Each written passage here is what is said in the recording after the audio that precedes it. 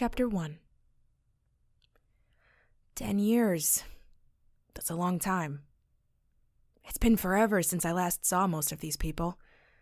It's been an entire decade since most of them last visited this place. But not me. I ended up right back where I started. And I'm not the only one.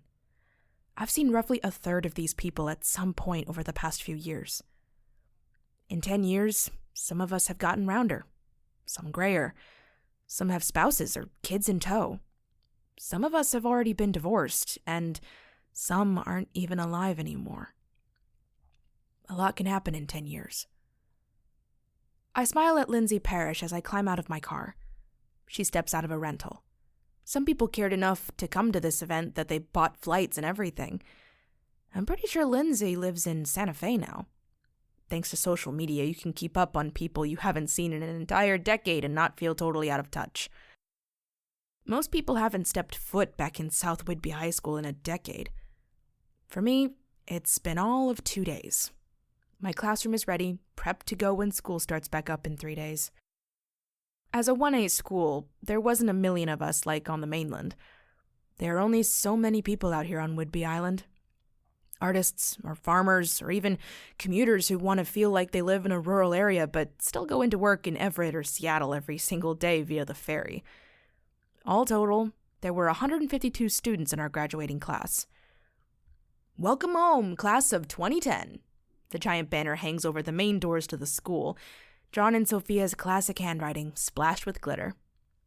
It really is high school all over again. All we need is Rachel Tanner walking by with Tage Riggs' tongue down her throat. Except I spot Tage walking ahead of me, carrying a car seat with a baby in it, and that red-headed woman beside him certainly isn't Rachel. I hand my ticket to a man I don't recognize. My guess is he's some former student council member's husband who got roped into helping. I step into the high school, noting the decorations that could be straight from Homecoming 2009. We file through the hallway, taking in the banners of the Falcons' wins over the past 40 years since the school opened.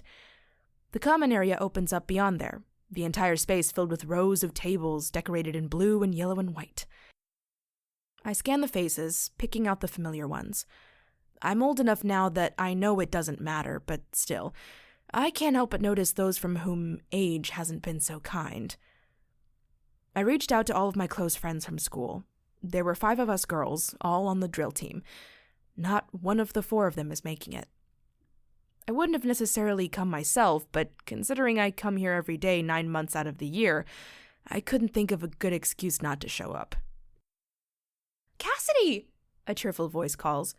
My eyes spot Rose Serrano toward the back row of tables waving at me. "Come sit!"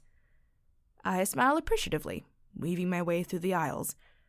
I pass right by Chad Edwards. His eyes meet mine. Neither of us smiles. Something cold hooks in my chest. Something colder drops in my stomach. We hold each other's gaze for 3 seconds before I walk right by. I sink into the seat next to Rose. "Cassidy, this is my husband," Rose says, excitedly introducing me to the man whose name goes in one ear and out the other. I tell him it's nice to meet him. Rose says she's living over in Mukilteo now. "And what about you? You're a teacher here now, aren't you?" I nod, setting my glass of water back on the table. "Yep, I teach English. This'll be my 5th year." "Isn't that weird?" she asks, resting her elbow on the table, her head propped in her hand. She looks at me with absolute attention. "I mean, you spent 4 years of your life here. We thought it was the worst, and now you're back every day." "It was pretty bizarre the first year," I say, offering her a smile. "Mrs. Mills actually got after me once for skipping class during my prep hour." "No, she didn't," Rose says, mock horror on her face. I laugh and nod. It was pretty embarrassing, but it's normal now, and I know my dad appreciates having me back in town. "He doing okay?" she asks. She sounds like she genuinely cares, but it's not like she's ever actually met my dad. I nod. "He's fine," I offer with a smile. I happen to look up as Isabel Harris walks by. My eyes meet hers. She looks at me. Neither of us smiles. Something twists in my gut. We hold each other's gaze for 3 seconds before she walks on by and goes to sit at the end of the row of tables. next to some guy from our class I'm pretty sure she doesn't really know. Rose continues chatting, telling me about her career, though I have no idea what it is. My eyes scan the crowd. The former student council members who are putting this on are scrambling about in their matching sweaters, all blue and yellow and white. People I once considered friends, but who have drifted out of contact, sit all around me. I watch as Landon Blackburn walks in, a pretty blonde with a big ring on her finger holding his hand. His eyes scan the crowd for a minute. Our eyes meet. Neither of us smiles. He looks away and goes to sit on the opposite side of the room, and the pretty woman sits next to him. The student body president gets on the microphone, asking for everyone to take their seats quickly so we can get started in just a minute. "Now that's a surprise," Rose says from beside me, leaning in close. My eyes follow hers, searching through the crowd. His hair is longer now, and there's more scruff on his face. But I'd recognize Dallin Kelly anywhere. "Did he even actually graduate?" Rose asks quietly. "Barely," I say, still looking at him. He stands there to the side, looking around, evaluating. He kind of looks like he's considering turning right around and leaving. I see Dallin's eyes find Chad in the crowd, and they look at each other, neither of them smiling. And then Dallin's eyes shift to mine, because I'm sitting directly behind Chad in Dallin's line of sight. Dallin makes his way into the crowd. He comes down the road just ahead of me. Chad doesn't turn to look at him as he walks behind him. Dallin catches my eye for just 1 second before he takes a seat at the table right in front of me. Rose asks me about teaching, how I like it, and what other extracurricular activities I get involved with. I give her answers, though they're automatic. "You dating anyone?" she asks next. I wonder about her poor husband, who isn't included in the conversation at all. He listens silently from his seat, looking down at his phone. Not anymore," I answer, as I continue looking around. "I was dating this guy in the spring, but I called it off over the summer." "What happened?" Rose asks. But I'm saved from having to respond, because the class president stands back up and starts talking, thanking everyone for coming. It's a nice little speech. About moving forward, going on to bigger things, but never forgetting our roots. It's very predictable. And then the dinner is served. It's a buffet. We all head for a line, and it moves slowly as we get our food. I don't mean to end up right in front of Dallin, but somehow he's directly behind me, and then in steps Chad. None of us look at each other for the first 10 seconds. We pretend as if we don't even see each other. And then Chad's wife seems to realize she knows Dallin. "Chad, isn't this Dallin from the football team?" she asks, flashing a warm smile. She lays her hand on a pregnant stomach. Chad, ever the charmer, flashes a wide smile. "Hey, Dallin! And Cassidy, how you been?" Dallin offers a strained smile, nodding his head. "I'm good. You?" "Good," Chad says, his smile growing a little wider, looking almost forced. Dallin Cassidy. This is my wife, Peyton. Peyton, this is Dallin from the football team. And Cassidy from..." He trails off, unsure of how to classify me. I shrug. "We had a handful of classes together." That's not the full extent of things, but easier than explaining that we had a month-long fling our junior year. It wasn't serious. No one's feelings were hurt when we went our separate ways. "It's so nice to meet you both officially," Peyton says, smiling. "And this is baby Lucas," she says, rubbing her hand in a circle over her belly. "Due in 7 weeks." "Congratulations," I offer, smiling. And I'm genuinely happy for Chad.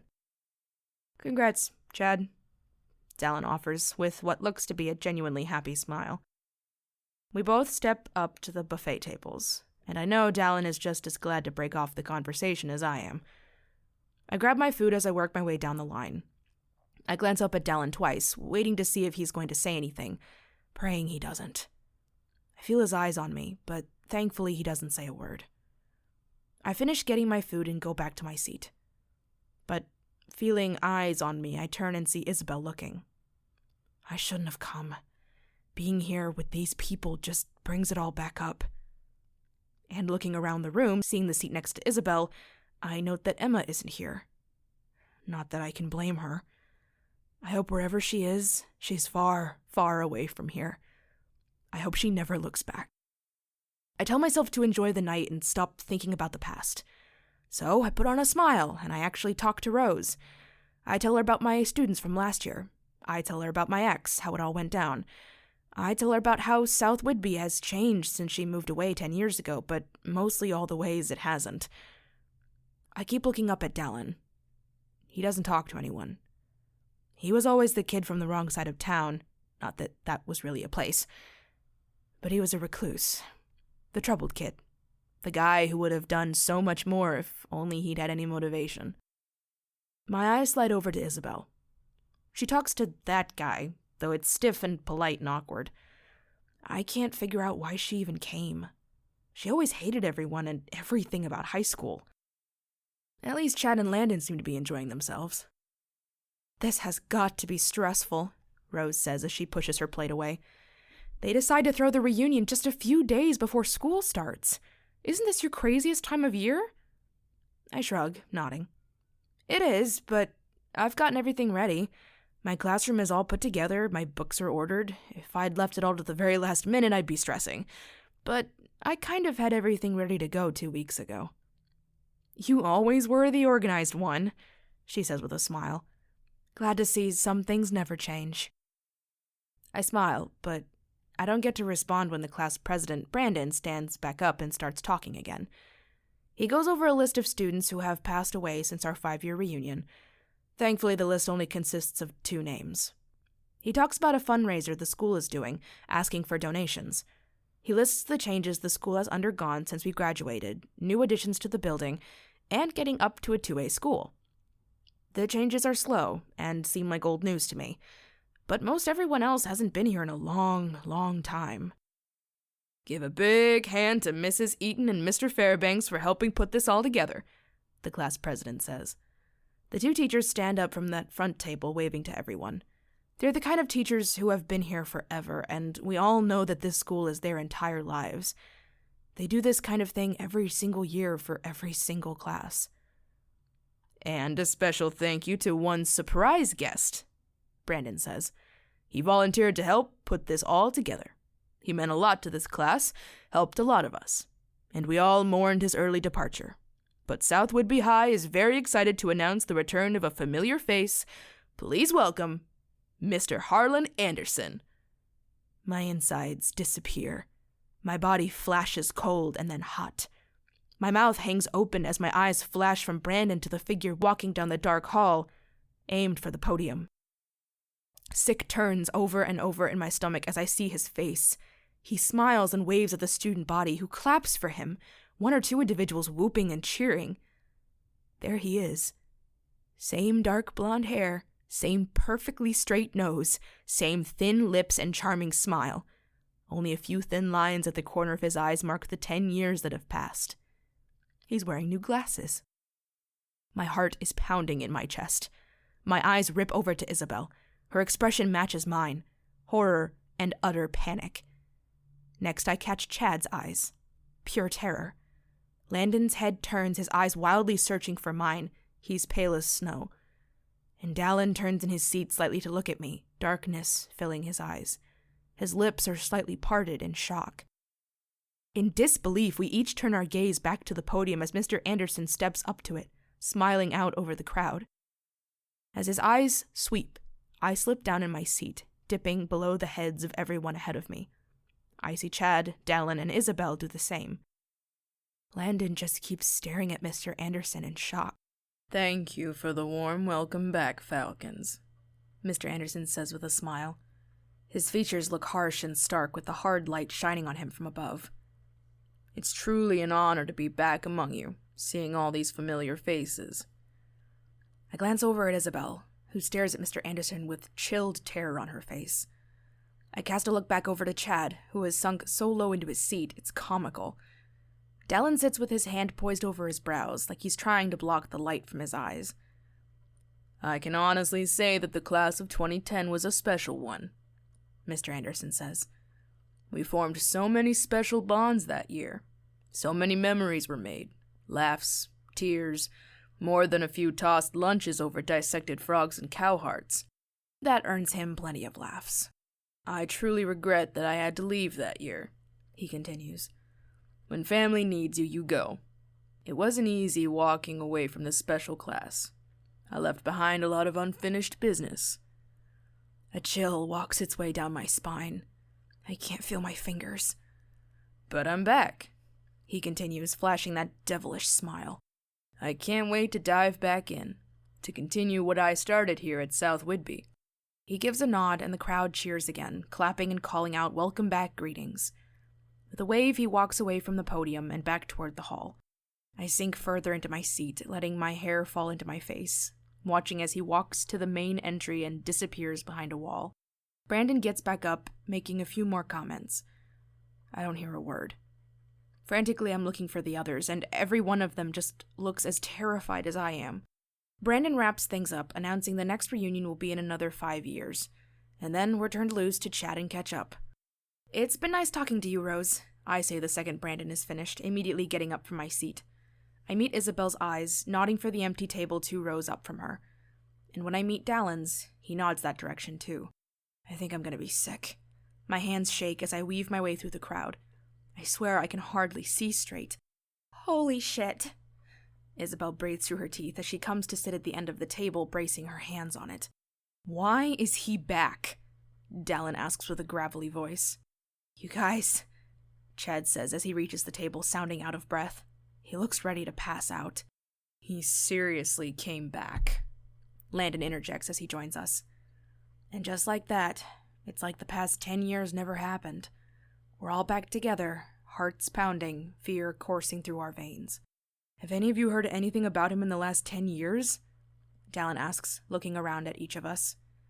"Nothing," Isabel says. "Not a word," Landon agrees, shaking his head. "I'd kind of hoped he offed himself out of guilt," Chad says, his eyes wide, his words breathy. We talk in low voices so as not to be overheard, and thankfully the crowd is loud. "Isabel, have you heard from Emma? Do you know where she is?" Dallin asks as his dark eyes flick over to her. She shakes her head. "Last time I talked to her was like 5 months ago. She was still out in Ohio." "Call her," I say, my voice sharp and quick. "Right now." Isabel scrambles for her phone, scrolling through contacts. She taps one and holds the phone to her ear. She goes even more pale just 2 seconds later. "Straight to voicemail," she says. Landon swears, pounding his fist on the table, making it rattle. "We need to find out why he's back here," Dallin says, looking around at the 5 of us. "We need to figure out what he's been doing the past 10 years. "I think we all know exactly why he's back here," Chad says, his pitch rising again. "He even said it! He's got unfinished business!" My throat is so tight I can hardly breathe. I can hear my heart pounding in my ears. "We need to figure it out," Dallin says. "Quick." "Shit," Landon breathes as his eyes slide over to mine. "Cass, you're a teacher here now." Every one of their eyes flip back to me. I try to swallow, but I can't. I just nod, even as my ears start ringing. "We need to go to the police," Chad says. "I don't care that we don't have Emma. We can't go back into this mess." "And we tell them what?" Landon snaps. "We tried to stop him 10 years ago. Emma will never come forward, and you really want to tell them the whole story?" We've screwed ourselves over. We can't go to the police. Not without implicating every single one of us. Chad looks at Landon with wide, terrified eyes. "Guys, I have a baby on the way. I can't get involved in this mess again." "You really think any of us want to dive back into this?" Isabel says. "It's been 10 years. We've all finally moved on, but this is Emma. Now it's Cassidy. We have to do something." Chad swears, letting his head fall into his hands. "Isabel, you need to do everything you can to get in touch with Emma," Dallin says. And I'm reminded how he only ever shined on the football team, and here in this little circle. We need to find where she is, make sure she's safe, ask her what's happened in the last 10 years. She nods, and if anyone can find Emma, it's her. She was the last one in contact with Emma, and her reach into the world of social media and connecting with people knows no comparison. Which is ironic, considering how much she hates people. "Chad, you're the only one who can look into Mr. Anderson's past," Dallin says, fixing him with a dark, dead, serious look. "I know you've got the connections to dig." Chad looks ready to throw up, but with an angst-ridden expression, he nods. You still got connections in town? Dallin asks, looking up at Landon. He just nods, his muscular arms folded across his chest. See if you can find out where he's living. Get people watching. We need gossips looking out for him. Landon's family has been in South Whidbey for years. They founded half the businesses here. He's trusted, and the town knows they rely on the Blackburn family for a lot of the jobs here. He has the local connections. On it, Landon snaps. Dallin looks over at me, and I'm having a hard time reading his expression. Cassidy, you can't go back to school on Tuesday, he says, his voice hoarse and rough. I can't just quit my job, I say, shaking my head. School starts in 3 days. I can't just cast this as Mr. Anderson we're talking about. Chad interrupts me, his voice harsh. You can't just go walking around under the same roof as him, not after what we did. My stomach rolls, and I actually have to cover my mouth. I'm back in the ocean, coughing and fighting for air. A blurry face floats above me, lips pressed together in concentration, wicked eyes that sing triumph boring into my own. I take 4 deep breaths. There's no way he doesn't know I'm here already, I say. Otherwise he wouldn't be back. He has to know that I'm here, maybe more than just me. My eyes slide from Chad to Landon to Isabel, and finally to Dallin. We won't get a better opportunity to watch him and learn. You're going to freaking spy on Mr. Anderson right in front of his face? Chad hisses, slapping his hand against the table. That's the most insane thing you've ever said, Cass. She's not wrong, Dallin says, his eyes slowly sliding from mine to Chad's. We need access. We have to figure out what he wants. All of us dead, Chad says, drawing a circle in the air, indicating all 5 of us. That's what he wants. I can tell you that right now. But right now we've got nothing, Dallin says. Nothing to get him locked away. We can't say a damn word about what happened back then. But that doesn't mean we can't point him in the direction of a jail cell now. You want to use Cassidy as bait? Isabel says. Her tone is disgusted and horrified, but she's not writing it off. Dallin's eyes flicker over to mine. I study him, trying to figure out how this can work. I'm terrified, scared to death. But it all sits there above our heads, threatening to suffocate every one of us. What happened 10 years ago isn't over. We have to do something, I say. I look back at Isabel, over to Chad, and I have to make sure nothing happens to any other student. I couldn't live with myself if I let there be any questions. He never touched anyone else, Cass, Chad says. It was only ever Emma. And what if it wasn't? I say, voicing the question that was always in the back of my mind. What if there were others who were just as scared as Emma? What if he does it again? Chad swears once more, shaking his head as he stands, looking around the room. We could never, ever be certain. No matter how closely we watched him, none of us ever would have guessed what happened to Emma. So how could we be sure he'd never done it to anyone else? She doesn't have to do this alone, Dallin says, his shoulders shrugging up to his ears as he avoids my gaze for a moment. What do you mean? Landon asks. Dallin finally looks over at me, considering for just a moment.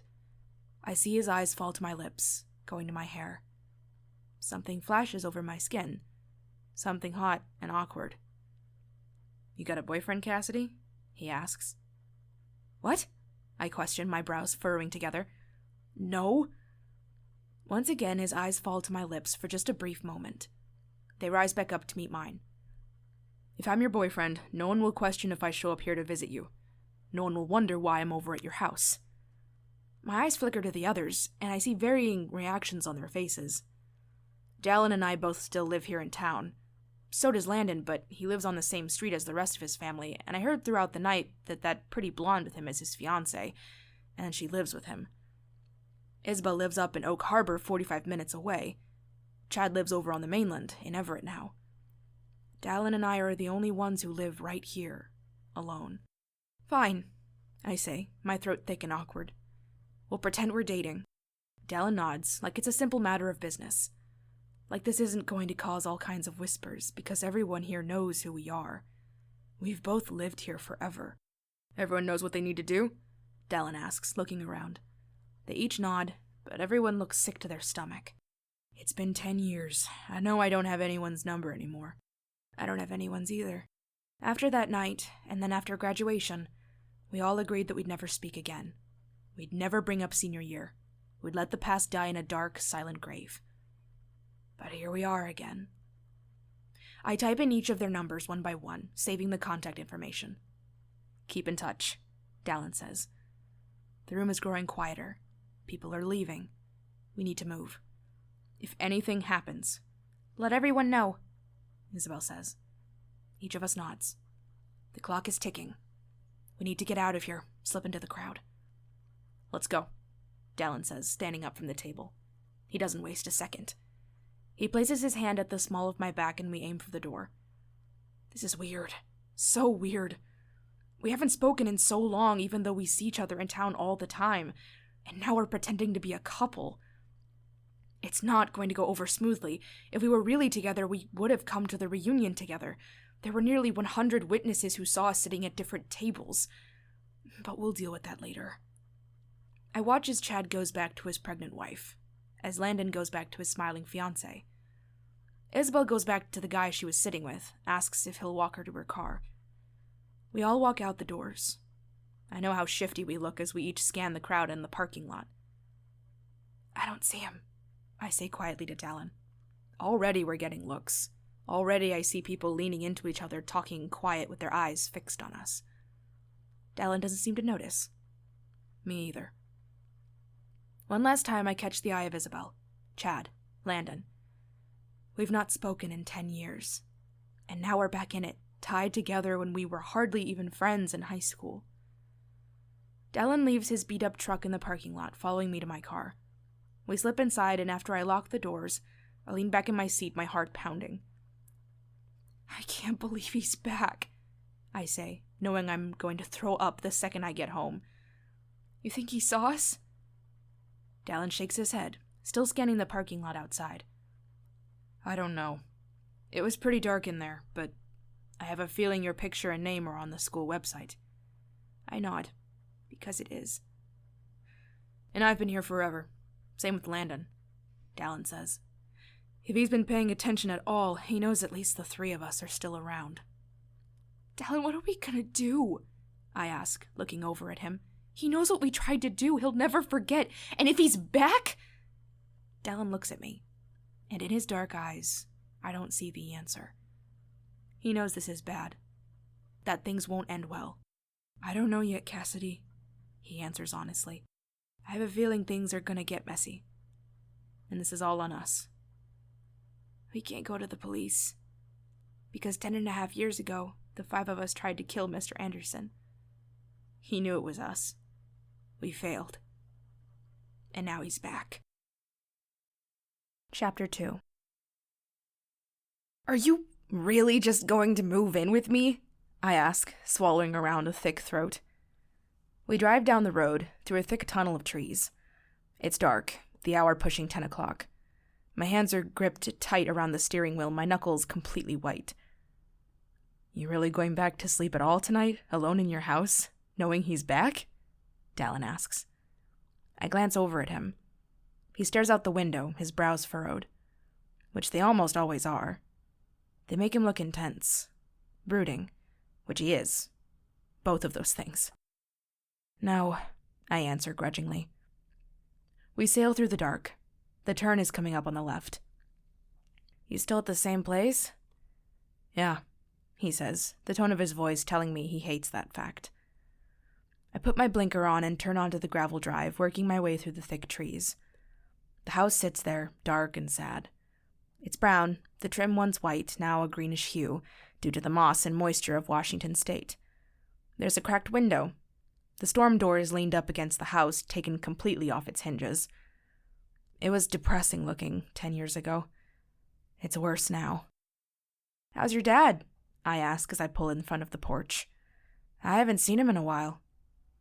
That's 'cause he finally drank himself to death 8 years ago, Dallin says flatly as he climbs out of the car. I scramble to get out after him. I'm so sorry, Dallin, I didn't know. I feel like crap. Dallin and I weren't exactly friends, but we'd shared more intense experiences than a great deal of married couples.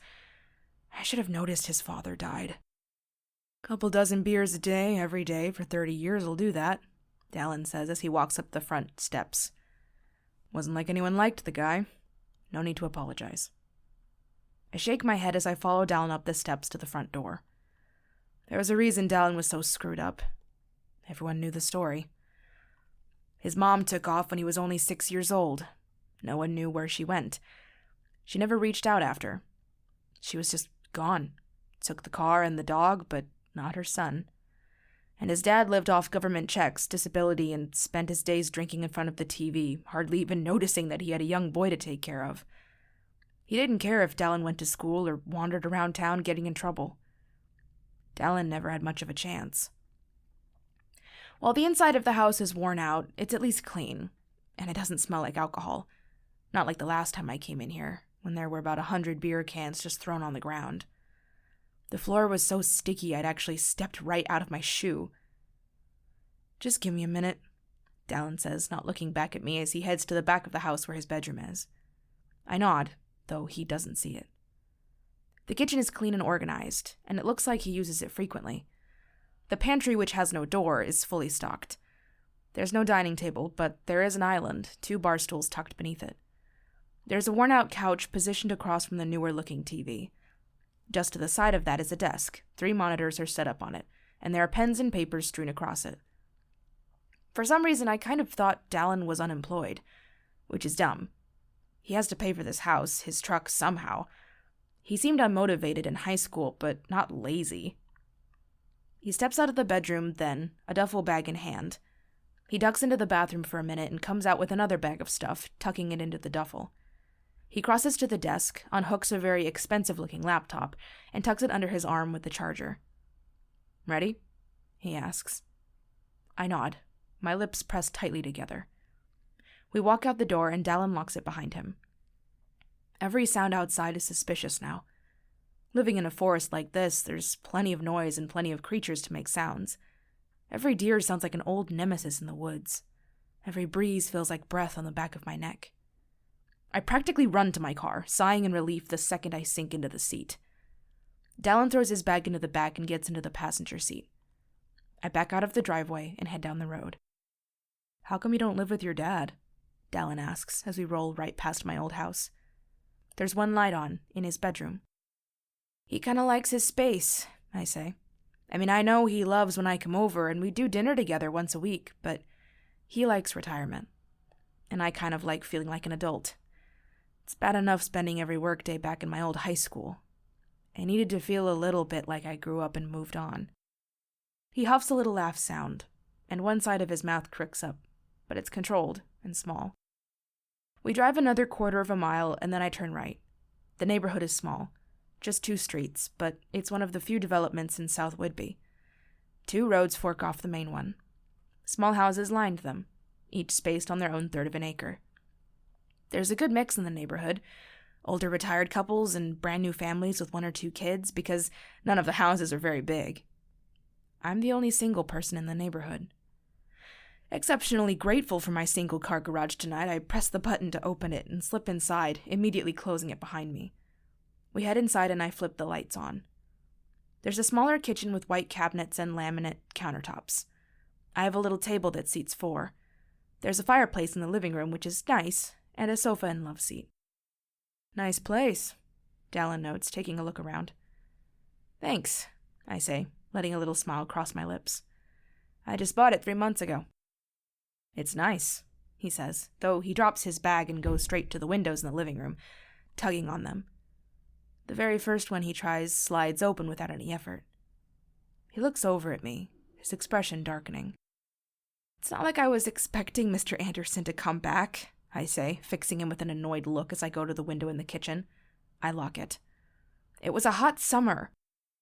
He makes a noise, though I can't interpret it. One by one we go through the house, locking all the windows and pulling the curtains shut.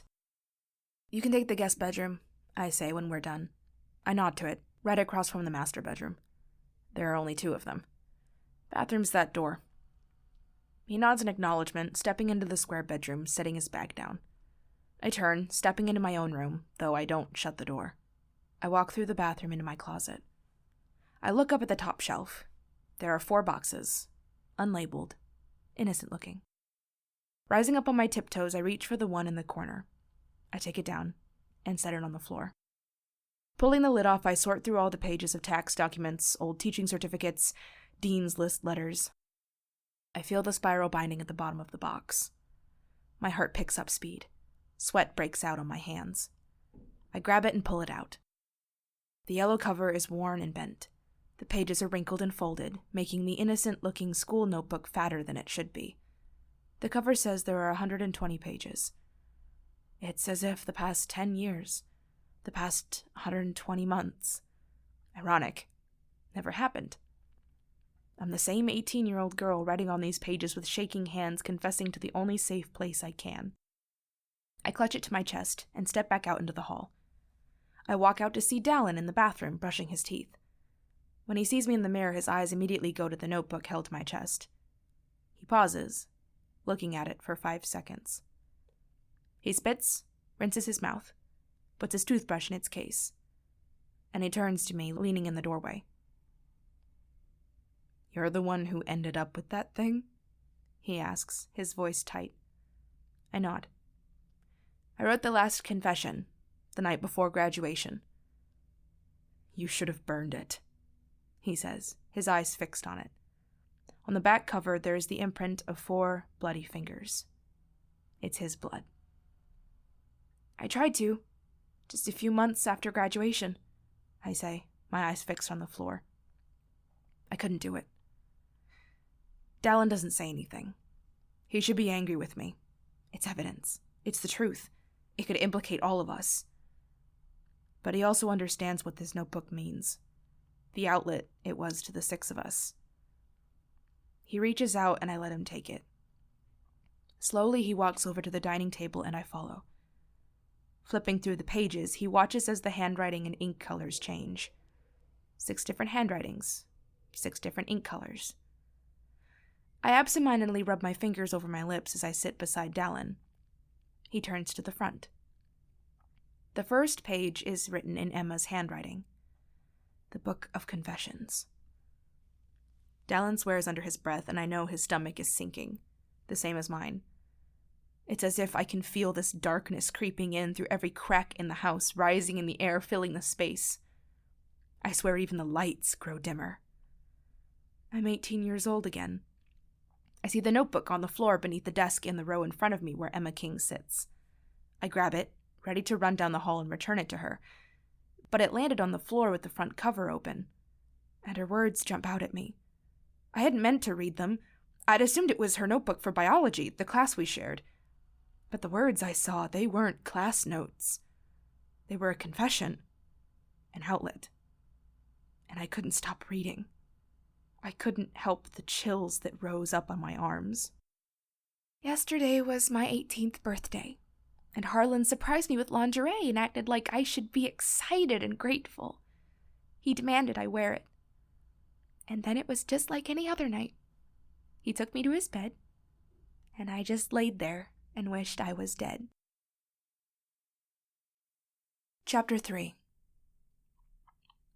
Dallin turns the page to the very first entry. October 3rd, 2009. I can't keep it all inside me anymore. It's like a toxic poison, and if I keep it all bottled inside of me 1 second longer, I'm going to die. Maybe that would be better. I don't know if I can keep doing this much longer. Most nights I just stare up at the ceiling wondering what's on the other side of life. Is death peaceful? Is it just empty, black nothingness? Is it just punishment for everything we've ever done wrong? What if it's just like here? What if I just get reborn and somehow it's worse than what I'm dealing with right now? I don't think so. I think the other side of death is peaceful. I think that we get what we deserve, really deserve. I think we'll get whatever we're truly comfortable with and what our brains hold us accountable for, knowing what we've done. I think I at least deserve to be left alone. Maybe heaven looks just like here and I'll have earned a nice little cabin on the beach somewhere. Somewhere warm, though. I'd like to be able to go in the water, unlike here. I want to die most nights. I really do. I think about it every single day. I've got about a dozen different ways I know I could do it. It'd be easy. But I also can't stand the thought of what he might do to my body, laying helpless there for him to finally be able to do whatever he wants without the fear of me somehow finding a way to say all the truths I haven't found the voice to say. But I do want to live. I know there's better. I remember it being better. I see others having better. I deserve that. So I haven't offed myself yet. I don't know how it's going to happen. I guess it's just a few months until my birthday and then I can disappear. I don't know how I'm going to do it yet, but I'll figure it out. There's a line of freedom, escape. He'll look for me. I know he will. But I'll get out. I'll disappear forever. He could spend his whole life looking and never find me. What's a few more months? When I've survived 4 years in this hell? You can do this, Emma. Shit. Dallin breathes, pushing the notebook away from him, looking away. It's even worse reading this now than it was back then. I nod, covering my mouth with my hands. It's worse now because we were teenagers back then.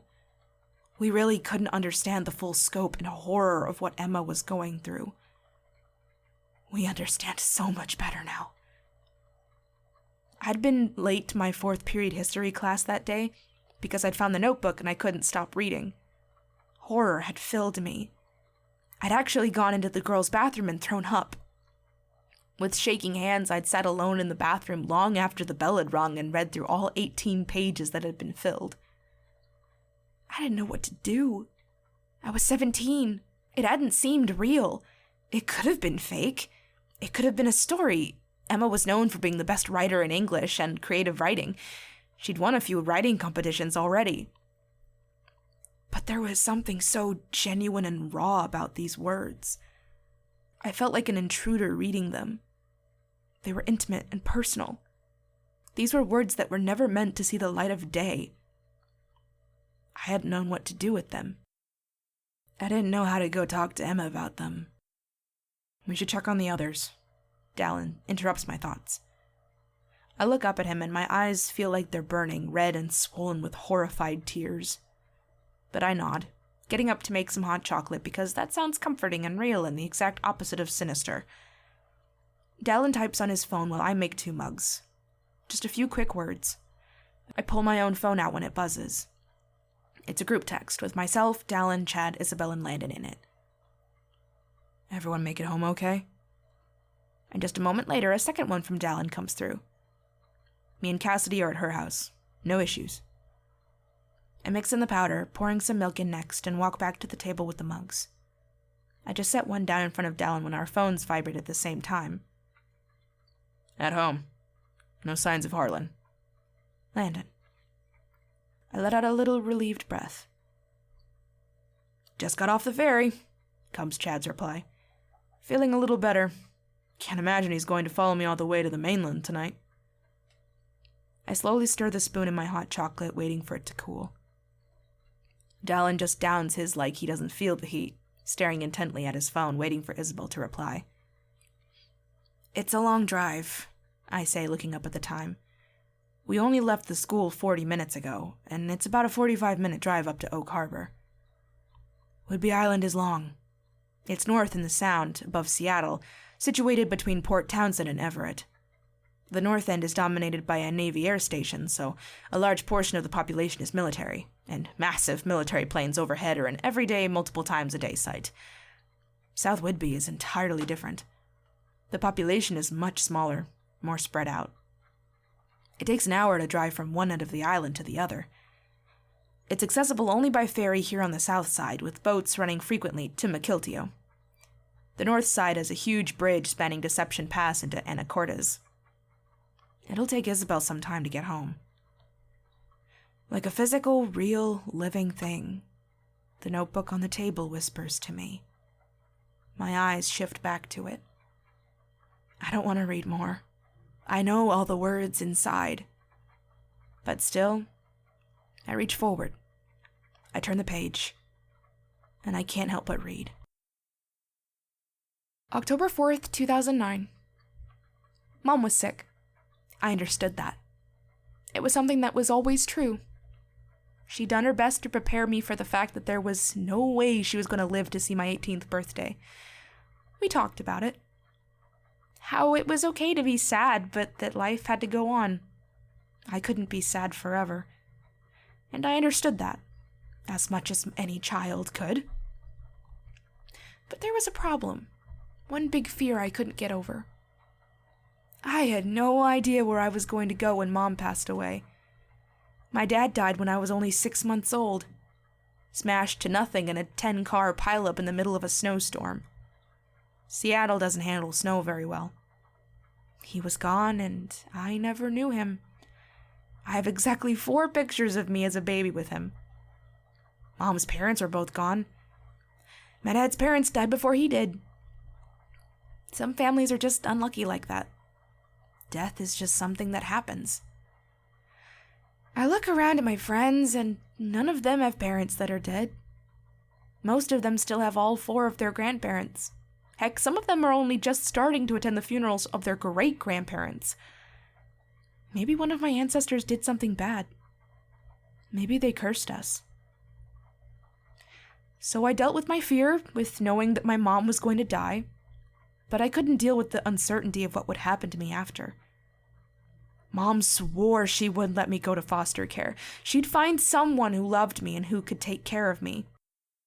Friends, families never worked. No one clicked. Mom wouldn't talk to them about it once she evaluated them and made up her mind that it wasn't the right fit. I could feel the clock ticking. I knew her time was running out. I started to accept the fact that no matter how much my mom promised it wouldn't happen, that I was going to end up in the foster care system. I even got on the computer and did my own research. I didn't love what I found, but I thought I could survive it until I was an adult. But then, like magic. Like a miracle, someone moved in next door, in the apartment right next to us. I can't say that we knew many of our neighbors. Seattle is hit and miss when it comes to neighborliness. But we ran into him the day after he moved in. He was young, but didn't act like it. He was friendly, asked about the building, the neighborhood. Mom was nice. She talked to him, invited him over for dinner. I think it was motherly instinct, maybe. Or maybe he reminded her of Dad. They both had dirty blonde hair and nice jawlines. I'm pretty sure it was that. His name was Harlan Anderson. He'd gotten his teaching degree. He was starting his 2nd year at the local high school. He taught biology and chemistry. It started out somewhat slow, I guess. Just hello in the hall, waves. Mom invited him over for dinner sometimes. When there were extra cookies, they went to Harlan. And then he caught on that my mom was sick. Soon he was asking what he could do to help out around the house. He fixed this or that. During the summer, he'd drive her to doctor appointments when she was feeling really bad. Soon he started doing half the dinners every week. He'd take me to my violin lessons or run me to the library to borrow a new stack of books. Harlan became like family. Mom trusted him. I trusted him. So when the doctor finally gave Mom a date, when we knew she only had 3 months left, and they weren't going to be good months, Mom asked. We'd known Harlan Anderson for 9 months, and Mom asked him the biggest favor of all. Would he take care of her daughter? Would he take legal custody and raise her until she was 18? I'm talking about myself in the 3rd person. That's ridiculous, right? This all happened to me. I should be saying until I was 18. Take care of me. But it really does feel like all that happened to a different person. I was different. He was different. It was a totally different story. But to continue on. Those 3 months were hell. Harlan said yes without hesitating, even though he was only 26 years old, and what 26-year-old is willing to become the legal guardian of a 13-year-old? But he said yes, and went through all the proper legal channels to take over. Mom got worse and worse every day. And every day after school, Harlan was there helping me take care of her, talking with the hospice nurses. He drove us to and from the hospital every afternoon when she couldn't stay at home anymore. I was already living with Harlan 3 weeks before Mom died. I'd cried and cried. Harlan cried. We'd held on to each other and told each other that things were gonna be okay. Somehow we got through the funeral. And it wasn't so bad that first night I went back to his apartment with him because I'd already been sleeping there for weeks. It had been awful learning to live life without my mom. But in a way, I still feel like the worst person in the world for this. It was a relief. It had been coming for so many years. I'd anticipated it for so long. It's hard to feel comfortable in a state of anticipation. And now I could move on. The someday had come and gone. So, for several months, Harlan and I found our new regular, our new normal. He wasn't exactly a father, but he did all the things a father was supposed to do.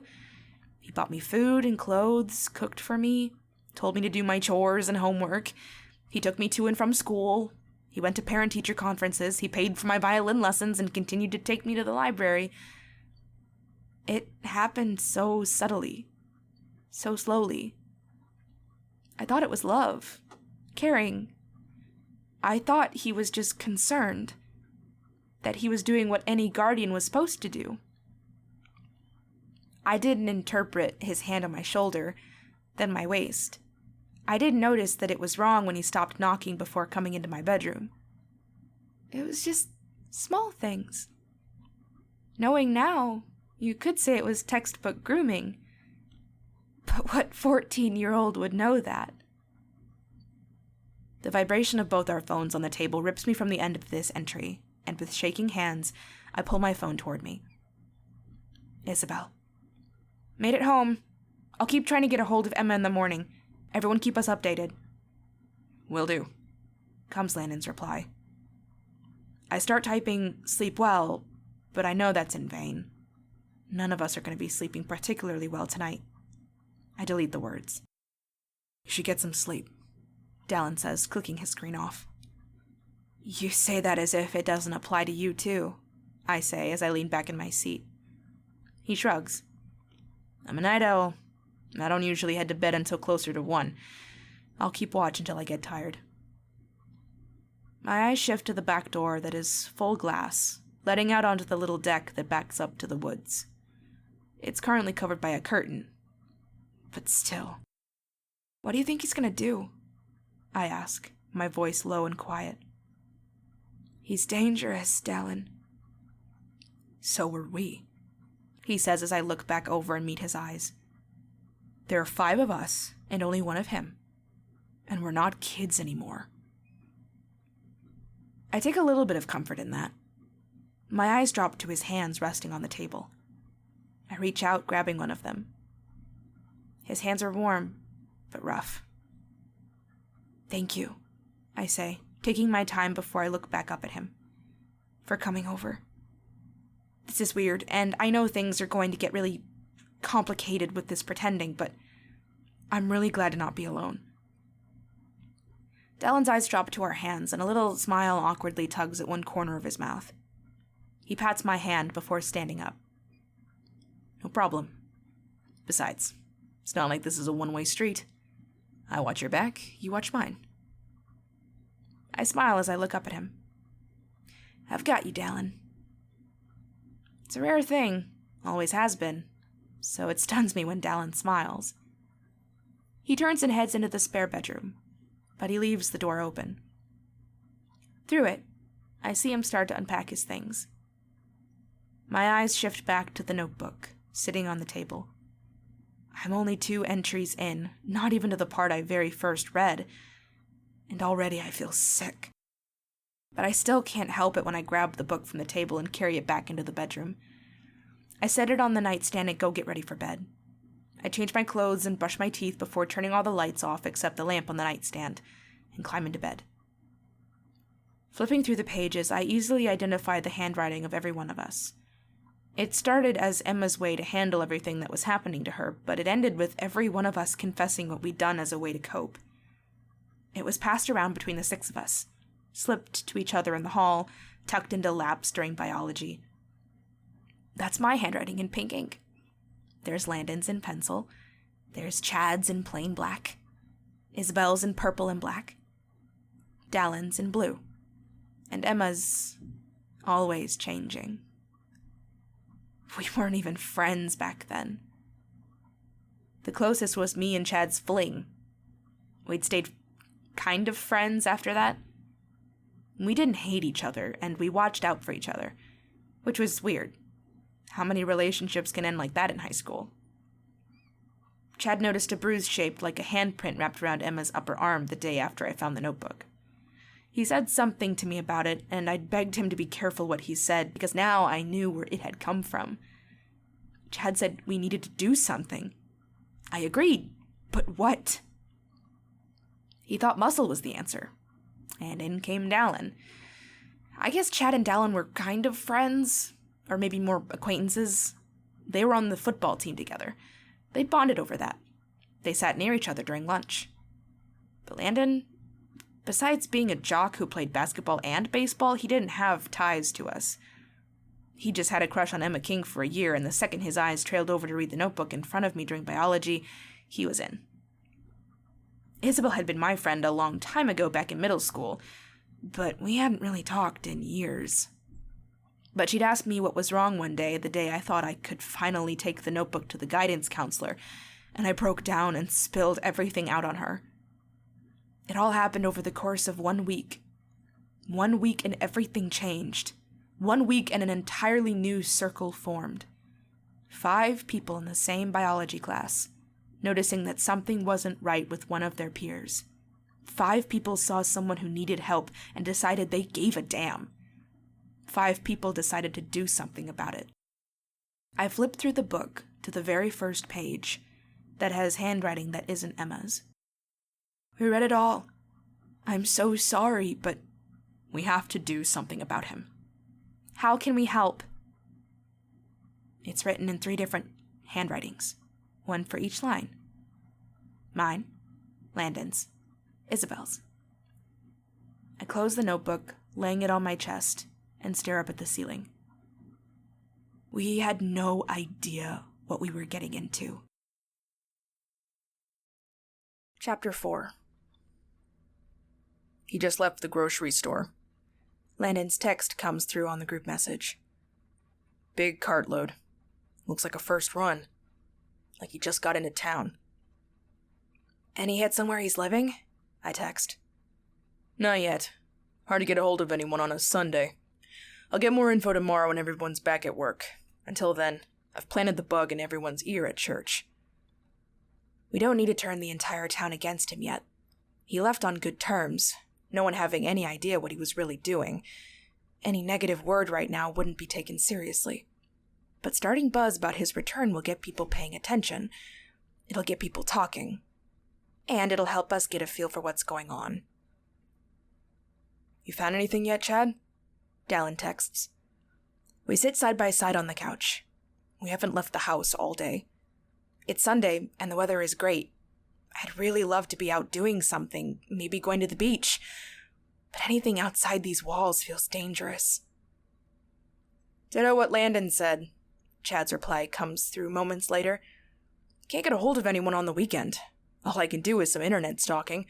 Literally nothing pulls up except for his name from when he taught at South Whitby and then talking about him leaving mid-year to go take care of a family emergency. Dallin and I both make a noise of annoyed disgust at the same time. Such a lie. That probably means he hasn't been teaching in the last 10 years, I type out, which is good. Hopefully it means he hasn't taken on any new victims.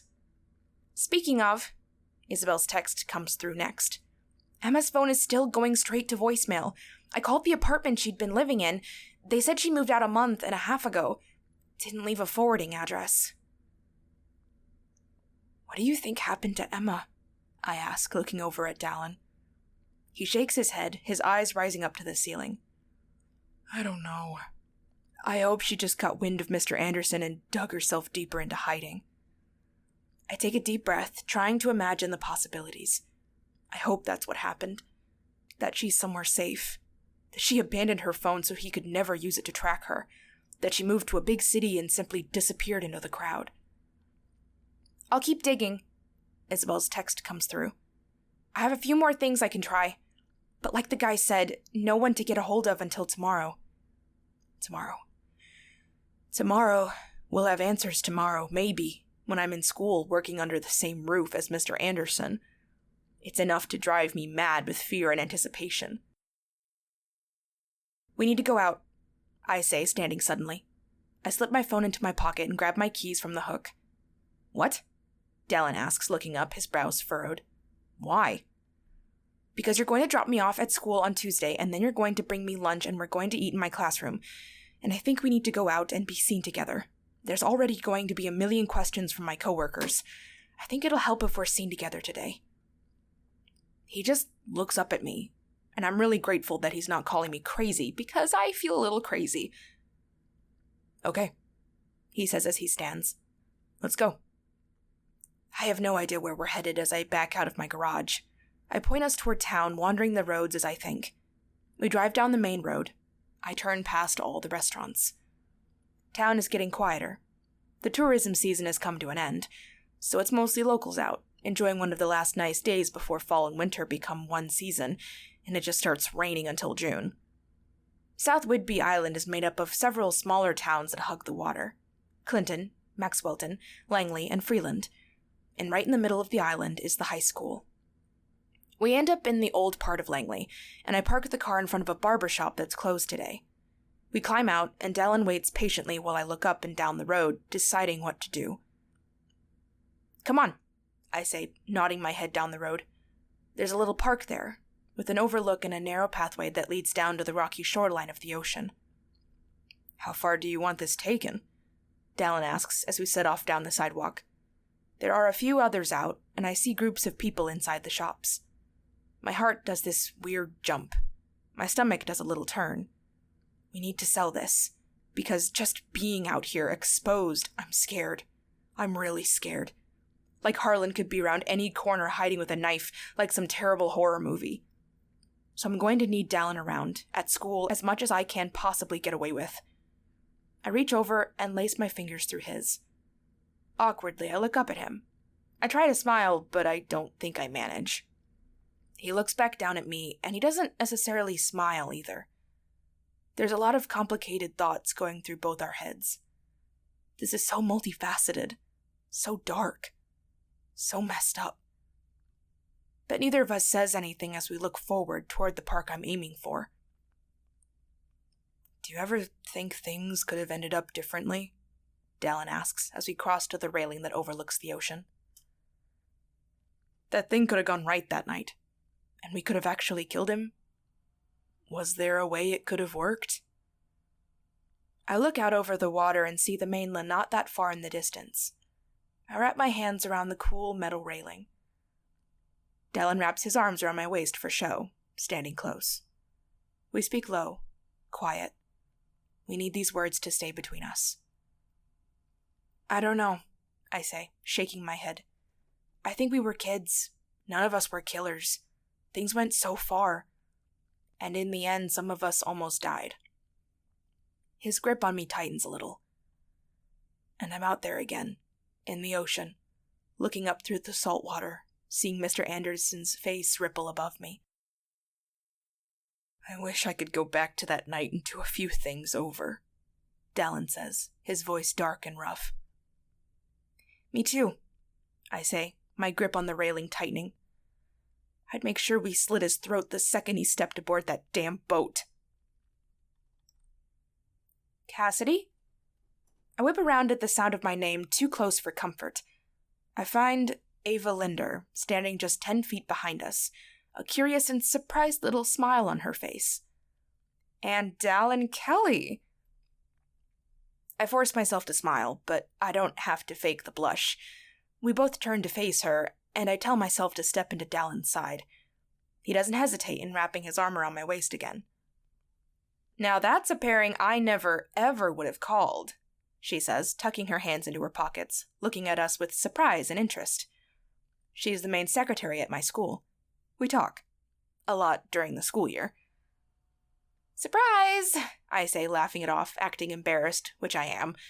Summer happens, and the unexpected comes around. Dallin's a pretty good actor. He just chuckles and leans over to press a kiss to my temple. Sorry, been keeping her too busy for her to call and give you the gossip, apparently. Ava shakes her head, smiling. Well, I never would have called it, she says. But you two make a surprisingly cute couple. I laugh awkwardly, tilting my head toward Dallin for further effect. Thanks. Ava takes 2 steps further down the street. I expect a full report on Tuesday in the teacher's lunchroom. Oh, I stutter, looking at Dallin, who meets my eyes and gives me this very convincing, warm look. Sorry, Dallin just told me he's going to bring me lunch, and we were going to eat in my classroom. Ava raises an eyebrow at me, a coy smile on her lips. Well, I expect an even more detailed report on Wednesday, then. I smile and laugh. You got it. She winks at us, and Dallin squeezes me tighter as he waves goodbye to her. I let out a hard breath as soon as she's far enough away not to hear. This is, I say, shaking my head, trying to find the words. I catch Dallin's eyes. You're surprisingly good at this. And you're surprisingly bad at it, he says, crooking a real smile. That pulls a real laugh from me. I shake my head and sigh. Come on, I say. I think we've accomplished what was needed. Let's swing by the high school and pick up your truck. With an affirmative noise, Dallin slips his hand back into mine, and side by side we walk back down the sidewalk, drawing dozens of curious looks. When we reach the high school, I'm not surprised that there are half a dozen cars in the parking lot. It's Sunday, and while we technically have part of tomorrow to finish preparing, we'll be stuck in meetings for most of the day. This is the big warm-up, the night before the marathon. Dallin's truck is parked in the middle row, all on its own. There were a lot more cars yesterday. I pull up to the parking space next to it, but Dallin doesn't immediately make a move to get out. Both our eyes are studying the other cars, looking at the main doors, watching, waiting. I'm going to see him tomorrow, I say. We'll be going over new policies and all of the changes. All boring, dull stuff, but we're all required to be there. He can't try anything with everyone else around, Dallin says. And from his tone, I feel like he's trying to comfort himself as much as me. My eyes drift from the main doors, trailing along the windows to the left. Mentally, I walk through the school, both how it is now and how things were 10 years ago. And there, through the last window on the left, I see movement. Dallin?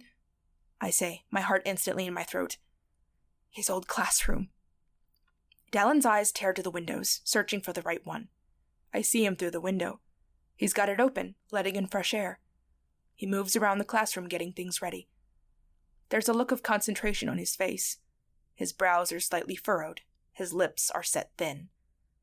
Goosebumps flash across my skin. All the tiny hairs on the back of my neck stand on end. You sure you can do this, Cassidy? Dallin asks. It takes me 4 times to swallow. I can't find any words for several long moments. This is my life, not his. I'm not going to let him scare me out of it. Dallin doesn't respond. I don't know what he'd say. Mr. Anderson continues moving around his classroom, bending and pulling. I can't see them, but I'd guess he's moving the desks, arranging them however he'd like. He always makes the pretty girl sit in the front row, I say, my skin crawling. The bigger the boobs, the closer they sat to his desk. I noticed, Dallin says, his voice growing rougher, darker. I think he thought he was being careful and sly, but I saw his eyes wandering, I say. My grip on the steering wheel tightens. Dallin doesn't say anything else, but I feel the anger and revenge rolling off him like a physical entity. I see the muscles in his forearms grow tighter as his hands curl into fists. Right back to your house? He asks. Yeah, I answer. Dallin gets out of my car, closing the door behind him. I keep my eyes on Harlan as Dallin gets into his truck and starts the engine, but he doesn't look our direction. I put my car into drive and start toward the main road, Dallin following right behind me. I look back toward the school as I pass by. and my entire body chills to the bone. Harlan looks up. He looks from Dallin's truck to my car. I can't tell if he can see inside my window. I can see him, but can he see me? Would he recognize me 10 years later? My head spins as I look away back at the road. I swear I can still feel eyes on me, even as I turn right onto the road and pull far out of sight. When we get home, I pull into the garage and leave the door open while Dallin parks in the driveway. He walks in through the garage and I close it, wishing there was a better, more secure way to lock a garage door. You think he could see us? Dallin asks as we step back into the house. I'm going to plan that he did, I say as we walk through the dining room. I grab the notebook laying on the table and flop back onto the couch with it in my hands. I've read these words over and over, but I flip through them knowing just where I'm aiming for. December 19th, 2009. I didn't think it was a good idea, but the guys had had enough. We'd had a big test the day before, so we knew that Mr. Anderson was going to be at the school late. So all of us waited, watching his classroom. It's right there, visible from the parking lot, so we knew exactly when he turned off his light and walked out of his room. The guys had ski masks on. They were all black. Mr. Anderson's car was parked toward the back of the parking lot, which was lucky. He was far enough away from the security cameras that we couldn't be seen. Cassidy and I waited in the car, down around the back end, behind the soccer field. We could see everything. The guys hid behind his car, and when Mr. Anderson got to it, they jumped him. All three of them are jocks, some of the fittest guys in our school. So Mr. Anderson went down, hard. They kicked him, punched him, left him bleeding on the pavement. We tried being subtle. We tried keeping our hands clean. But Emma was still coming to school with bruises. He still wasn't being caught. He had to be punished. But when car lights flashed through the parking lot, the guys had to get out of there. They left Mr. Anderson there and ran to the car. I'm hoping that he passed out. I'm keeping my fingers crossed that he couldn't see anything through the dark. We kept the lights off as we peeled out of there. But this is Mr. Anderson we're talking about. And I don't think any of us will ever feel comfortable again until he's locked behind bars. I glance over, looking at Dallin's hand. He sits next to me on the couch, reading along. Because even though it's a horror story we've read 100 times, a horror story we penned ourselves, we can't help but relive it. Dallin curls his left fist, making the white scar across two of his knuckles stand out more starkly. It probably wouldn't have scarred so bad if we'd taken you to the hospital, I say, even though I know the words are pointless. Why? He asks, looking at it. You did a fine job. I huff a noise, shaking my head. Just 'cause my mom was a nurse doesn't mean I have her skills. Dallin crooks a little smile in one corner of his mouth, shaking his head. I've had worse sew-up jobs. That seems unlikely, I call him out. But my fingers turn the page, finding Landon's handwriting next, his version of that night. It's the same, only he talks about the pathetic noises Mr. Anderson made as Landon kicked him in the ribs. Dallin's own account is next. He deserved a lot worse. Only one sentence. Short and complete. The next entry is in my own handwriting. January 1st, 2010. I know it's Christmas break, but something has to have happened to Emma. No one has seen her. No one has been able to get a hold of her. She's not answering texts. We've all driven by her place, and I don't think anyone has been home. It snowed 3 days ago, and no one has driven in or out of their driveway. Maybe this is our fault. Maybe we did this. Mr. Anderson missed the 3 days before Christmas break after that night in the parking lot. But so did Emma. It's like they've just disappeared. What is he doing to her? Is he punishing her for what we did? It's not enough. It's never going to be enough to make her safe. We have to get him arrested somehow. But he's good. He talks his way out of everything. What more can we do? He's an adult. People trust him. We're just a bunch of kids. Who's ever gonna believe us? Especially since Emma won't come forward. I flip through the pages, my stomach sinking further and further. I skim the pages as things escalated, as things got worse, as Emma came back and told us how much worse things had gotten after that night. It went to a whole new level. So we stepped it up. More and more, and worse and worse. And then the spiral started. January 24th, 2010. He's been watching us. I swear I'm not just being crazy. Mr. Anderson rearranged the seating. He took Isabel from the back row and put her right up next to Cassidy. And right behind the two of them, crammed in the same row, me, Landon, and Dallin. He's grouped us right together. Why else would he ever do that? What are the odds, considering there are 24 of us in his class, that he'd put the 5 of us together? And Emma is on the far side of the class, as far away from us as she could be. I swear he's looking at us every 6 seconds. He knows. He has to have figured it out. He could have seen Isabel's license plate as we drove away. He's friends with the cops. He could have gotten them to run the plate. I don't know how he figured out the rest of us. But he knows. I swear he knows. Chad's handwriting is erratic and hard to read at points. He always had the most violent ideas but the weakest stomach to execute them. I flipped through more pages, marveling that things could escalate further, but they did.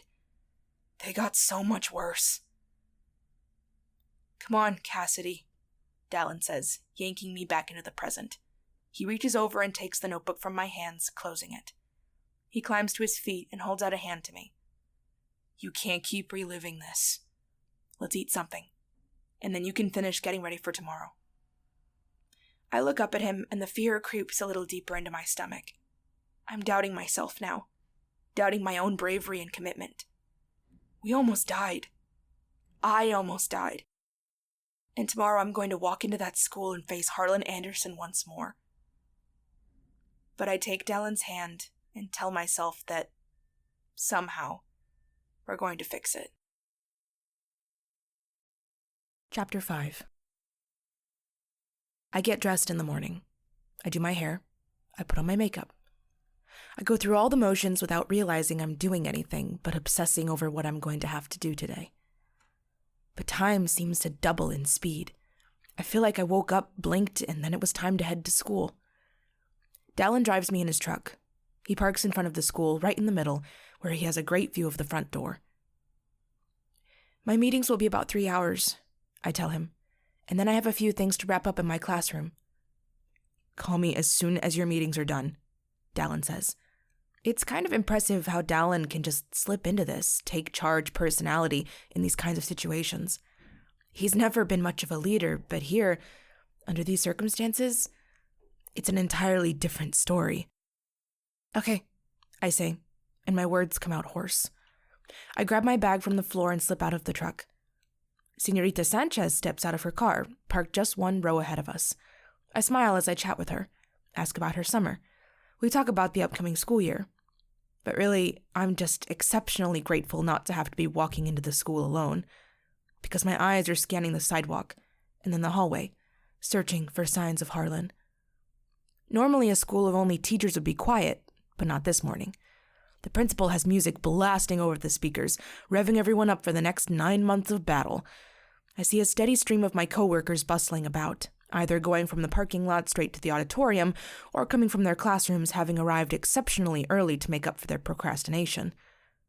I scan the small crowd. I look for black-framed glasses, dirty blonde hair, green eyes. But I don't see him. Until Señorita Sanchez and I step into the auditorium. He sits on the farther side from where we entered. I can be thankful for that. He sits back, one arm strung casually along the back of the seats. He chats with Mr. Perry, who teaches history. He smiles, laughs. They seem to be having a good time, just a few chums catching up. Except Mr. Perry has only been here for 6 years. They wouldn't have known each other from before. Harlan is charming. That's part of the problem. I take a seat. Harlan looks up and meets my eyes then. I should be better at this. I should fake a smile, or just look away like nothing at all is the matter. But I hold his eyes, my expression frozen in a mix of hatred and horror. Harlan's eyes are dark, serious. But only for a second, before I see something twist in his expression. And then he smiles. A chill rolls its way down my back, all the way from the top of my head down into every one of my smallest toes. I tear my eyes away from him and look to the stage where the principal begins the meeting. I should be paying attention. I should be listening. This is important stuff that I need to know. Instead, my gaze shifts to the bag at my feet. There, I can just see the silver shine of spiral binding. Finally, an hour into the meeting, I can't help it. I reach forward, grab the notebook, and I flip to where I left off yesterday. There's a series of short entries. February 1st, 2010. He failed me. I know I studied for that test, and I know I turned in that homework. But during drill team today, the coach told me I was off the team because I'm failing biology. He has to know. He's going after us. He failed me and got me kicked off the drill team. Me. February 3rd, 2010. Someone sent a letter to the UW coach telling them I'm withdrawing. I've lost my spot on the team, lost my scholarship. He's messing with my life, my future. What the hell am I supposed to do now?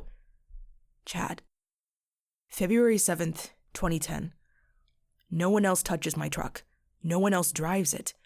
But I found a trail of gas leaking from my tank when I rolled into the house. He put regular gas in my tank. It's a diesel. It's gonna cost me over $1,000 to get it fixed. Dallin. February 11th, 2010. He killed my cat. She never leaves the yard. But this afternoon I came home and she was lying on the front porch. Someone ran her over with a car. I can't tell if she was alive long enough to try to get home or if he put her there.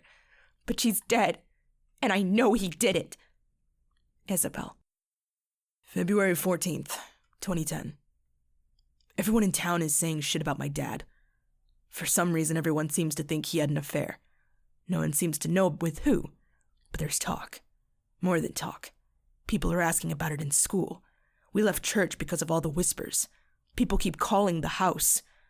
Dad's not having an affair. He swears it. Mom knows it. Someone's spreading rumors, turning the whole of South Whidbey against us. It's him. Who else would it be?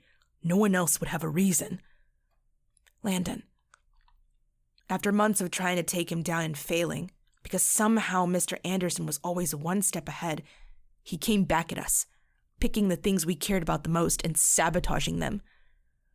Mr. Anderson didn't just play a physical game. It was a psychological one, showing us he would go after what mattered most. It was a message. Leave Emma to him, or pay the price. But as we watched Emma decline, as Isabel and I watched her sob and held her in the girls' bathroom, we all knew there was no going back. We'd keep going after him until Emma was safe. With the rustle of movement, I look up to find the meeting is over. I snap the notebook closed and tuck it into my bag, but I don't get to my feet immediately. I pretend to be digging for something important, stalling while others clear out. I keep a careful eye, though. I'm not about to be left alone with Harlan in this auditorium. Thankfully, he doesn't hesitate. He gets right up and walks out with Mr. Perry, still talking and laughing like he's the most friendly and innocent guy in the world. I call Dallin as soon as Harlan's out of sight. "I'll be right there," he says. And as I continue to take my time gathering my bag, and then making my way toward the door, I ask myself how the hell I'm going to do this. Chapter 6. It's the first day of school, which means I'm going in a half an hour earlier than normal. The parking lot is only filled with cars belonging to teachers. There's no crowd walking in yet. My hands are shaking as I climb out of Dallin's truck. I was too nervous to eat anything this morning, which is just making my stomach feel sick. Dallin looks over at me as we walk around to the front of the truck. He's got one of my bags slung over his shoulder, and I carry the other. With a serious, dark look on his face, he reaches over, taking my hand. I swallow all the nervous knots in my throat and walk with him up to the front doors. Harlan. Harlan. Harlan. His name keeps echoing through my head over and over. I'm looking every direction, shifty-eyed and nervous. But as I walk through the office, I see no signs of him. All the people in there make a big deal about Dallin, utterly excited that I'm dating someone again. He smiles and plays the part far smoother than I'd ever expect. They tease us about what we're really going to be doing in my classroom during lunch. Dallin smiles and waves as we walk out of the office, my papers in hand. But the second we're out, he's stone-faced again, looking up and down the hallways. My classroom is on the opposite side of the school from Mr. Anderson's. I've never been more grateful that I'm located clear at the back. With every step past the common room, I breathe a little easier. He's not going to try anything while you're here at school, Dallin says again as we walk together. But keep any eye on your lunch and don't drink anything you didn't bring from home. I nod, though I'm hardly hearing him. I'm wondering about my break period, about the walk back to the car. I'm wondering about lunch in the teacher's lounge, knowing I can't avoid it every day. I push the door to my classroom open and step inside, walking right under the sign above the door that reads Miss Walsh. Suddenly, I wish we were married, that I didn't have the same last name I did when I was in high school. Dallin makes a walk around the classroom as I put my things down on my desk. I don't know what he's looking for, but I'm grateful for his diligence.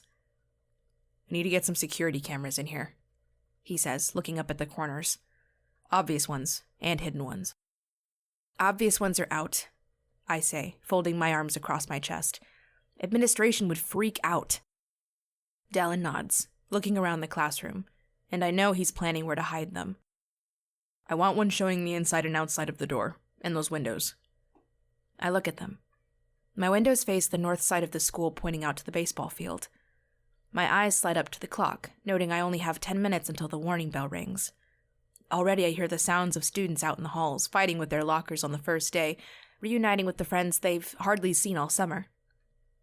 How am I ever supposed to concentrate on my job? I dig into my bag, pulling out the folder of syllabi. I set to placing one on each desk. I'm going to be working out in my truck, Dallin says, taking half the stack from me and helping. Anything happens, you call me. I don't care if you're in the middle of class. I just nod, not finding any words. My stomach is too sick. I'll be right here when the lunch bell rings, he says. 12:15, right? I nod, and something in the back of my mind is impressed he remembers. The first student wanders in, taking note that there are 2 adults in here instead of 1. Dallin and I look at each other, and my stomach sinks, knowing he has to leave now. I'll see you at lunch, he says, holding my eyes, making a million promises and warnings. Okay, I say. My voice comes out hoarse and quiet. And then he's gone, disappearing through the door as the warning bell rings and 2 other students walk in. My palms are sweating, and I wipe them on my black slacks. I'm always a little nervous on the first day of school, even though this is my 5th year. But this year I'm hardly even thinking about the fact that I'm about to be the teacher of 80 different students. I'm talking with Isabel and Emma in the girls' bathroom, showing her pictures, then facing her utter panic. I'm in that parking lot watching as 3 friends beat up an adult man. I'm sneaking things into a cup of coffee meant for the same man. I'm sitting around a lunch table talking low and hushed, looking at our phones for ways to sabotage a boat. I've done some dark, horrible things in this school. Things that could get me arrested. But things I can't regret, because in the end, Emma was safe. So I roll back my shoulders as the bell rings. I smile as I look out over my first batch of students. 21 freshmen, here on their first day of high school. Don't be like me, I think as I introduce myself. Mind your own business, and don't try to kill any of your teachers. 3 classes. I make it through all of them. I don't know what I expected, Mr. Anderson to burst into my classroom during second period and say, "I know what you did 10 years ago," and shoot me with a gun. No. He's so much more subtle and sneaky than that. The bell rings at the end of third period. I gather up my papers, stacking and setting them on my desk. When I look up, I see Dallin standing just outside my door, waiting for all the students to clear out and head to the lunchroom. With his eyes fixed on mine, he walks in, carrying a bag with our lunch. "Everything go okay?" he asks, looking me up and down for any traces of harm. I nod. "Yeah, nothing happened. Just a normal day." Dallin nods and sets the bag on my desk. He starts taking out the food he made up the day before. "You see all the texts yet?" "No," I say as my stomach drops. I pull open the bottom drawer and dig through my purse for my phone. I find a dozen messages on the screen when I unlock it. Landon. "He's running a place just south of the high school. Only signed a 6-month contract." Dallin. "That doesn't get him through the end of the school year." Isabel. "Shit! I don't like the sound of that. Cass, you really need to quit." Chad. "I've been doing some digging on him all night. Got my contacts to check into him this morning.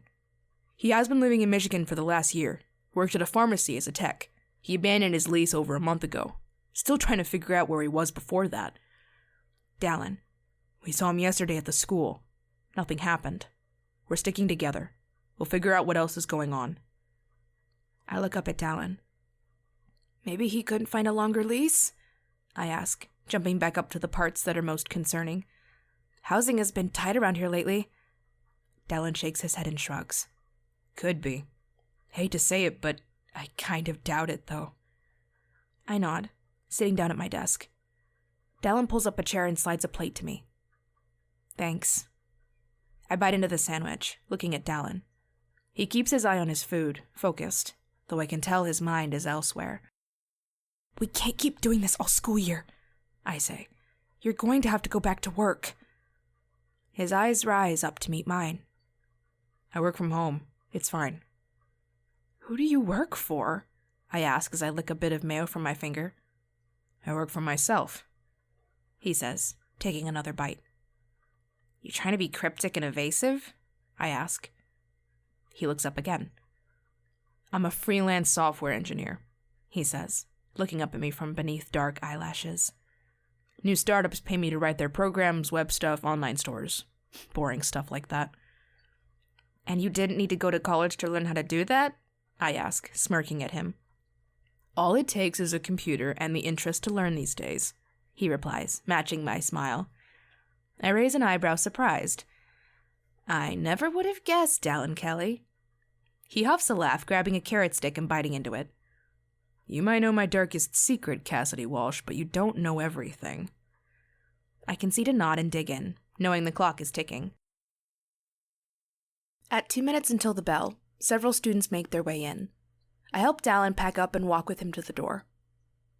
I'll be back right after school, he says, and I wonder at his eyes that drift from my eyes down to my toes and slowly back up again. Wait here for me. Okay, I say, folding my arms across my chest, and I watch as he walks away. It's him and I again, sharing secrets in the halls of South Whidbey High. He's older now. His hair is longer.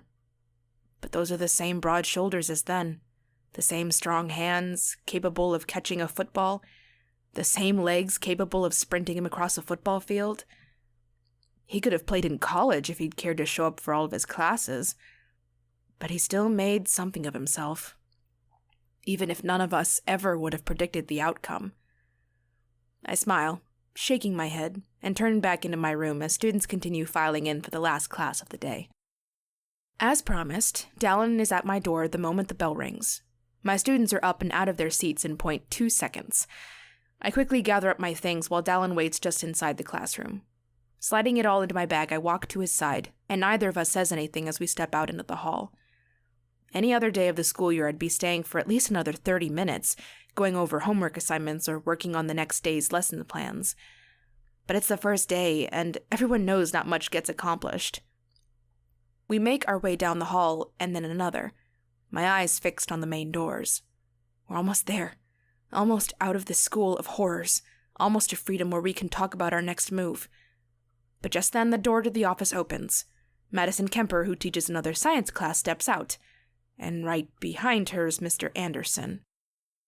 Cassidy, Maddie says with a cheery smile. How was your first day? My stomach drops, and Dallin and I both stop suddenly. My eyes shift from her to Mr. Anderson, who stops just to the side of Madison, sliding his hands into his pockets. It was fine, I say. My voice comes out a little tight, a little too high-pitched. Yours? Well, I'm still alive, she jokes. Harlan has quite the story to tell about someone messing with his Bunsen burners. Another time, Dallin says, looking at Harlan. We really need to get going. I'm sorry, Madison says, her gaze shifting to Dallin. I don't think we've met. Are you a new teacher here? Mr. Kelly here was a former student of mine. All of my organs disappear and melt into the floor beneath my feet when Mr. Anderson speaks up. His voice is cool, controlled, casual. As was Miss Walsh, he adds, his cool green eyes sliding to meet mine. That's right, Madison says, completely oblivious to anything but the surface value of the conversation. I completely forgot you went to this school, Cassidy. I give a nod, but it feels painful, because I swear there's a baseball stuck in my throat. Cassidy and Dallin made quite the team back in high school, Mr. Anderson says. I shouldn't be surprised to find they've become a couple. Madison's eyes go back to Dallin and I, evaluating the two of us. I thought you were dating that Patrick guy. We broke up, I say. Again, my voice sounds hoarse. A small smile curls on Mr. Anderson's face. It's very nice to see you two again. I'm sure I'll be seeing you around plenty. It's bound to be an interesting year, Miss Walsh. I think I manage a little nod, but I'm not sure. I swear my brain is flickering in and out of functionality. Fear and anger and revenge are trying to take control of my abilities. But Dallin grabs my hand. He says something polite, and he pulls me down the hall. Suddenly it's bright, and fresh air hits my face. I blink 5 times as Dallin quickly hauls me across the parking lot back to his truck. He pulls the passenger door open for me. I climb in, breathing hard. He gets in, tossing my bag into the back seat. I shake my head. 2, 3 times. 12. We can't do this, I say, staring at the front doors of the school. We can't live in this fear again. We can't live in a constant state of anticipation and uncertainty and dread. Dallin reaches over the center seat and grabs my hands. I didn't realize that I was picking at my cuticles, making one of them bleed. I look over, meeting his eyes. We have to finish what we started, I say. And for the first time all day, my voice is calm. Even. We have to kill him. Chapter 7. This is murder we're talking about. Chad's voice comes through the speaker of Dallin's phone, which lays on my dining table. We're not kids anymore. I think we all understand the consequences of getting caught better than we did back then. We need to finally get him arrested. On what charges? Dallin growls, standing at the table with his hands braced flat on it. We still don't know where he was most of the past 10 years. As far as we know, Emma was his only victim. He might have tried killing me and Cassidy, but it wasn't like our hands were clean. You're not here, Chad, I say. I'm sitting in a chair, next to where Dallin is standing. Landon stands in the kitchen, his arms folded across his chest. Not that I want you to be. You're safer where you are. You need to keep your family safe. But have you really forgotten what it felt like? It's hard to live being afraid every second. Isabel speaks up, her voice coming through the speaker via the conference call. I nod, though none of them can see it. Anyone know any hitmen? Landon asks, and from his tone, I'm not entirely sure if he's joking or not. Maybe. And I'm shocked into silence at Chad's response. There's a guy I know from church. I remember him saying something about his brother who just got out of prison, that he takes care of problems. We're not hiring a hitman, Dallin says. His expression darkens and he shakes his head. That leaves a trail and involves someone outside this circle. This stays between us. Then how do we do it without getting our hands dirty? Isabel asks. We tried poisoning him once. That didn't work. We break into his house and suffocate him with his pillow, Landon says. There's no chance he doesn't have security cameras, Dallin counters. Not after last time. A gun would end it all real quick, Isabel says, though her tone says she hates the words. Any of us really ready to shoot him point blank? I ask. No one says anything. Chad lets out a harsh breath, which carries through over the phone. I shake my head. Dallin looks over at me, and I see the conflict in his eyes. I can't believe we're having to consider this, I say, my voice tight. We're talking about killing someone. Kidnapping him and shipping him off to the most dangerous part of the Middle East sounds like a lot of work, Landon says. Again, it's hard to tell if he's joking. We tried framing him before, Isabel points out. Somehow he was always a step ahead. But we're not kids anymore, Chad says, his tone rising. If we put our heads together, I'm sure we'd come up with a way to get him locked up. It's a hell of a lot better than us murdering someone, even if they deserve it. Dallin and I look at each other. and there's a whole silent conversation that happens between us. Neither of us thinks this will work. It won't be over till it's over. But we're willing to give it a try. Fine, Dallin says, looking at the phone again. Everyone come up with an idea tonight, a way to get Harlan arrested for something new. We'll talk again tomorrow night. Chad and Isabel agree, and we end the call. This is just a way for us to get caught, Landon says from his position in my kitchen. Maybe, Dallin says as he folds his arms and leans against the other counter, mirroring Landon. But it feels better than jumping back into the method that almost got Cassidy and I killed. Landon swallows and looks away, but doesn't say anything. He messed up that night, and Dallin and I almost died because of it. Not that everything that went wrong that night was his fault. A lot of things didn't go according to plan. You two sure have got people in town talking, Landon says, changing the subject. The word is wide out there that the two of you are dating. Dallin and I look at each other but don't say anything. It's literally been 2 days. Half of the South Island knows. Apparently there's nothing better to gossip about in this small community at the moment. What about you? I ask, changing the subject again. You keeping your windows locked? Avoiding going out alone? Landon nods. I've already had security cameras installed a month ago. Adeline is getting a little sick of me being by her side every damn second, but a few more presents and she's forgiven me. I don't know what to say about that. I'd never call his fiancée a gold digger to his face, but from his own words... Keep in touch, I say as he makes a move for the front door. Be careful driving home. He just nods and walks out. Dallin and I both watch him walk to his car, keeping an eye on the dark evening. We keep watching until Landon gets in, backs out of the driveway, and pulls down the road. We close the door when he disappears, and I drop onto the couch, pulling the book of confessions out from behind a pillow. Dallin watches me do it, his lips set in a thin line. He wants to get rid of the book, I can tell. But I just can't. Not until I've reread the whole thing. Until I remember everything we did wrong. Until I remember why we got tangled into this in the first place. Because I keep thinking that I should have just returned the notebook to Emma and not said anything. My life would be so much easier. But as I open the notebook and skim through those first 18 pages, I remember exactly why I couldn't do that when I was 17 years old. Emma went into Harlan's custody. For a while, it seemed normal, safe. But the signs started cropping up. Lingering stares, the lock to her bedroom somehow breaking, sleepovers in his bed while watching movies. And then a kiss he apologized for, his hand on her thigh whenever they drove anywhere. He raped her for the first time when she was 16 years old. The frequency increased over the next few years. It became almost a nightly thing. And when she resisted, when he thought she'd say anything, he'd hurt her. He was careful to place the hits in locations that could be hidden. Her midsection, her upper legs, upper arms. But it grew to other locations. She learned how to use makeup.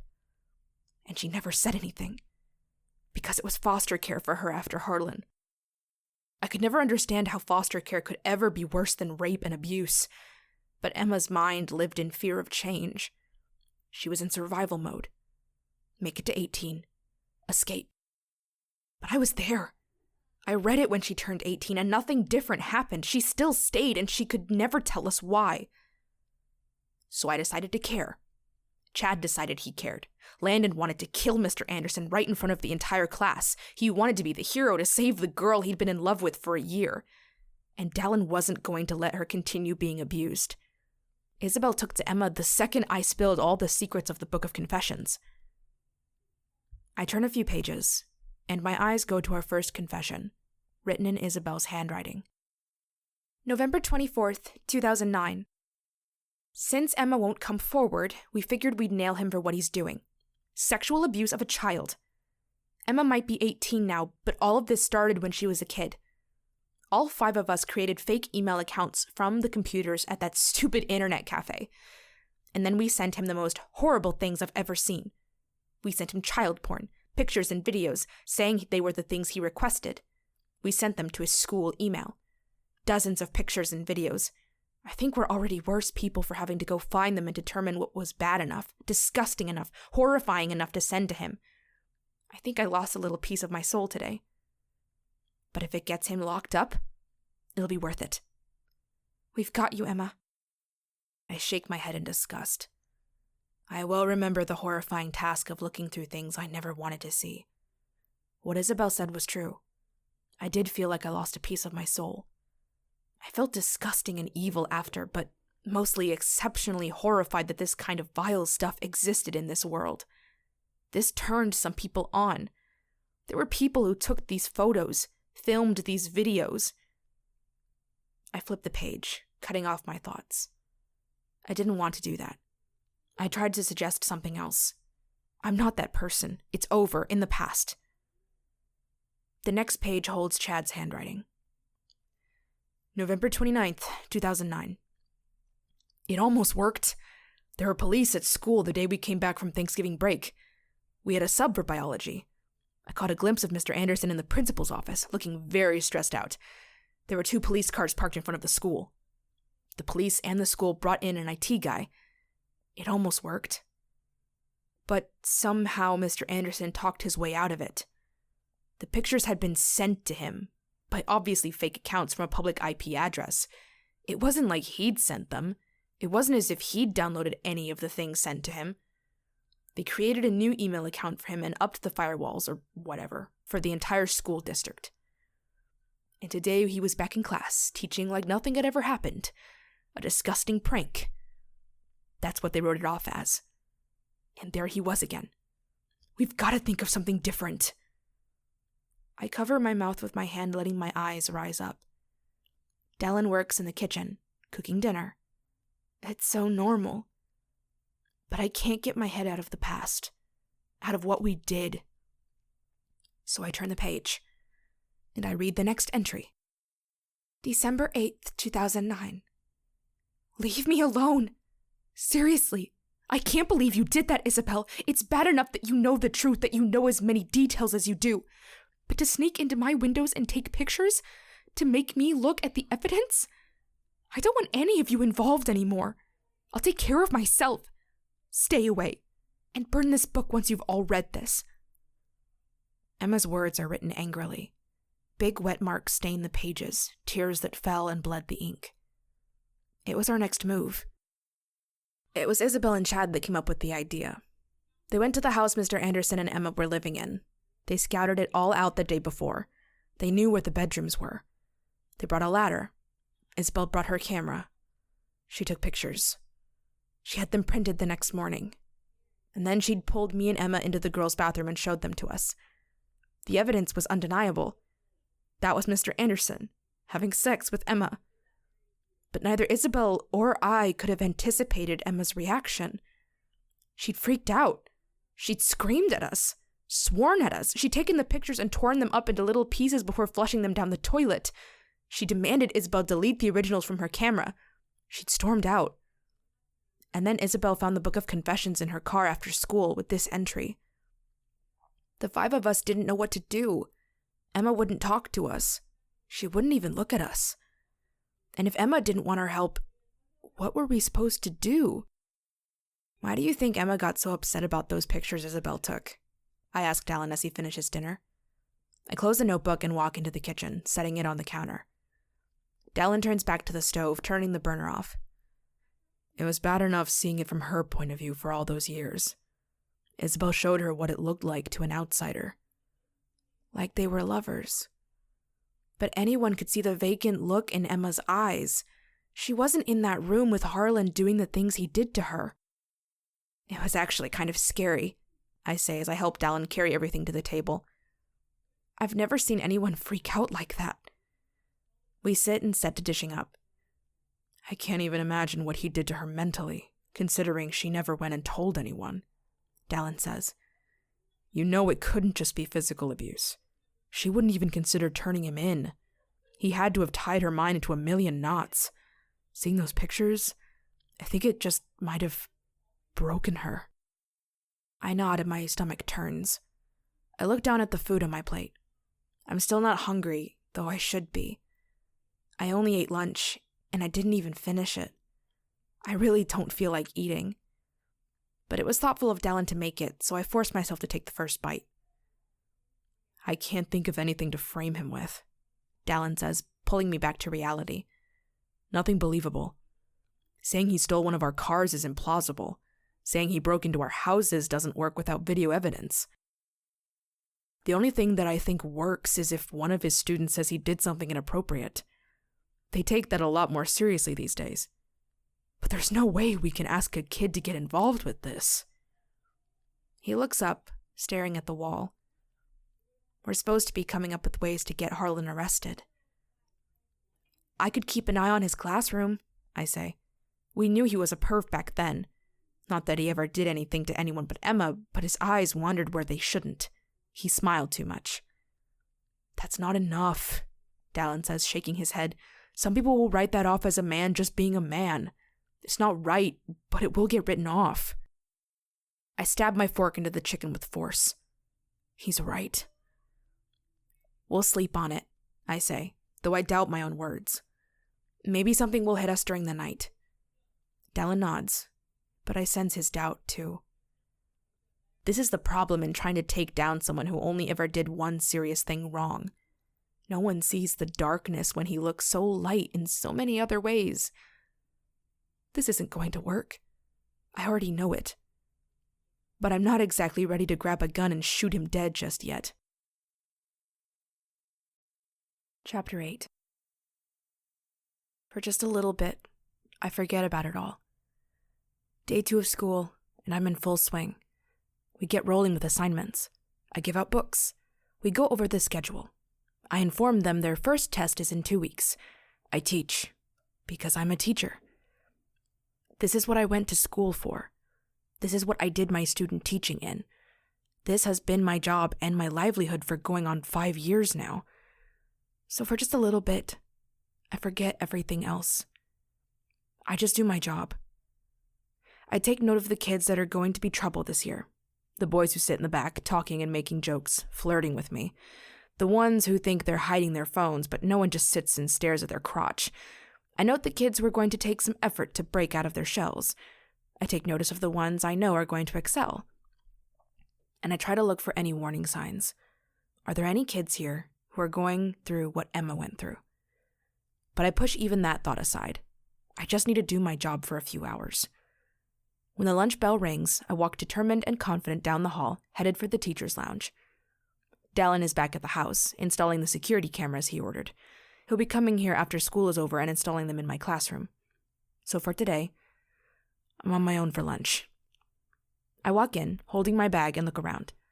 There are 4 tables in here, as well as a couch that faces a dated TV with terrible antenna reception. There's a kitchenette along the wall to the left, with a microwave, a sink, and a full-sized refrigerator and freezer.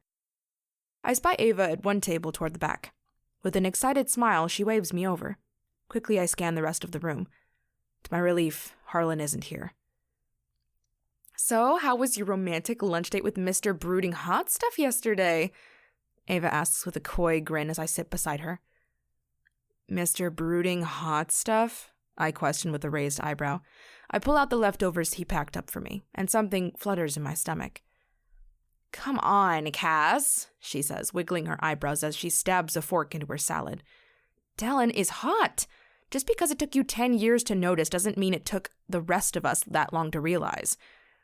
I huff a laugh and shake my head, but her comment throws me off, and I have to think. Dallin's hair is longer, to his shoulders. It hangs around his face in messy, dark brown waves. It matches his brown eyes, set under heavy brows. There's a slight kink to his nose, from when he broke it playing football his junior year. But his shoulders are wide, the muscles in his forearms something to appreciate. Considering everything, I've never really thought about it. But she's not wrong. Dallin is hot. I saw him drop you off this morning, Ava continues. Things must be getting serious if you're already living together. I look down at my food so she can't try to interpret my expression. It's all happened a lot faster than I would have anticipated. Well, it's obvious he's in this for the long haul, she says. I've seen the look in his eyes when he's looking at you. I don't get a chance to set her straight because two other teachers walk in, Mr. Perry and Mr. Anderson. Our eyes meet for a moment. Harlan gives a nod, a small smile, sending my stomach cold and sinking. But he looks away, following Mr. Perry to the fridge to collect their lunches, and they take a seat at another table. You really weren't a fan of his, were you? Ava leans in toward me, whispering low and quiet. I glance from Harlan to Ava, seeing she's staring at him. He failed me my senior year and got me kicked off the drill team, I say, not even having to lie. I guess I just never got over it. Well, maybe cut him a little slack, she says, still keeping her voice low. Apparently, he spent the last couple of years trying to find his wife, who took off on him. He found her a few months ago, but I guess she totally rejected him. He's just trying to start over and move on. He seems like a really nice guy. My stomach goes cold and I look over at Ava, hoping I don't look like a completely sketched out psychopath. Where'd you hear that? He was telling it to Mr. Perry yesterday during lunch, Ava says, glancing at the man. Poor guy. Seems pretty wrecked about it. You can tell he really loved her, but she just ripped his heart out after all that effort of trying to find her. The food sticks in my throat. It takes everything I have to swallow it down. It falls into my stomach in a hard lump. Cass? Ava says, drawing my eyes back to hers. You okay? You look sick. I shake my head. Yeah, I say with a hoarse voice. Just first week jitters. And I didn't get much sleep last night. Or the night before. I'll have to have a talk with Dallin for you, she says, wiggling her eyebrows again, a teasing smile on her lips. I try to smile for her benefit. I tell her I need to get back to my classroom. I stuff my containers back into the bag and stand. Harlan meets my eyes as I walk toward the door. A shiver walks its way down my spine. I'm looking at those green eyes from beneath the water. He just stares, his lips a thin line. They curl into a small, controlled smile, just before I walk out the door. The second I got back to my classroom, I sit on the edge of my desk and call Dallin. A friend just told me she overheard Harlan telling someone that he spent the last few years trying to track down his wife. I blurt it all out the second he answers with a ready for action. You okay? She said his wife rejected him a few months ago and now he's here trying to get his life back on track. So that's the story he's going with, Dallin says, his voice hardening with disgust. But that sounds like he found her then. And things must have not gone too well for Harlan. Or not so well for Emma, I say. What if he killed her and then ran back across the country as far away as he could get? Hang on, I'm going to dial in Isabel, Dallin says. It's quiet for a minute. And then Isabel connects. Any more luck in finding Emma? Dallin asks. Not yet, Isabel answers. But the manager of her last apartment in Ohio said he did see her take off in her car the night before she abandoned her lease. Had some boxes. He said it looked like she was moving out with only the important things. Sounds like she's alive then, I say, feeling a little relief. Sounds like she was running, Dallin says. You said she'd been in Ohio. How close to the border of Michigan? Within 20 minutes, Isabel says after a moment of consideration. Why? Because if Harlan was working in Michigan, who's to say he wasn't right on the border? He could have been checking in on Emma without her knowing. It wouldn't have sounded like he was stalking her, being in another state. Dallin tries to patch in Chad then, because Chad is supposed to be looking into Harlan's past, but he doesn't answer. I'll bet you anything he was within an hour of the border, likely less. If Harlan spent years trying to track down Emma, that would explain why Chad can't find anything more on him, I say, quickly filling Isabel in on what I've learned. He wasn't settled in at any one place. He's been hunting her down for a long time. He finally found her, and took his time assessing how best to proceed. Isabel swears. The man's obsessed! Why didn't he just learn no means no when he nearly died a few times? I nod in agreement, though they obviously can't see it. Keep trying to find Emma, Dallin says. I've got to go, I say. The bell's about to ring. It rings right that second. No one really says goodbye as we hang up. I was doing so well my first 3 classes, but I can hardly concentrate during 4th period. My mind is back in the past. I'm filing through that notebook for an entry just after New Year's. My eyes watch the countdown of the last 5 minutes of class. They seem like 50. But finally the bell rings, and all my students spring up from their seats and immediately head out the door. I didn't even give them the homework assignment. There's Dallin, waiting for the kids to clear out, a bag in his hand and a screw gun in the other. I hardly acknowledge him. I pull the book of confessions from my bottom drawer and flip through pages. I land on Landon's entry. January 5th, 2010. We thought we screwed up. That after we jumped Mr. Anderson in the parking lot, he'd taken Emma, killed her, and disappeared. We did screw up.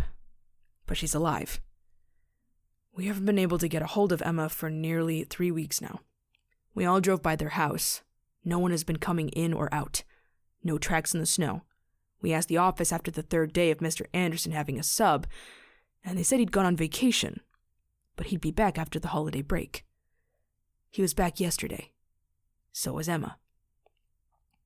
We pulled her into the locker room and she told us what happened. The day after we jumped Mr. Anderson, he stayed home, trying to recover from everything. He couldn't show up at school looking like that. He'd kept Emma home, too. Then he told her to pack a bag. They were going on a trip. They went to Vegas. Emma said he got a super fancy room right on the strip. And then he took her to the Little White Chapel. They got married. Legally, Emma is married to Harlan Anderson. There's all kinds of different laws, state by state, about raping your own wife. There's a lot of controversy about convictions. He just took this further.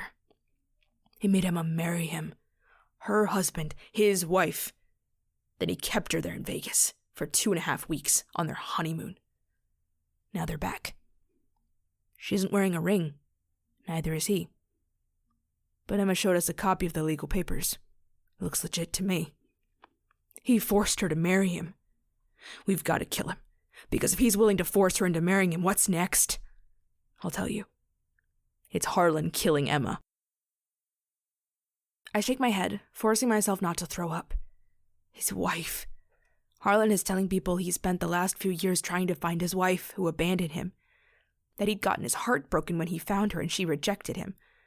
She was 18, and he was 31.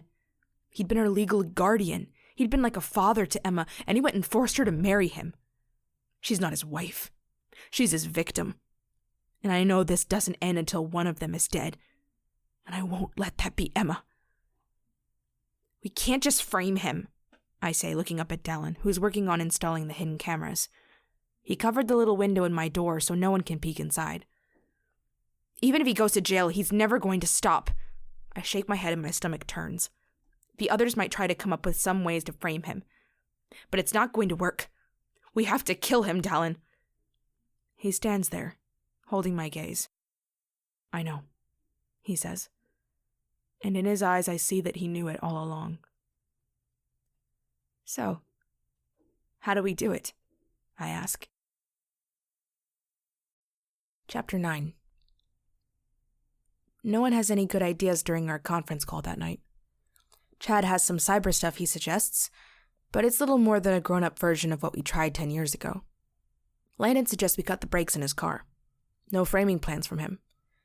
Isabel thinks we need to try and see if he had any more victims who will maybe come forward, but there's absolutely no proof of that. The next morning, Dallin and I show up at school early. We watch the parking lot, study every teacher who climbs out of their vehicle. We keep an eye out for Harlan. He shows up at 7:32. He climbs out of an old green Honda Civic. It's convenient for us that it's older. Dallin and I look at each other, and it's like high school all over again. Here we are, planning the death of our teacher. You got everything you need? I ask as I grab my bag from the floor at my feet. Yep, Dallin says darkly, his eyes fixed on Harlan's car. He has a bag full of tools he retrieved from his house sitting in the back seat, as well as a black ski mask. Text me when it's done, I say, opening the door and climbing out. Be careful, he says. It's already becoming an automatic response, just as natural as saying goodbye. I nod and walk into the school. The morning feels like the slowest there ever was. My eyes keep drifting to the clock, and only 2 minutes have passed instead of the 20 it felt like.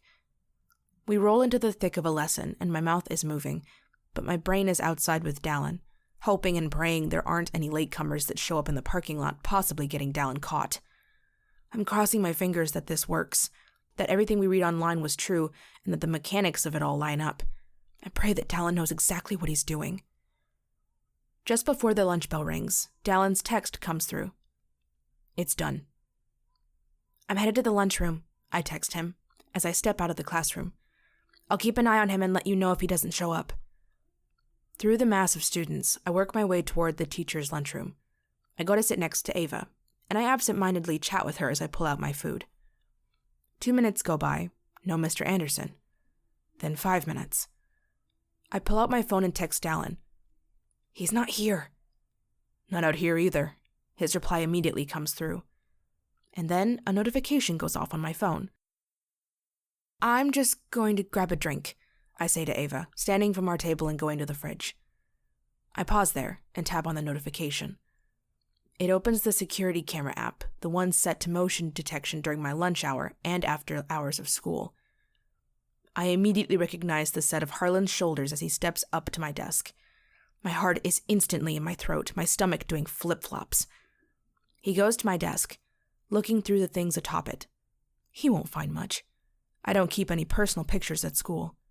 He next goes to the drawers, pulling each and every one open. He won't find anything important in there either.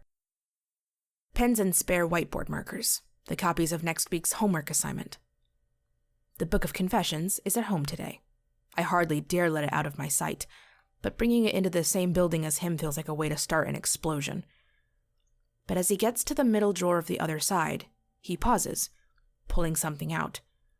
It's a piece of mail, and my stomach drops. That mail will have my home address on it. Mr. Anderson takes his phone out of his pocket and snaps a picture of the envelope. Carefully, he puts it back and closes the drawer. He checks the next one, but all he finds in there is my stash of canned sodas for the days I'm dragging. Looking around the classroom, he seems to decide there's nothing else helpful. He crosses the room, turns my light back off, and walks out. With the other camera angle, I see him step out of the room and head back down the hall. Cass, Ava calls from behind me. I click off my phone, grab a drink, and return to the table. Just as Ava starts asking me details about what pushed Dallin and I into a relationship, Mr. Anderson walks in. Our eyes meet across the space. I wish I knew what my facial expression was. His is simply blank. So composed, like he's looking at any random person in the world who hasn't tried to kill him. And then he walks across the room to the fridge. He takes his lunch out and goes to sit next to Mr. Perry. Just wait, Mr. Anderson, I think to myself. You can snoop around my classroom, get my home address. But there's only one way this is going to end. When school is over, I walk out the door. I stall there, chatting with one of my students from last year, and I watch. 10 minutes after the bell rings, Mr. Anderson walks out of the building, though he doesn't see me. I watch him walk through the parking lot to where his green Honda is parked, 4 rows back. He gets in. He starts his car. He backs out of his space. He heads for the exit. And then he pulls out of sight. I look across the parking lot, finding Dallin's truck in the far corner. He meets my eyes and I smile before setting across the parking lot for him. I slip in, setting my bag in the back seat, next to his bag of tools. Everything went okay? I ask as he starts the engine and pulls out of his space. Yep, he says. I tested the back doors. Totally jammed. I smile, nodding. Dallin was always good with cars. He could have opened a mechanic shop if he'd wanted. He rebuilt his truck himself in high school, having got it from a junkyard for a few $100s. He did all the work on his own. And when Harlan filled the tank with gas instead of diesel, he fixed it all himself. He has the skills to sabotage Harlan's car. He repiped the exhaust. Just a small tube that feeds into the cabin of the car so he doesn't smell it immediately. He jammed the doors, so once they're closed, they won't open again. He disabled the windows so they can't be rolled down, an easy electrical issue to tamper with. And the ignition now won't allow the key to be turned off. Mr. Anderson will suffocate in his own car. I'd really like to follow him, watch where he's going. I'd like to see his panic as he gets into his driveway and realizes he can't shut the car off, can't get out. I'd love to see him bang on the windows as he starts smelling exhaust. I wish Emma could be here. to see as he drifts off, passes out, and eventually stops breathing. If only we knew where she was. But we have to be careful. We need to stay away from his house for now. Dallin wore gloves the entire time he was tampering with the car, kept his hair pulled back and under a hat so as not to leave any evidence. We can't be caught. So Dallin and I go back to my house, prepared to wait it out until morning. Then we'll wait in the parking lot, watching for Mr. Anderson to not show up for school. Chapter 10. January 29th, 2010. He's watching us. Every other word he says and his eyes are either on me, or Chad, or Landon, or Isabel, or Cassidy. I don't know how he could know. Maybe we're not being careful enough. But I don't think I'm making this up. Mr. Anderson suspects us. The next morning I read Dallin's entry. His handwriting is rough. It suits him. I look out the window, though it's still dark. I didn't sleep well last night. My brain kept thinking through everything over and over. If Harlan is dead, what happens next? I guess that means everything goes back to normal. We can all get on with our lives. We stop living in fear. Maybe Emma will come back home. Maybe she can be a part of our lives again. It'll mean that Dallin will go back to his own house. It will mean that I'll be alone again. But at least we won't have to worry about him trying to kill us anymore. I roll out of bed and get ready for the day. I shower, do my hair, gather all my things for school. Dallin is awake already when I step out into the kitchen. He looks up at me from the table, but doesn't say anything. I make myself some breakfast. I eat. And at 7:30, we climb into the truck and we head for the school. We watch as Ava goes inside, as Mr. Perry walks in. Half a dozen others. No sign of Mr. Anderson. The bell is 5 minutes from ringing when I look over at Dallin and my chest swells with hope. Not counting my T's crossed or my I's dotted, but, Dallin says, a tiny shred of hope in his voice. I nod, looking out at the parking lot again. I dare wait one more minute. I'll work here again today, Dallin says as I grab the door handle and pull. I'll call you if he shows up. I nod and hop out. Swiftly, I walk to the school, keeping my eyes peeled. I mesh in with the hordes of students headed to class, rushing so they aren't tardy. I walk into the classroom just 3 seconds after the bell rings. I set my bag down on my desk and dive right in. I don't normally keep my phone in my pocket during class. It usually stays in my bag. But not today. Today, I keep it in my back pocket, ever aware of every sound or vibration it makes. First period, no word. Second period, no call. Third period, and I start to hope. During lunch, I stay in my classroom and call Dallin right after my students clear out of the room. Still no signs? I ask. Nothing, Dallin says. Been a dozen cars come in and out since school started, but none of them are him. Holy shit, I breathe, shaking my head. Do you think we did it? There's half a second of consideration from Dallin. In theory, it should all work. I was careful about it all. But it's kind of hard to hope after all this time. I nod, though he can't see it. This insanity has gone on for 10 years.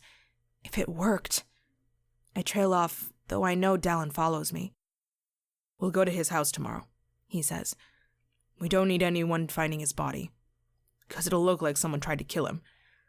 No car goes into that much mechanical failure all at once. We're waiting because we need alibis. We need to be seen doing normal things, going about our normal pattern. I nod. If he doesn't show up for school tomorrow, they'll start getting worried. I guarantee they've already been trying to call him all day today.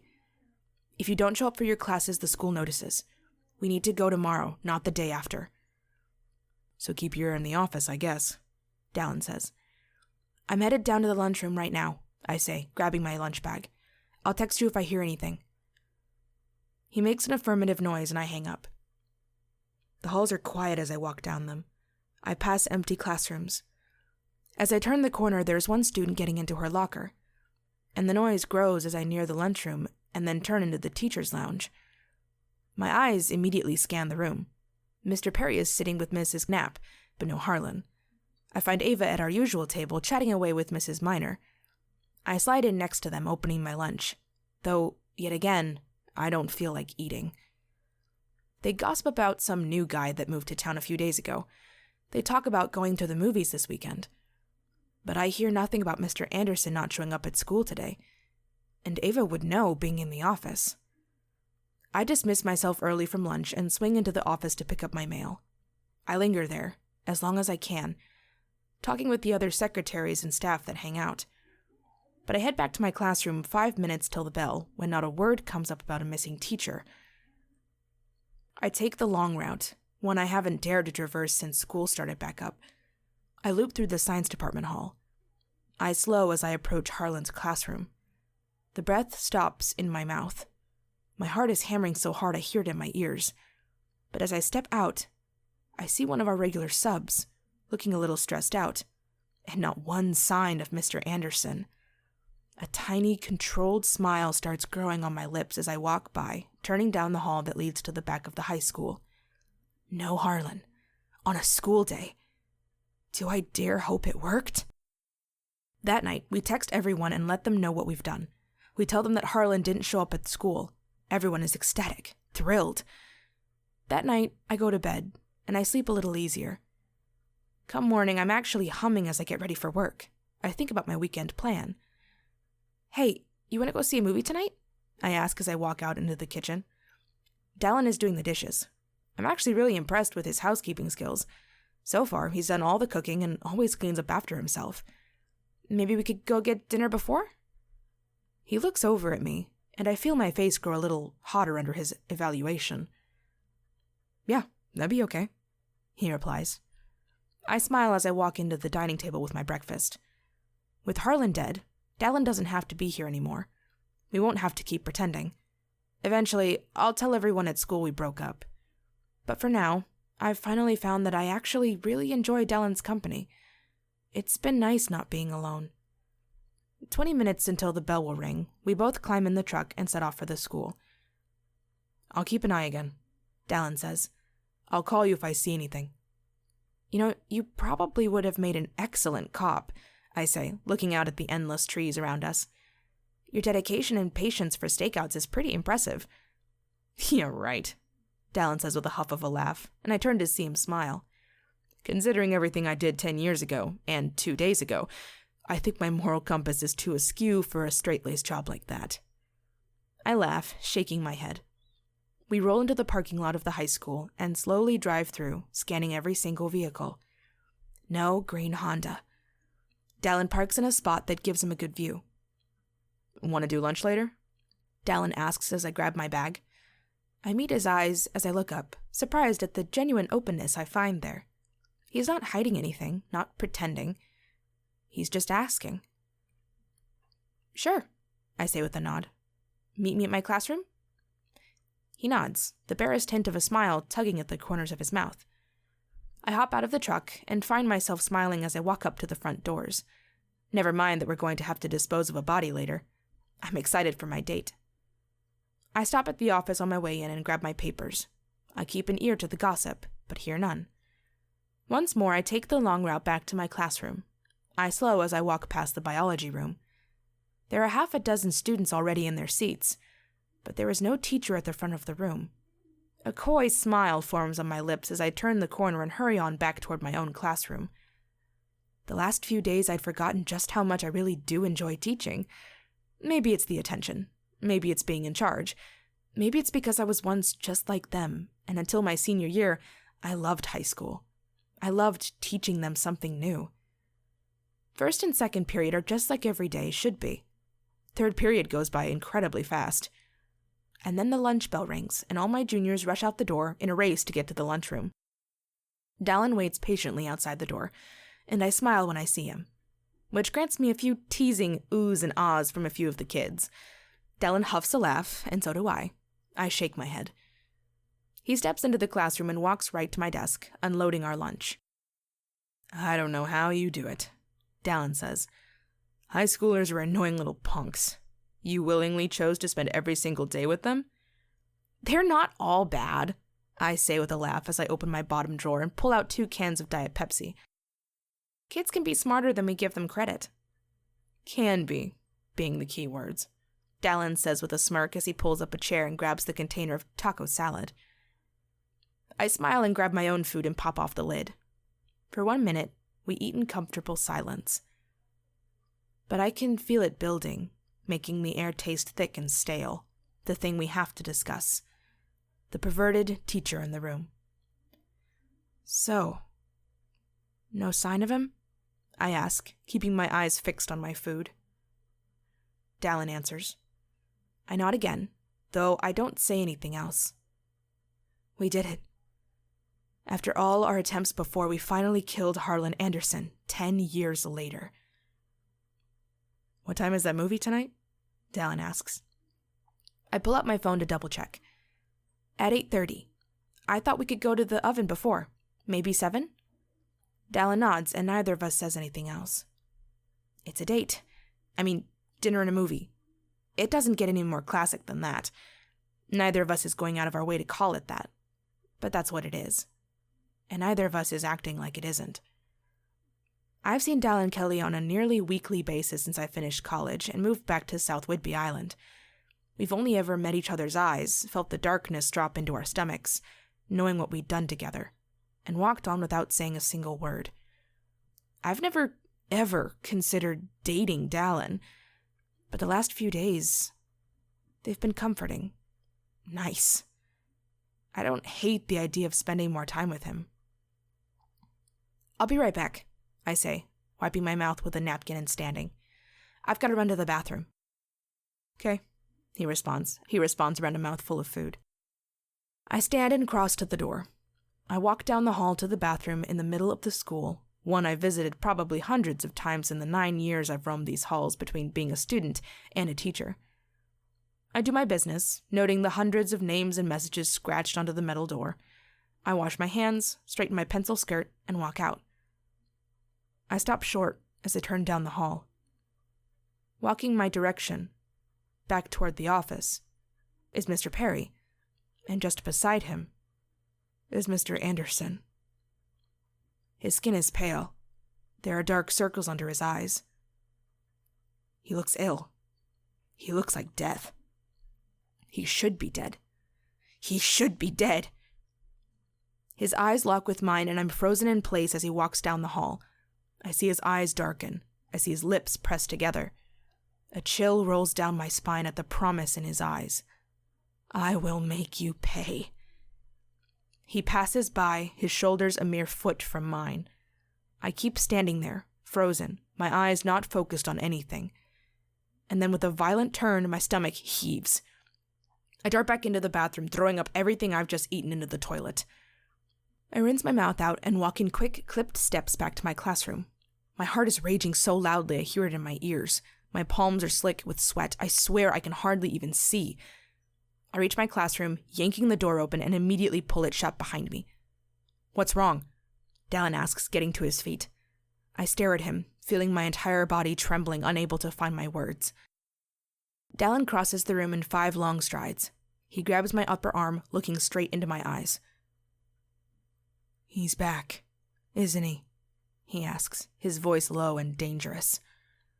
Still unable to speak, I nod. Dallin swears, and I'm surprised when he pulls me into his arms, cradling my head against his chest. He has my address, I say, my eyes drifting back over to my desk where he found the piece of mail, giving me away. We can't go back to my house tonight. Dallin holds me tighter, and I can practically feel the gears turning in his head. We'll go back to mine, then. We'll figure something else out. Just then the bell rings, signaling that lunch is over. Dallin releases me and takes a look around the classroom. I'm staying here for your last class, he says, crossing to my desk and packing our lunch up. I'll hang out at the back. I'll be out of the way. I'll be quiet. But no way in hell I'm leaving you alone in here with him under his roof.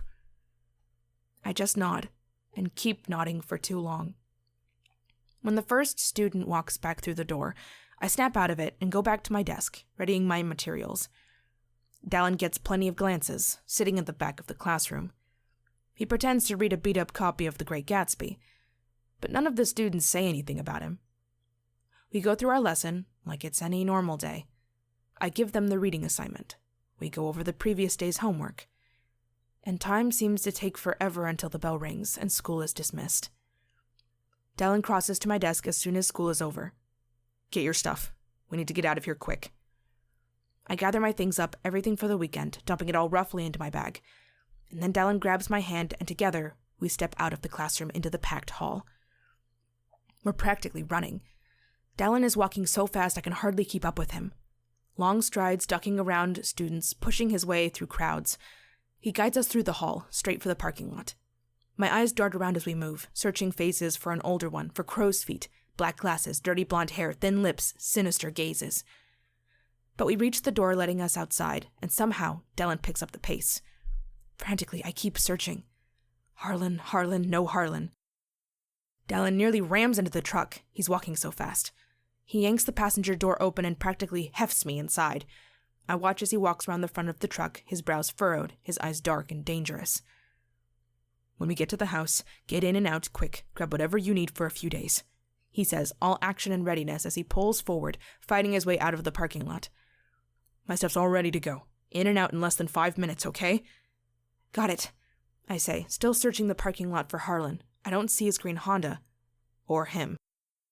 Dallin, how do you think he got out? He shakes his head and shrugs. I don't know. Maybe he called someone before he passed out. Maybe he somehow broke a window, though that's 100 times harder than you'd expect.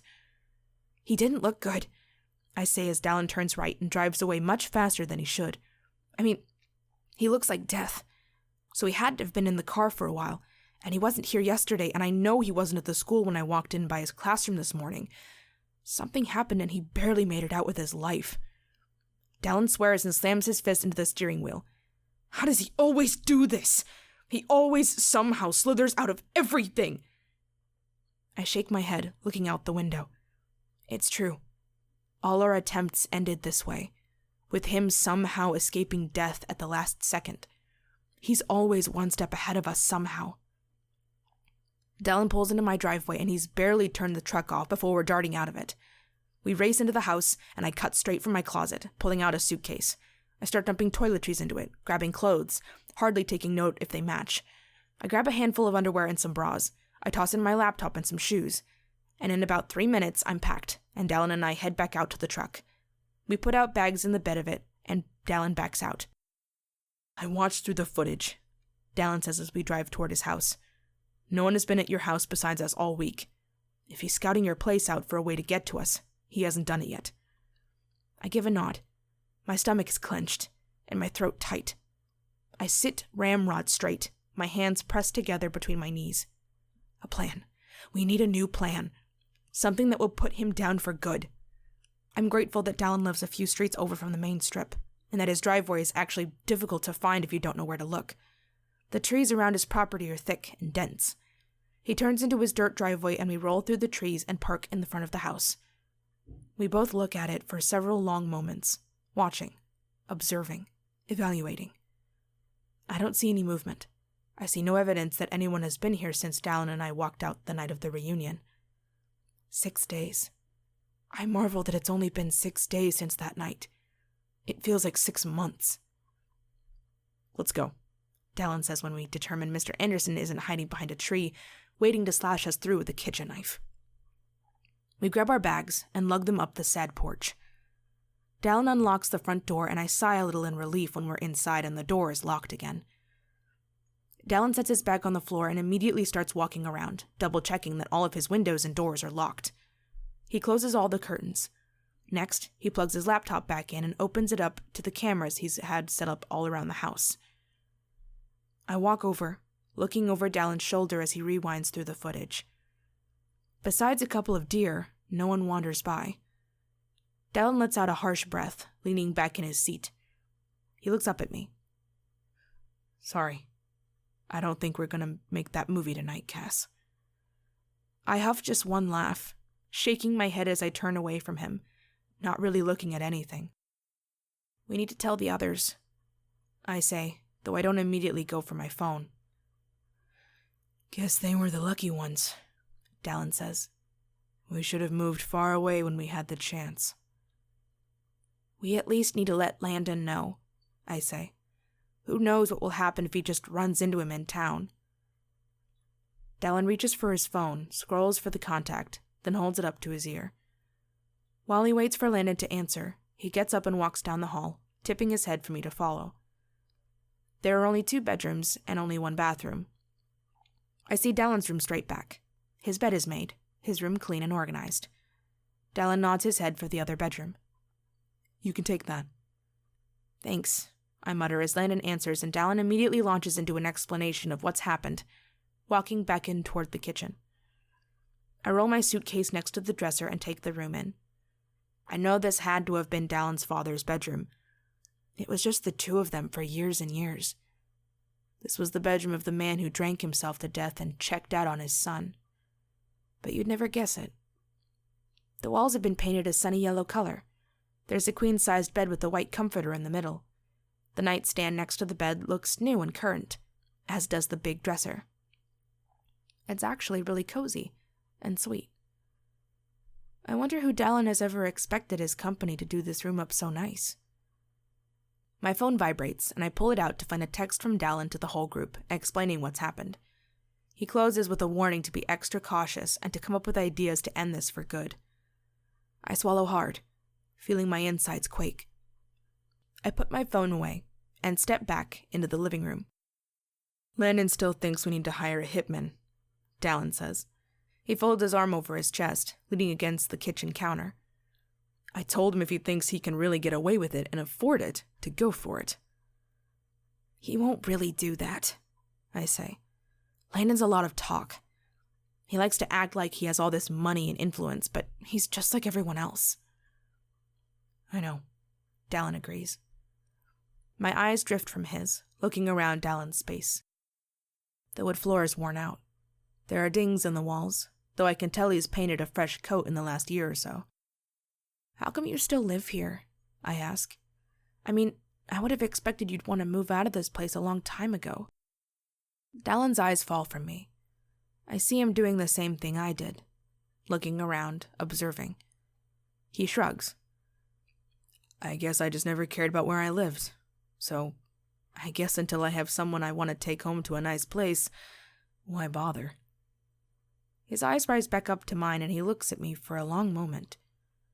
I'm not sure how to read into the silence or the weight in his eyes. You've done a nice job with it, I say when I don't know what else to say. I think I always expected you'd take off after graduation, get away from your dad. But you're a good guy for sticking around. I'm really glad you're still here. I'm kinda glad to have you around too, Cass, he says, offering this little controlled smile. I smile too, breathing out a big breath. I find that I'm exhausted. I've been on edge all week. I haven't slept more than a few hours at a time. All my dreams are dark and sinister, and I wake up gasping for air. Can we just watch a movie? I ask. Here, I need something normal. Something safe. Dallin looks at me, and in his eyes, I see that he understands. It's been a long week for him too. Yeah, is all he replies, and I think I hear something like relief in his voice. He goes to the TV and opens a cupboard. There's a collection of movies. Not a ton, but enough to give some options. He doesn't ask what I'd like to watch. He picks something, puts it in the DVD player, and grabs the remotes before he plops onto the couch. I sink onto the couch next to him, and I don't even hesitate when I curl up into his side. He wraps his arm around me, his hand resting on my knee that is tucked up into my chest. He picked a comedy, an old one. I'm pretty sure it came out when we were in high school. But it's mindless and makes me laugh. And it's the perfect movie for tonight. I sigh in relief. Feeling safe, at least for just a moment, I lean my head onto Dallin's shoulder and pretend that everything is okay in the world. Chapter 11. I actually got a hold of Emma's therapist. Isabel's voice comes through over speakerphone. My phone rang Saturday morning and groggily I reached for it on an unfamiliar nightstand. It was Isabel. We patched in Chad and Landon, and I called Dallin into the room. Of course, she wasn't very willing to talk to me or say anything at all at first, Isabel's voice says. But when I brought up Harlan, she said she was worried about Emma's safety. That could be a dangerous move, Chad says, his voice nervous. If this therapist tips off the police, they could start going around asking questions. Yeah, no way Mr. Anderson is going to go to jail and not take every one of us down, Landon adds. Don't think I haven't been thinking about that, Isabel says. All I said to her is that Harlan showed back up in Emma's hometown and was asking questions about Emma if we knew where she was. Which isn't true, but at least it doesn't raise too many alarm bells to an outsider. And? I ask. She said that Emma stopped coming for her appointments, which were every other week, as of 6 weeks ago, Isabel says. I asked the woman if Emma had mentioned anything about where she might go or places she's intending to visit. She said Emma had been talking about wanting to move to New York to pursue either writing or publishing. This therapist had been encouraging her to do it. So she might be in New York, Dallin says, along with 19 million other people. It's something, I say, looking up at Dallin. Emma was always a great writer. I mean, she hooked me with the Book of Confessions, and that was just her journal. If she's gone to New York, she'll be in New York City. That's where all the publishing houses are. Well, that narrows it down to only 8 million, Chad says in annoyed exasperation. Look, I have a lot of followers in New York, Isabel says. I can put out the word. What good is having all these people paying attention to what I say if I can't use it for something important? And if Harlan sees your posts, Landon pipes up, you might just be making it easier for him to find her. Guys, I think he already found her, I say. I sit up straighter in bed, tucking the comforter to my chest. People at school keep talking about how sorry they feel for him, that after looking for his wife for years, he finally found her and she rejected him. I think he found her. I think something happened between the two of them and Emma sent him away. Harlan is back here to get revenge on us, not to shake Emma's location out of us. Well, doesn't that just feel awesome? Chad says darkly. Guys, if Emma is okay, then why are we spending all this time looking for her? Shouldn't we be focusing all our energy on protecting ourselves? You saw the bruises he's left on Emma, Chad, I say, remembering the day he'd seen the handprint wrapped around her upper arm and pointed it out to me. The day he got involved in all of this. You really think Harlan took no as an easy answer? You really think he just let her go after spending years looking for her? He's silent, which gives me the answer to my questions. There's no way Harlan took an answer of no without a fight. I'll make the post, Isabel says. We'll get eyes on the lookout. It's better than us flying there and wandering around hoping to spot her. Good work, I say, looking up at Dallin. With that, everyone says goodbye and hangs up. It kind of feels like Emma doesn't want to be found, Dallin says. He leans up against a wall, his arms folded across his chest. He wears plaid pajama pants and a white t-shirt. I'm sure she doesn't, I say. Who knows what happened with Harlan when he found her? I'm sure she never wanted to see him again. And we're all just a bad reminder of the worst time of her life. I know I can't be, but I kind of want to be mad at her, Dallin says. He looks out the window, staring at nothing. We all went through a lot trying to help her. She knew how much danger we were in. Don't go trying to blame Emma, Dallin, I say, shaking my head. She needs to do whatever it takes to survive and move on. He takes a deep breath, his eyes rising to the ceiling. I know. I don't. I just want all of this to be over. His eyes lower to meet mine, and we stare at each other in silence for several moments. I wonder what he's thinking. I wonder what I'm thinking. What's the plan for today? I ask, because I need the confusion and the uncertainty in my head to stop. I think it's time to do some creative internet searching, he says. My brows furrowed together. We need to find some new ways to kill Harlan, Dallin says. But we also don't want to trigger any internet alarm bells and have the cops knocking on my door. I huff a laugh at my own slow brain and shake my head, and then I throw back the covers and climb out of bed. Showers first, and breakfast, and then we Google how to kill people. Dallin smiles as I walk by, headed for the shared bathroom. We end up going through several fan-made lists of ways people die in movies and books. The movie ones are dumb for the most part, and we don't dare try any of the ones from the crime TV shows, because those people always end up getting caught. The book murders are more creative. But again, most of them get caught in the end. Otherwise, you'd have upset readers that the crime never got solved. Eventually, we end up on some true crime threads. These are where my stomach turns, where I start to lose my faith in humanity. Because these were real. These happened to actual people. But we keep a notebook next to the computer and we write down ideas. Ways we could sabotage his house and make him suffocate. Ways we could shoot him and make it look like he committed suicide. We find dozens of ways to strangle him. Ways to torture him.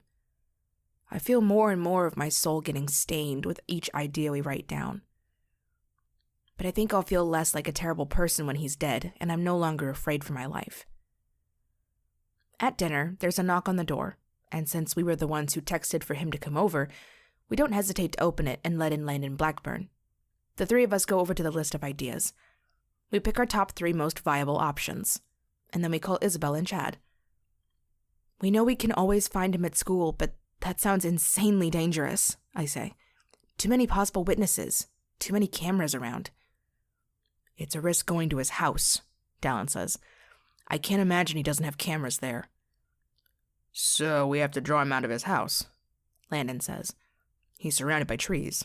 The closest neighbor is nearly half a mile away.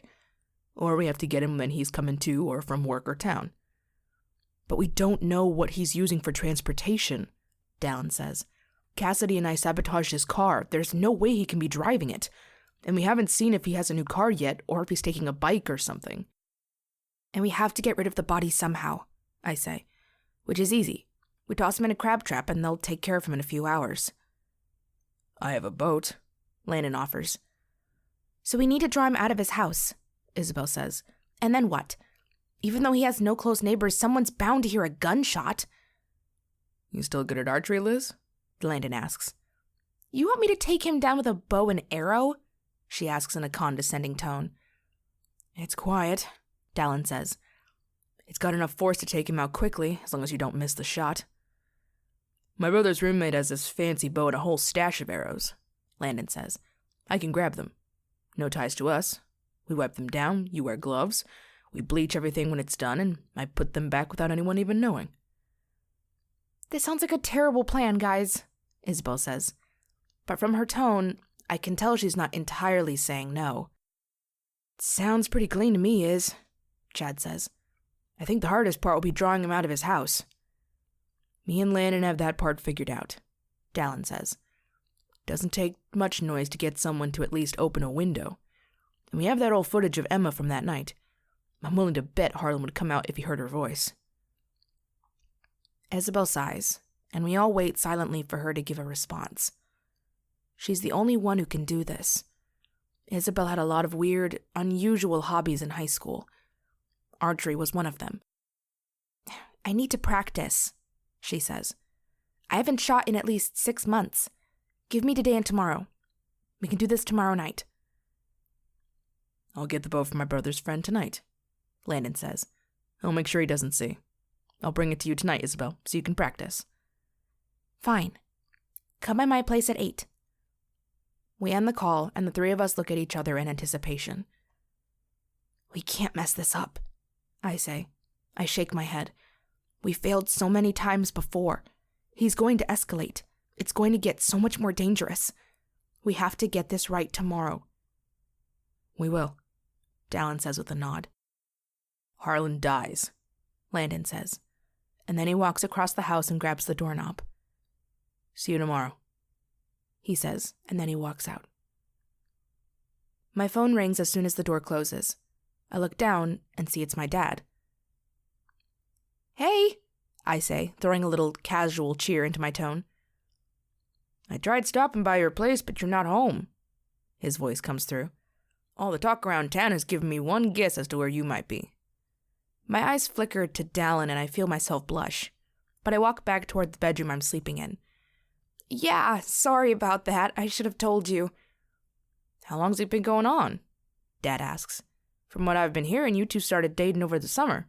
You never mentioned anything to me. I'm sorry, I say again. I guess I was kind of waiting to see if it was real before I told you. So, does this mean it is? He asks, and I hear a little hope in his voice. Since I've not been able to catch you in days now? I sit on the bed, though I don't close the door. Yeah, it's going really well. I hate lying to my dad. He's all I have left now. Mom died just a year after I graduated. She found out she had ovarian cancer, which had spread pretty much everywhere. She didn't tell us until 3 days before she died. I hate keeping secrets from Dad. But I don't want to involve him in this. I want him to stay as far out of it as possible. Bring him by sometime, Dad says. What about tomorrow? I can make you guys dinner. Throw on some steaks, make that pasta salad you like so much. Been a long time since I saw Dal and Kelly. I rub my thumb and index finger into my eyes. That sounds really nice, Dad, but we actually have plans tomorrow. Maybe next week? Sounds good, he says, always so easygoing. Put it on your calendar. I'm making a menu now. Okay, Dad, I say. I love you. Love you too, he says, and we hang up. Dallin steps into view from the doorway. I see understanding in his eyes. He knows how much I hate lying to my dad. Your dad's a good guy. I nod, holding my phone in my lap. He is. That's another reason we need to end this tomorrow. Harlan won't leave those we care about alone forever. Dallin nods in agreement, but my heart breaks for him. He doesn't have anyone. No family. I never see him out with friends. Dallin is the definition of a loser. I've got pizza in the freezer, he says, changing the subject. That sound good? I smile, nodding. That sounds perfect, actually. And I'll pick the movie tonight. 30 minutes later, we're sitting on the couch, a cheesy action movie playing on the TV. I'm sitting cross-legged, grabbing for another slice on the coffee table. Dallin is relaxed back, chowing down on his own slice, his eyes fixed on the movie. Do you think we can do this again? I ask halfway into it. I look over at Dallin, who wipes his mouth with a napkin. After Harlan is dead and the dust settles down? Dallin meets my eyes, studying me. Because this isn't quite what I expected, I say. I feel myself blush slightly, but I find that I don't really care. Pretending to be a couple, I kind of forgot what the real you was like. I'm actually having a good time despite, everything. Are you asking me out, Cassidy Walsh? Dallin asks, the barest hint of a smile showing on his face. I raise an eyebrow at him and crook my own smile. Yeah, I am Dallin Kelly. Something grows more serious in his eyes, and my stomach drops, though it isn't a bad feeling. It's kind of dangerous, kind of exciting. Dallin leans forward, and then I'm leaning forward. He hooks his hand behind my neck and his eyes fix on my lips. I wonder if he's thinking about time as well, how there isn't enough of it right now. I wonder if he's thinking about how dangerous it is to wait, because with our lives on the line, we might not get a second chance. So I don't hesitate. I lean forward. I close that space between us. Dallin's lips are soft and warm. His grip at the back of my neck tightens and he pulls me closer. I shift my position, kneeling on the couch. I brace one hand on the arm of the couch behind his head, pinning him back. His lips are hungry, but they don't rush. He breathes me in and I do the same. He smells of secrets and the woods. He tastes like danger. And pizza. I smile against his lips, but I don't break the kiss. And everything in me sparks to life when he smiles too. His hand slides up into my hair and the other hand comes to the small of my back. I open my mouth for him, just slightly. His tongue teases mine and every nerve ending my body sparks to life for him. I pull back, resting my forehead against his. My eyes slide closed, and a smile that must look ridiculous pulls on my lips.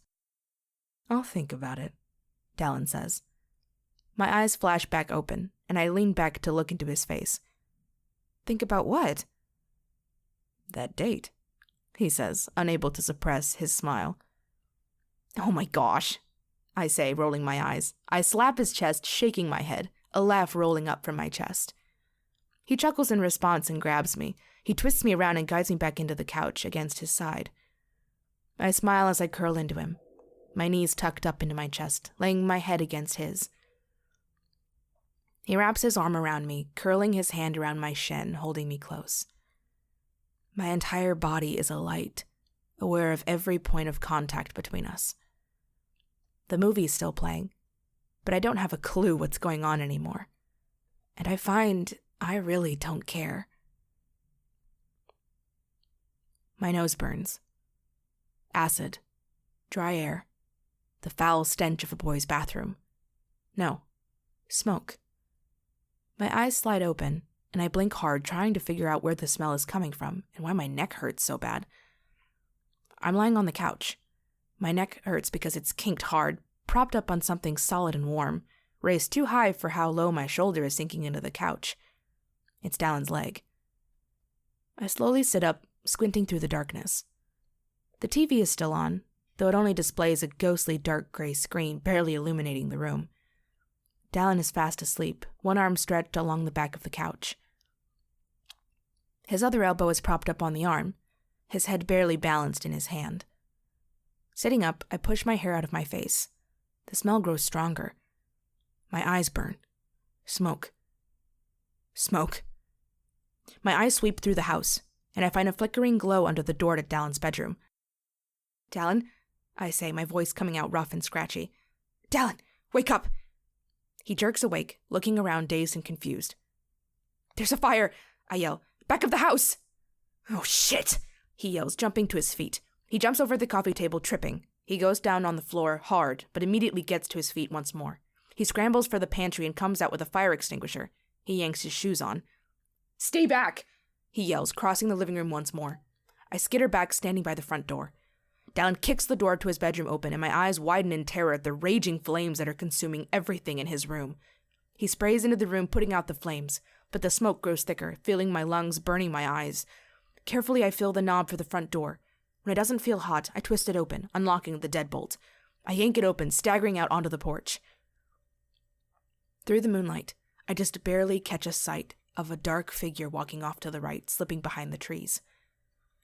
Harlan! The name scrapes its way up my throat. I turn back to the house, mentally combing through it. Frantically, I step back inside. Do you have a gun here? What? Dallin yells as he keeps spraying the flames. A gun? Do you have one? Top drawer next to the stove, Dallin says, cold dread in his voice as he keeps spraying. I dart into the kitchen. I yank the top drawer open, immediately finding the gun. I don't know much about guns, but I know enough to check that it's loaded. It is. Barefoot and wearing sweatpants and a tank top, I dart back out onto the porch. My feet scream in pain as I sprint across the gravel driveway, but the adrenaline and anger burning in my veins dulls it. With a huff, I barrel out into the road, the gun held in front of me. The road is empty. I turn back the opposite way. Only moonlight spills on the empty road with a single yellow stripe down the middle. Keeping the gun level in front of me, my finger next to the trigger, I quietly walk down the road in the direction I saw Harlan turn. My eyes scan the trees, my ears straining for the slightest sounds. I check over my shoulder, sweeping the road, the tree line.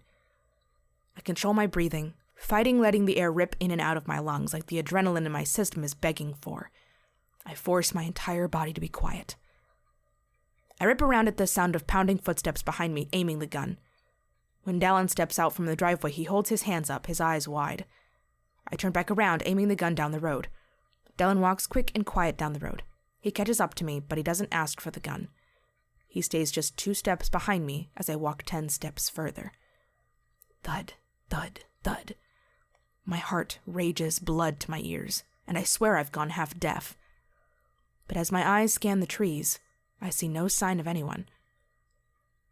He could be anywhere now, I say, still holding the gun level in front of me.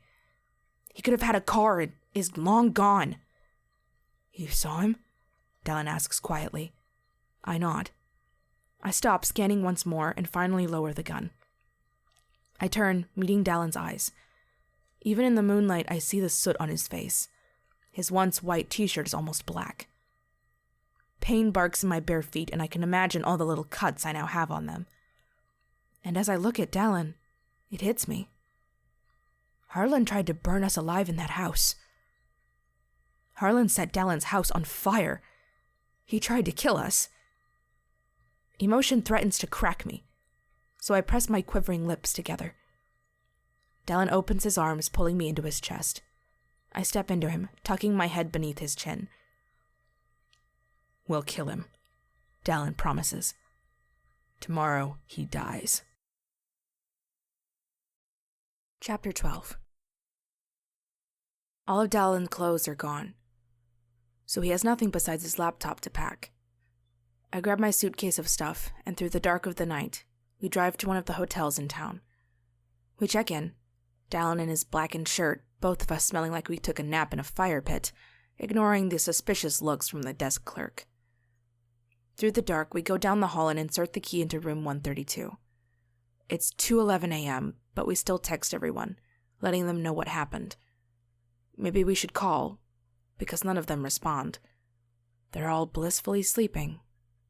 But I don't think anyone is in the same danger Dallin and I are in.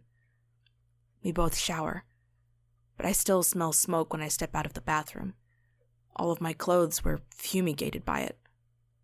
Poor Dallin doesn't have any options other than what he's wearing. He washes his shirt and pants in the sink while I shower, and is wearing nothing more than boxers when I get out. There are 2 queen beds, but when I step out of the bathroom wearing fresh but smoky pajamas, I look at him sitting on the bed closest to the door, and I don't hesitate when I climb onto that same bed. Dallin pulls back the sheets, and I tuck myself into his chest. His smell is comforting.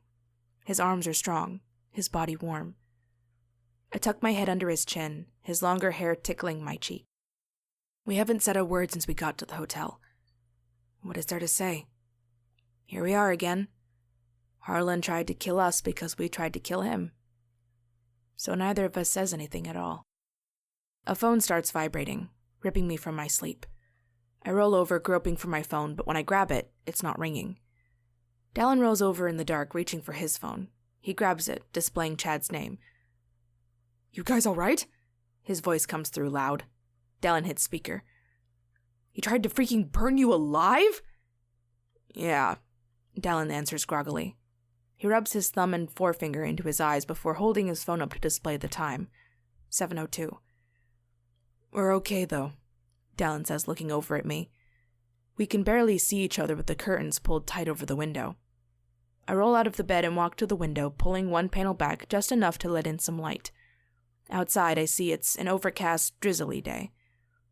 "Did the fire department show up or what?" Chad demands. I cross back to the bed, taking note as Dallin sits up, propping myself up against the headboard. He's probably 15 pounds heavier than he was in high school, but it's all muscle. I blush, grateful it's too dark for Dallin to tell, and sit on the bed facing him cross-legged. "No, I got it put out before any of it could be seen from outside the house," Dallin explains. "Well, since you're both okay and we're not in danger of being caught, I can tell you about my morning," Chad says, his tone turning dark and sour. My stomach drops. Chad should be safe. Chad lives over on the mainland. Harlan wouldn't bother with the ferry. "Peyton has been waking up at about 5 every morning lately," Chad says. "She said her pelvis hurts or something, and she can't stay asleep for more than 3 or 4 hours at a time. So she was awake when I woke up this morning. I grabbed my phone like I do every day.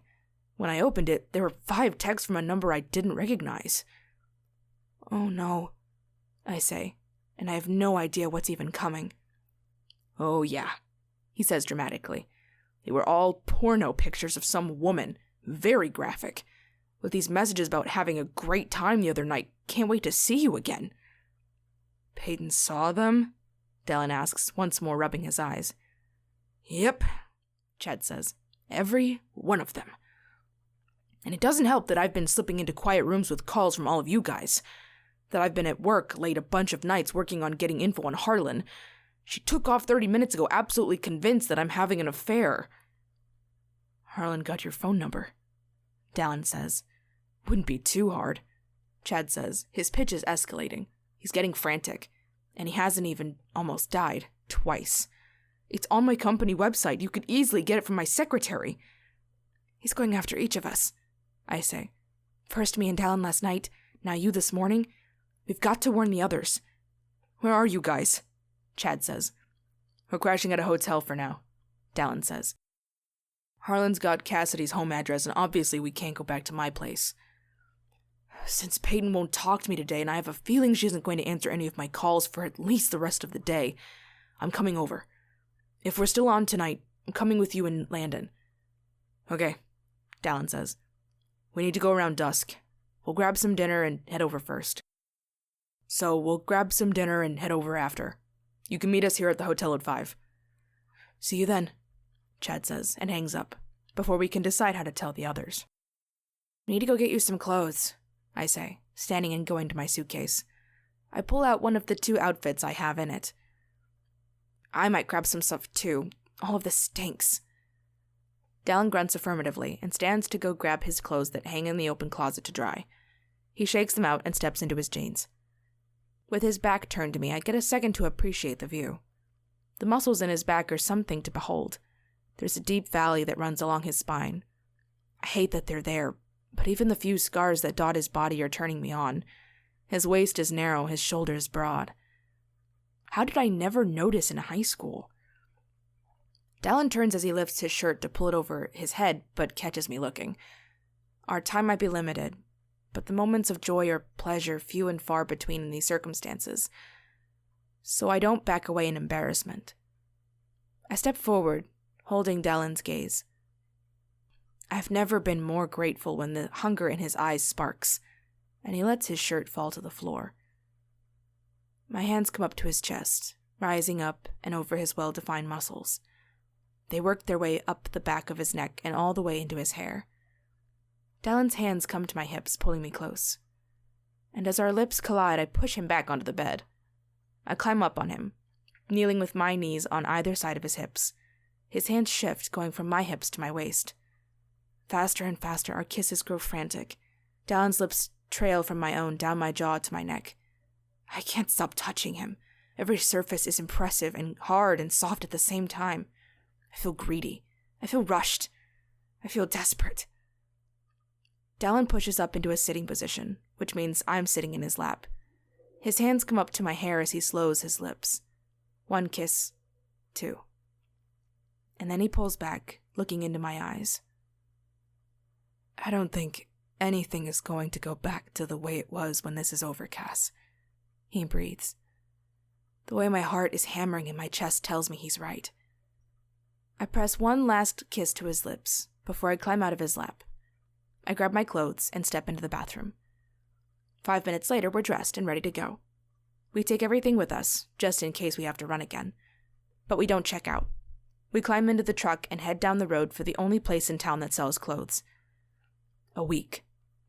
It's been a week now that we've been pretending to be a couple and plotting Harlan's demise. It was just last Sunday that we took a walk through town so that people could see us. Now the whole of South Whidbey Island knows that Cassidy Walsh and Dallin Kelly are an item. What they don't know is that we nearly died together last night. What they don't know is that we're supposed to be faking this. But I don't know how fake it really is anymore. Still, we say hello to familiar faces as we go through the store, grabbing items, putting them in the cart.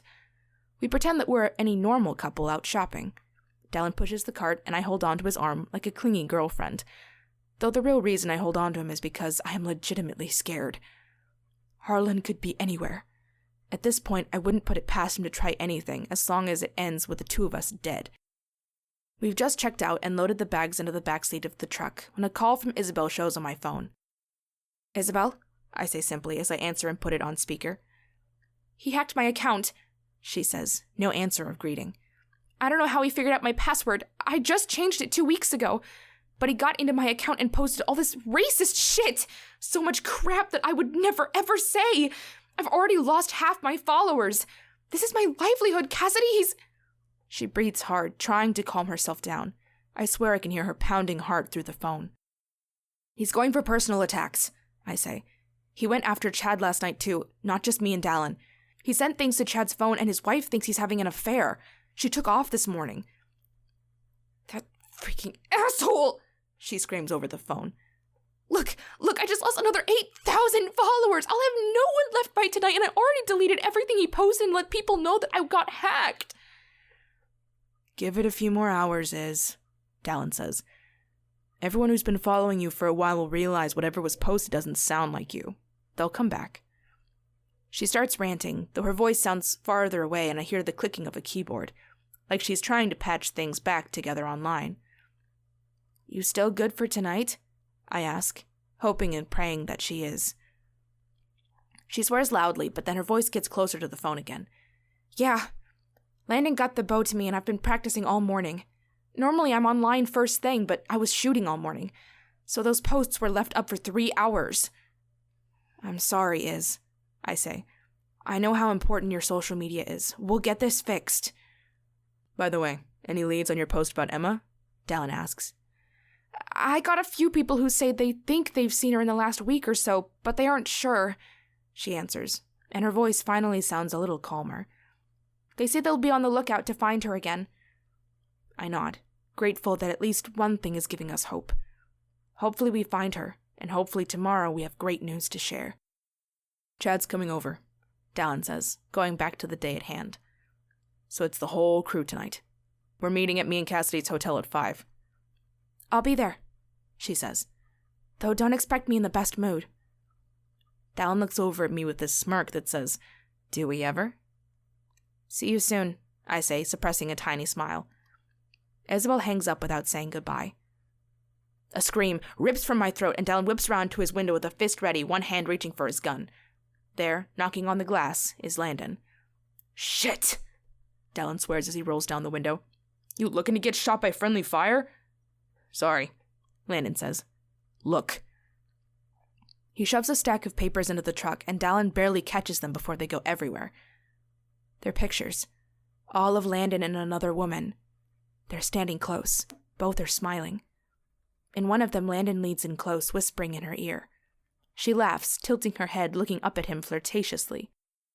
Someone left these on every bench of the church this morning, Landon says. Everyone saw them as they came in. Pastor McGibbons canceled today because everyone couldn't calm down and listen. Adeline was furious. Harlan just basically did the same thing to Chad, I say. The photos look suspicious, but it's not like anyone is naked in them. Peyton took off on him this morning. Landon shakes his head. Adeline knows I wasn't cheating. She knows Beth, the woman in the pictures. She's just embarrassed and super pissed. But now everyone at church thinks I'm having an affair and did it at the church. I look closer. I didn't even realize at first, but he's right. Those are the front doors of the church. This'll be all over town by tonight, Landon says. He reaches one hand up, lacing his fingers into his hair, tugging. Guys, I haven't told you this, but I was planning on running for mayor next year. Now there's not a chance. Dallin swears under his breath. Landon, I'm so sorry, I say, taking all the photos and stacking them together. Landon reaches for them, looking through them all again. He swears, shaking his head. He rips them all in half, and then in half again. He's got us all in the last 18 hours, then, Dallin says. Every one of us. Guess he knows me and Cass tried to kill him, considering he tried to kill us. But only went after the three of you personally. He's escalating fast, I say. We have to finish this tonight, or who knows what else will happen. Landon gives a nod, the look in his eyes dark and dangerous. Meet us at the hotel at 5, Dallin says. Will do, Dallin nods. Be careful today. You too, Dallin calls as Landon turns away and walks off down the street. There, I see his fiancée waiting for him beside his car, a sour expression on her face. Dallin starts the truck and backs out of his spot. We've got one more stop to make. Chapter 13. The woods are a lot thicker here than over by Dallin's house, or by my house. We're at the dead center of the island. We parked at a hiking trailhead, which is a half a mile away, and then we tromped through the woods like trailblazers. Now, we're hidden 50 yards outside a wooden house with the lights on inside. It's 6:30, so the sun hasn't set just yet, but it's getting low in the horizon. Isabel wears a fancy pair of gloves, a quiver strapped to her back, the bow in her hands. Dallin crouches beside her, his gun tucked into the back of his pants, a huge hunting knife clutched in his right hand. Landon stands at the ready, a baseball bat in his hands. Chad is next to him with a crowbar. I'm armed with a taser. Dallin bought it for me at the store. But I don't want Harlan anywhere near that close to be able to use this. I tuck it into my pocket and pick up a tree branch from the ground. Batter up. We watch the house, absolutely silent. One light turns off, and then another turns on. I think he's left the kitchen and gone to the living room, but it's hard to tell from here, and there are thin curtains covering all the windows. You're positive he lives alone? Dallin breathes, directing his question to Landon. I'm sure, he confirms. Whole town's been talking about him. No one's mentioned anyone else. Dallin nods. A shadow crosses over the curtain and we all hold our breath. I squint through the fading light. It's Harlan. I recognize the slope of his jaw, the angle of his forehead, the shape of his glasses. Do it now, Isabel breathes. Dallin grabs a fallen limb beneath him, Landon and Chad too. They cock their arms back and then launch them through the trees, aimed near the house. They threw them strategically, aiming them to the north end of the house. We think it's a window next to the dining room. It points away from us, but to a spot where we can easily see him. They hit the trees and the ground with a thunk that echoes all the way back to us. On bated breath, we watch. 2 seconds later, the curtain whips aside, and there's Mr. Anderson, staring out into the woods, his eyes narrowed. He scans the trees, taking his time. Patiently, he watches, his eyes sweeping left to right and back again. He can't see us. We're too far, buried too deep in the trees. After a solid 4 minutes, he lets the curtain fall back over the window. The guys wait 2 minutes, and then they throw another volley of forest debris to the same place. Isabel hands her phone over to me and I open it, going right to the video. I press play. It's a video of Emma. Just seeing her face makes my stomach tighten with anxiety and pity. It's been 10 years since I laid eyes on her. Saw her wavy dark blonde hair, her timid mouth, her nervous eyes. She's beautiful, but just looking at her you can tell she's broken. It was one of the only good times we ever had together, the 6 of us. She'd called us, asking if someone could please come pick her up. So every one of us had gone. We'd taken her to Landon's house. We'd gone up to his loft, and we just hung out there like a bunch of normal teenagers. Isabel always had her phone out. She was always taking pictures or videos. She was always posting. None of us had realized she was recording. This video is of Emma telling us about her dream to be a published writer, to make it big someday. I don't have time to pay attention to what she's saying, though. As soon as I press play, my eyes rip back up to the window. The curtain tosses aside again, and there's Harlan. Just as we planned, he pulls the window open. I hold the phone up a little higher, making sure the volume is turned up all the way. Harlan's eyes go wide. His head rips in our direction, his lips parting just a little. He can't see us. I know he can't see us. But he hears Emma's voice. The wife he says rejected him. He disappears from the window. This is it, Dallin says. Get ready. Isabel positions herself a little better, kneeling and balancing. She draws an arrow, knocking it against the string. She pulls it back, lining up her sight. Isabel aims at the south side of the house, pointed at the pavers that wrap around to the back. But my heart jumps into my throat when Harlan steps around the north side. His eyes are fixed on our position. But from his look, I can tell he still can't see us. My heart thunders in my chest. My hands get slick with sweat.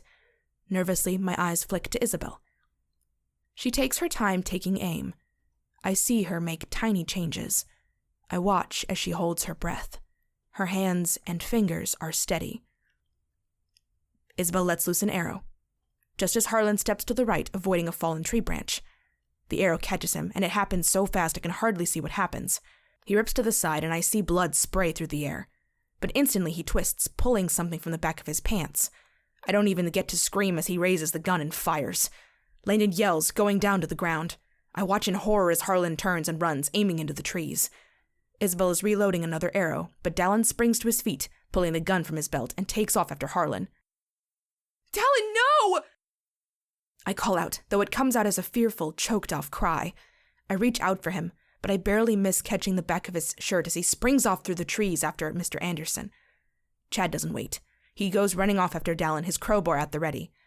Isabel crouches, the arrow nocked and ready, scanning the woods for any signs of Harlan. Landon hisses in pain, and my eyes drop down to him. He's lying on the ground, holding his thigh, and blood is covering his hands. Keep watch, I say, my stomach quivering and rolling with fear and sick. I pull my jacket off, kneeling beside Landon. He lets out a series of curses, looking pale.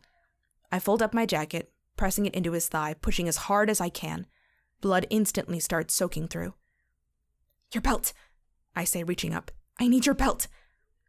With bloodied, shaking hands, Landon helps me undo it. I cinch it around his thigh, holding my jacket in place and keeping the pressure tight. How bad is it? He asks. His voice is wild with pain, agony shredding his words. It's bleeding, but I think the bullet went straight through, I say, because his leg is bleeding in 2 places. Does it feel like it hit bone? I don't think so, he grunts out. He starts cursing again, tipping his head back. He pounds one fist into the ground beneath him. I have a first aid kit at home if we can get you there, I say, looking up. We're half a mile from any vehicle, and dragging Landon that far is going to be excruciating for him. I stitched Dallin up before. If it's not too bad, I can sew you up too. He swears again, and I know he's aware of how unconfident I am at my ability to fix a gunshot wound. Why aren't there any sirens yet? Isabel says, her voice quiet and low. Are we really far enough from any neighbors that no one heard that gunshot? Doubtful, Landon grinds out. But the police station is only a mile from here. You'd think they'd be here by now if someone called it in. And then the air rips apart again, the sound of gunfire ringing in my ears. I feel all of my insides go still. And then the panic surges inside of me. Dallin! I scream out into the fading light. Well, where's the rest of it? I look up at Carl with a K, not a C, trying to evaluate his expression as he looks at me through his thick reading glasses. That's what I've got, I say, swallowing the cactus that's somehow begun to grow in my throat. It's accompanied by an electric eel in my stomach. I wanted you to read it before I wrote the rest. I need you to tell me you'll publish it. Carl looks down at the pages in front of him again, and he doesn't say anything for 13 very long seconds. His eyes scan the last page of the manuscript again, and he contemplatively brushes his fingers over his lips. It's nothing like what you've written before, he says, his eyes rising up to meet mine, though his head remains in the same position. I know, I answer, my tone flat, my words hoarse even though I've said nothing as I've sat here in his office for the last 40 minutes. 13 novels, every one of them inspirational women's fiction, Carl says. The last 9 bestsellers. And then you bring me this. I know, I say again. I hate that I can't look up at his face, that I can't hold his gaze. I hate that my publisher is a man. I write women's fiction. It should be a woman. But this is Carl, with a K, and we've worked together for 7 years now. And you're using your real name, he says. It's like a shopping list, and he ticks off every surprising thing that's going wrong with this meeting. You've used a pen name all this time, and now you're using your real name? I'm aware of how strange and off-brand this is, Carl, I say, forcing myself to speak when I really want to wither in the corner. Better yet, rewind the entire day when I told him I had something new for him to look over, but that I wanted to meet him in person. I know this is a totally different genre. I know this is my own name. You haven't just written it under your own name, but you've made yourself a character in your own book, he says, his tone getting a little louder and a little more... just more. He isn't being cruel. No, I know what cruel feels like. He's just trying to deal with his surprise. This is... I don't exactly know what to do with this, Emma. I swallow once. I hold his gaze, and I know that I have this tiny window. I can say, just kidding. I can make a self-deprecating comment and tell him I don't know what I was thinking. I can take those pages back. I can brush this all off and make it like it never happened. But that's not what I do. I reach down into the bag next to my chair. I open the top. I reach within its depths. My fingers grasp the cool metal of the spiral binding, and I set it down on Carl's desk. The yellow cover barely holds onto the binding. It's creased and wrinkled. There's water damage on it. A bloody thumbprint is visible from the front, a match to the 4 finger marks on the brown back cover. Carl's eyes fix on the notebook, and I watch as all the color drains from his face. A yellow notebook. A bloody thumbprint. Hesitantly, he reaches a hand forward. He doesn't touch it right away, as if he's afraid to put his own fingerprints on it and leave evidence of his knowledge of its existence. Is this? He asks. He doesn't say anything else, and he doesn't take his eyes off of it. It is, I say. I used my own name because everything in that notebook really happened. Carl gently opens the yellow cover, and there are the words, written in my own handwriting that Carl recognizes. The Book of Confessions. Now that Carl has had an entire minute, maybe a bit more, to process what I've just laid on the table, his eyes leave the notebook and come to meet my eyes again. Emma, are you trying to tell me that this manuscript isn't a work of fiction? He asks. I don't let my gaze waver. Everything from the Book of Confessions happened, I say. All the parts from high school are real. I lived in a nightmare for years, and then my senior year, for some reason, 5 people who were basically strangers noticed I needed help and decided they cared. And together, they tried to kill Harlan Anderson. Carl swears and leans back in his chair. He rests his elbow on the arm of it, balancing his chin between 2 fingers and his thumb. But where this book starts, with Cassidy and the reunion and Harlan returning to South Whidbey, that's all fiction, I say. Carl swears again. So, Cassidy, Dallin, Chad, Isabel, Landon, they're all real people? I nod. They are, though I changed their names so no one will ever know what they did. Carl is overwhelmed. He swears again. His eyes go back to the manuscript. He stares at it for a good long 30 seconds. Harlan Anderson, he really did. He trails off. No one wants to talk about the ugly truths out loud. No one wants them to be real. He did all those things to me, I say. Forced me to be with him, made me marry him, tried to act like we were a happy, normal couple. And then we tried to kill him. And you all failed? He asks for clarification because right now my fiction and reality are looking very fuzzy. I nod. We did. But after that night, the one I've hinted at, he left, and I moved in with Isabel. And 6 months later, I got confirmation from the police that he killed himself. Pills. They notified me because, legally, I was his wife. Carl swears again. He keeps looking at the manuscript like it's a dirty banana peel I hauled in from the subway and set down on his nice, clean desk. And this night that you keep hinting at, he says. His eyes finally rise back up to mine. The one where everything went wrong, you're actually gonna write it? I lean forward, grabbing the notebook. I flip through it to the pages toward the back. My stomach drops as I read familiar words, as memories come rushing back from the rear of my brain. I open the notebook all the way and set it back on the desk. It's the account of that night. It's already written, but yes, it's coming in the book. I promise. Carl makes a noise of disgust and reaches forward. He closes the notebook without looking at the words. Why are you writing this, Emma? He asks. He folds his arms over the desk, finally looking me square in the eye for the first time since he finished reading the pages. I sit there, my back ramrod straight, and I blink twice. 3 times. Because I have to get it out of me, I say. My tone is flat, and I'm fighting very, very hard to keep it that way. Because I never went to the police, and I should have. Because it took me 9 years to go to therapy to help me deal with it all. Because once it's all out of me, I think maybe I can stop faking all those other books that I write.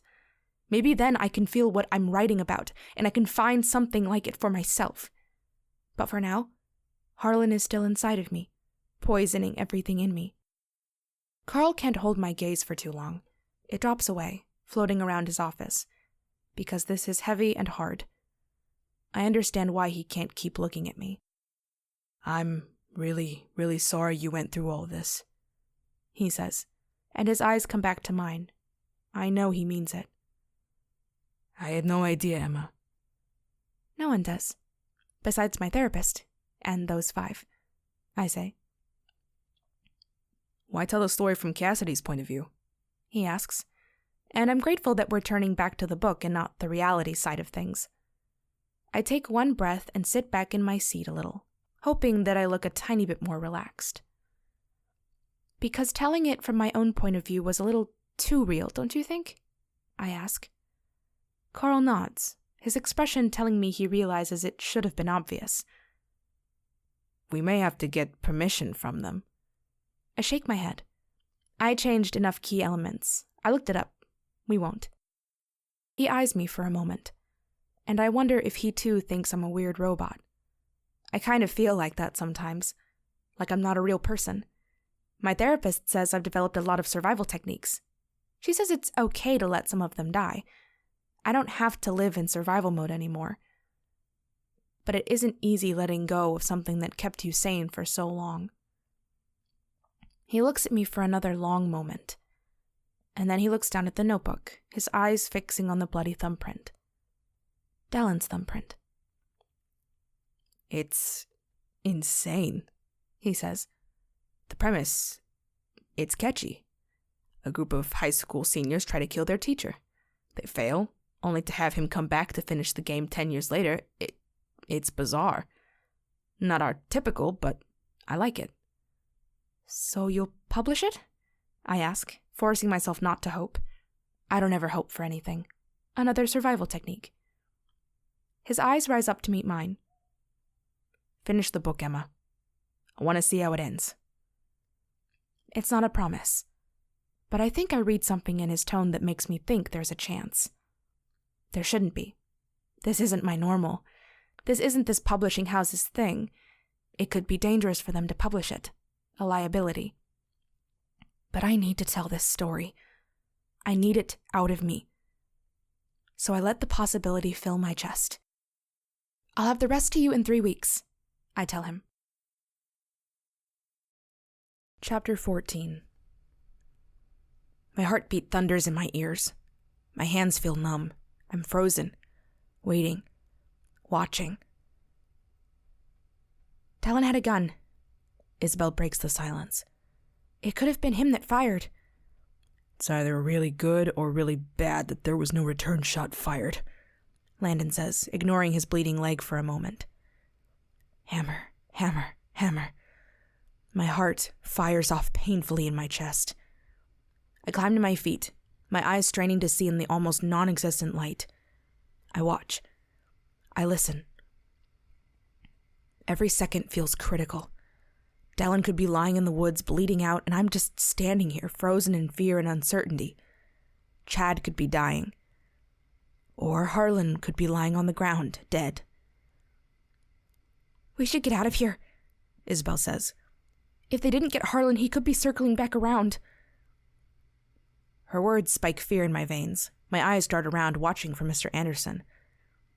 With the snap of a tree limb, my eyes dart to the left, and Isabel points an arrow in that direction. It's us, Chad calls, and through the very last of the fading light, I see him hold his hands up, the crowbar balanced between his hands. Don't shoot, Iz. She lowers the bow, but only slightly.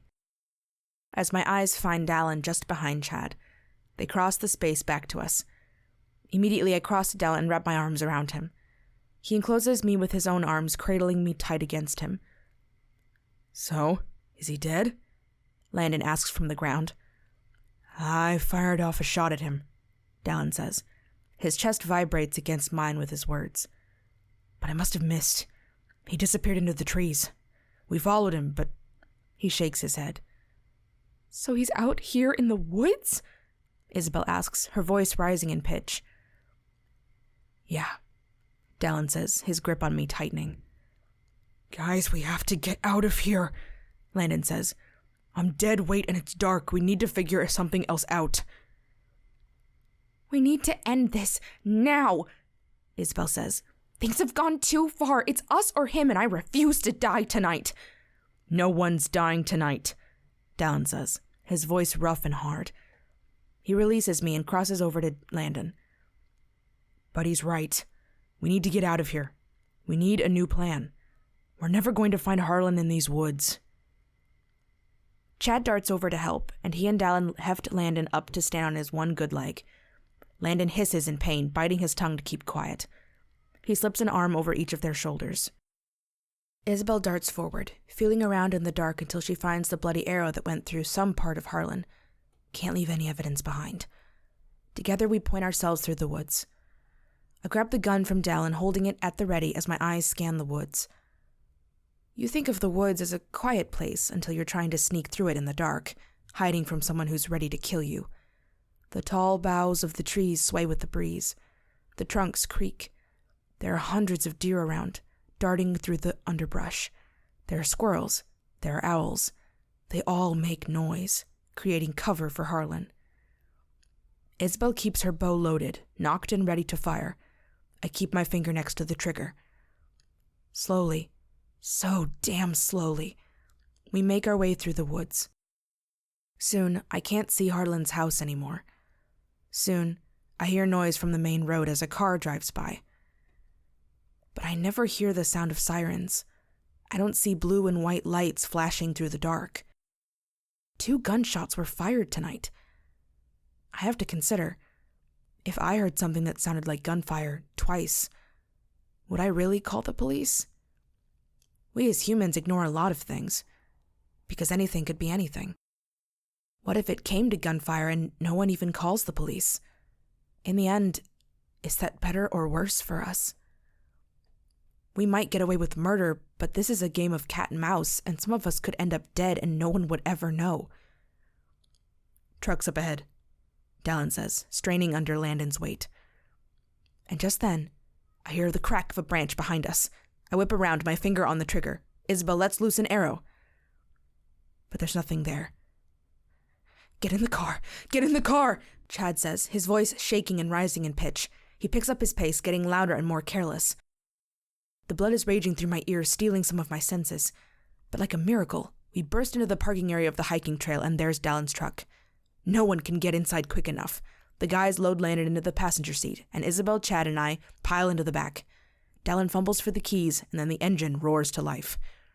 Where now? He asks as he backs up and then pulls onto the road. We've got to finish this, Isabel says again. It's not like anyone can just risk going home. It's blood for blood now. I can't let Adeline see me like this, Landon groans, keeping pressure on his leg. I can't go home tonight. We have to swing by my place and get the first aid kit, I say. We could just stay at my house. He knows where I live, but I'm in a neighborhood. There are 5 of us. I think we can risk those odds. You sure? Chad asks. He did try to burn you and Dallin alive in his house. My house is invisible, Dallin says. But I don't think it's worth the risk, Cass. I think we'd need to go back to the hotel. It's less likely he'll figure out we're there. I nod, though my brain is already racing, thinking of what's next. Dallin pulls into my driveway, and Chad darts out of the truck with me. My heart is hammering the entire 2 seconds it takes me to enter the garage code. We're both running as we go, past my car, and then duck into the house. Neither of us says a word as I go straight for the hall closet. I rip the door open, already reaching for the top shelf. With a mother who is a nurse, my first aid kit isn't your standard home kit. I've got more than a few supplies you'll only find at hospitals. Let's go, I say, closing the closet and aiming back to the garage door. Chad doesn't say a word as he follows behind. We pile back into the truck, the garage door closing, and we back out of the driveway. Considering no one is saying a word, the cabin of the truck feels incredibly loud with thoughts as we drive through the dark. We need a plan. We need to end this. But how the hell are we going to find Harlan? He knows we're coming after him. He's not stupid. One thing at a time, I tell myself. The right here. The right now. Landon is bleeding. I can do something about that. We pull into the parking lot of the hotel. Chad and Dallin help Landon out of the truck, immediately taking him to my hotel room. Isabel goes to the front office, requesting the adjoining room to mine and Dallin's. Landon lets out a huge groan of pain as he limps into the room. I grab a towel from the rack and lay it on the empty bed so we don't get blood all over it. Landon hisses as he lays back, his entire body shaking in pain. Help me get his pants off, I tell Chad. I need to see how bad it is. More groaning and hissing as we have to remove the belt, and Dallin and Chad wrestle his pants down. There's blood all over, turning black and dark. But as I wipe it all away with the wet towel, I'm relieved by what I see. It went clean through, I declare. It didn't hit any arteries, or this would be bleeding a whole lot more. You'd be sure, I think, if it hit bone. The muscle is going to be all torn up, but I think that will heal up on its own. That's great, Cass, real great, Landon says sharply as he hisses in pain. Don't scream when I stitch you up, I say, turning away and digging through the kit. I find the sterilizing wipes, needles, and thread and pull on a pair of gloves. Landon hisses and throws his head back into the pillow, but to his credit, he doesn't scream. I sink the needle into his flesh, sewing him back together, praying that I don't cause more damage, praying that it's not serious, that I'm not making it worse. I'm flashing back to when I was 18 years old, sewing up Dallin's hand, his blood all over me. Both of us were cold and shivering. Both of us were in shock. There's a knock from the door that goes from this room to the other, and everyone jumps hard with a yell. Open up, Isabel says through the door. It's just me. Chad crosses the room and opens the door to the room next to us. Isabel standing in the doorway. So I've been thinking, Isabel says, immediately stepping into our room. Harlan could go running around the entirety of the island and we'll never find him. We can hope that he will go back to his house, but he's not going to feel safe there anymore. But he might show back up at work tomorrow. He's a teacher. He's not just going to bail on his classes. He missed a day and a half last week, I point out, though that was probably because he almost died. All the more reasons in our favor, Isabel says. If he missed days last week, he can't afford to miss school this week, unless he's just going to screw it all and really mess up his life here and get fired. So we catch him at school and then what? Chad asks. Shoot him dead in front of a class full of 20 students? I don't know yet, Chad, Isabel says, spite and venom creeping up in her voice. But we need to come up with something real and viable. Do you have any bright ideas on how we can find and get our hands on him in the next 24 hours? Chad looks darkly at Isabel, but he doesn't say anything. Guys, I don't think there's any way I can show up at school tomorrow, I say. My stomach is rolling at just the idea of it. This has gone too far now. I don't think I can see him tomorrow and not... No way, Dallin says, agreeing with me. Not a chance. We've pushed this far enough this last week. So we take him out after school tomorrow, Isabel says. We get to him before he leaves. We follow him out the doors. I shoot him then. No one says anything. It's only a shell of a plan. It's not a lot to go on. But it's our only chance of finding him. And right now, no one knows what else to do. Roll over, I tell Landon when I'm finished with the front. He moans and groans, pressing a pillow into his face as he flips. I stitch the back up more quickly, having more confidence. He lets out a huge huff of a breath when he rolls back onto his back. Exhausted, mentally and physically drained, I climb into the other bed. We should get some sleep, Dallin says, looking down at me. We'll get up early. Make our plan while he's at school. I don't think any of us are thinking straight tonight. No one really says anything, but an affirmative noise fills the air. Isabel turns back into the room she paid for. Looking around, Chad awkwardly follows her to take the second bed in there. Dallin goes to the door and does the deadbolt and the lock hook. He flips the light off and I hear him slide his shoes off. He lays down, and I don't even hesitate when I crawl over and curl up into his side. He wraps both his arms around me, pressing his cheek into the top of my head. Maybe we can just run away, I say quietly. We just forget our lives here and we leave. He can't follow us everywhere. We head to Mexico or something? Dallin asks, his voice low. I feel it vibrate all the way into my own chest. Go live on the beach and sleep in hammocks? I nod, imagining how nice normal would be right now. I could take being a runaway if it meant I could sleep with both eyes closed and not feel scared for my life by going into work every day. But we take that first date on a beach somewhere, Dallin asks. When this is all over, we get away somewhere, forget about reality for a few days. Pretend it never happened? I nod again. I'm down. Dallin holds me tighter. I tip my face up to his, and through the dark, his lips find mine. This kiss is gentle, almost scared. Dallin has been right here in front of me for over 10 years, and I'm only just now seeing him like this. I don't want to lose him when we've just realized what's always been there. But we don't deepen the kiss. It stays gentle and innocent. It holds a promise to watch out for and protect each other. That there will be more to come later, that we'll get the opportunity to explore all our possibilities. So for now, I just lay here against him, telling myself that we're going to survive the night, and that we'll somehow end all of this tomorrow. Chapter 15. It's dark when I wake up. My heart instantly jumps into my throat, my body reacting on instinct. I'm already getting programmed to live on a constant state of fear. My head whips to the side, finding a sleeping form across the room, lying alone in the bed. Looking back to the other side, I find Dallin on the far side of the bed. Letting out a hard breath, I close my eyes for just a second, telling my heart to calm down. I'm safe. We're all together. Harlan isn't here. I listen through the dark, picking up the sounds of Landon breathing. We left the door between our rooms open, and in that other room I hear Isabel snoring. She's always snored. I can't hear Chad, but I trust he's in there. 10 years. 5 near strangers. Just a bunch of teenagers who were leading normal lives. Then the Book of Confessions came into our lives. And then there was us.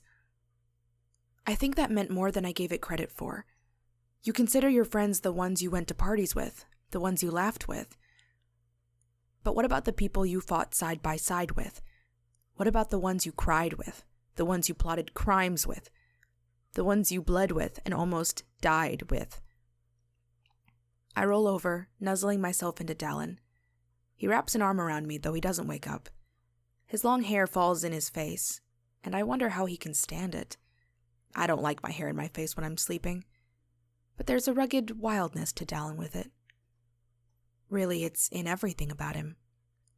He was always the troubled kid, the one who skipped class nearly as much as he was in it, the star athlete that could have gone on to play in college if only he'd cared enough. I can't think of anyone that he dated in high school. All the girls liked to look at him, but they didn't dare approach. I reach up and move Dallin's hair out of his face. His eyes flutter open just a little, meeting mine in the dark. His arm around my waist tightens, pulling me slightly closer to him. A spark goes off in my lower belly, and I love the look of hunger and want I see in Dallin's eyes. I swear, if you two start humping with me in the same room, I'm gonna call up Mr. Anderson and tell him exactly where you are. Landon's voice cuts through the dark room. My face instantly flushes red, my stomach dropping into oblivion. Like you've got a leg to stand on, Dallin says through the dark. I immediately owe at the digging joke. You're having an affair right at the church, remember? Landon launches a pillow through the dark, hitting Dallin square in the head. Dallin grabs it, about to volley it back when I grab it out of his hands. Stitches, remember? Yeah, I'm fragile right now, Dallin says. No attacking the injured. You're sleeping in your own room tonight, Dallin growls at Landon, pulling me tighter into his side, burying his face into my neck. Who thinks we're getting any sleep tonight? I hear Isabel say from the other room. Hopefully we're committing murder tonight. As always, you're an excellent mood killer, Iz, Landon says from his bed. Thank you for your service. Anytime, she says in a deadpan voice. So, what's the plan, guys? Chad asks. I hear him roll out of bed, padding barefoot into our room. He pushes the curtains open, letting in pale gray light. I shield my eyes for a second as they adjust, then lower my hand. It's raining outside, the sky completely overcast. Chad's eyes go right to Dallin and I, snuggled up in the bed, then over to Landon. A second later, Isabel walks in wearing no pants, just her underwear and the same t-shirt she was wearing last night. I need to call the school and get a sub, I say, rolling out of Dallin's grip and grabbing my phone from the nightstand. I climb to my feet, scrolling through the contacts. When I find it, I hit the number. I explain that I'm sick, that I've been throwing up all night. The sub can have my classes watch a movie. I've got a rack of them under the TV, all booked to movie adaptations. It's not even hard. They don't even question me. I hang up, turning back to the others. Dallin sits up in the bed, his back propped up against the headboard. So, I've got an idea. But I kind of hate everything about it. Chad and Isabel go to the school. They take Isabel's car, because at this point, Harlan will recognize Dallin's truck or possibly even my car. They watch in the parking lot, keeping an eye out for Harlan. He shows up to school bright and early in the morning in a new white car. He walks up to the doors without even limping, so we know that Dallin's shot missed him completely, and Isabel must have hit him above the waist. Harlan smiles and talks to people like nothing happened at all. He goes into the school, and he doesn't come back out. Not during lunch, not during his break period. While they watch at the school, Dallin, Landon, and I plot the rest at the hotel. We grab Dallin's gun, Landon's gun, my taser. And then we wait. 12 o'clock. 1. 2 o'clock. At 2:15, we get into Dallin's truck. Landon sits in the back seat with his shot-up leg resting across the seat. I sit perched on my own, my back not even touching the backrest. My hands are pressed tightly together, stuck between my legs. Dallin's knuckles are white as he grips the steering wheel. 5 minutes before school gets out, we roll into the parking lot, parking 1 row back and 6 stalls over from Isabel's car. Call if anything shady happens, Dallin says, looking into the back seat at Landon. He just gives a nod, holding his phone and his gun in his lap. We climb out of the truck, and I watch as Dallin slips his gun into the back of his pants as he climbs out. I slide the taser into my pocket. We cross over to Isabel's car, and she rolls down the windows at our approach. Nothing new? I ask, stopping at the passenger side next to Chad. He holds a gun in his lap, and it looks wildly out of character. I can't believe Mr. Garish is still here, he says, looking at the doors of the high school. But no signs of Mr. Anderson. He's still inside. Dallin nods. Good. Stay out of here until we give you the signal. He'll scare off if he thinks we're all here. But don't let him leave. We won't, Chad says. He shifts his grip on the gun. Isabel's borrowed bow lays in her back seat.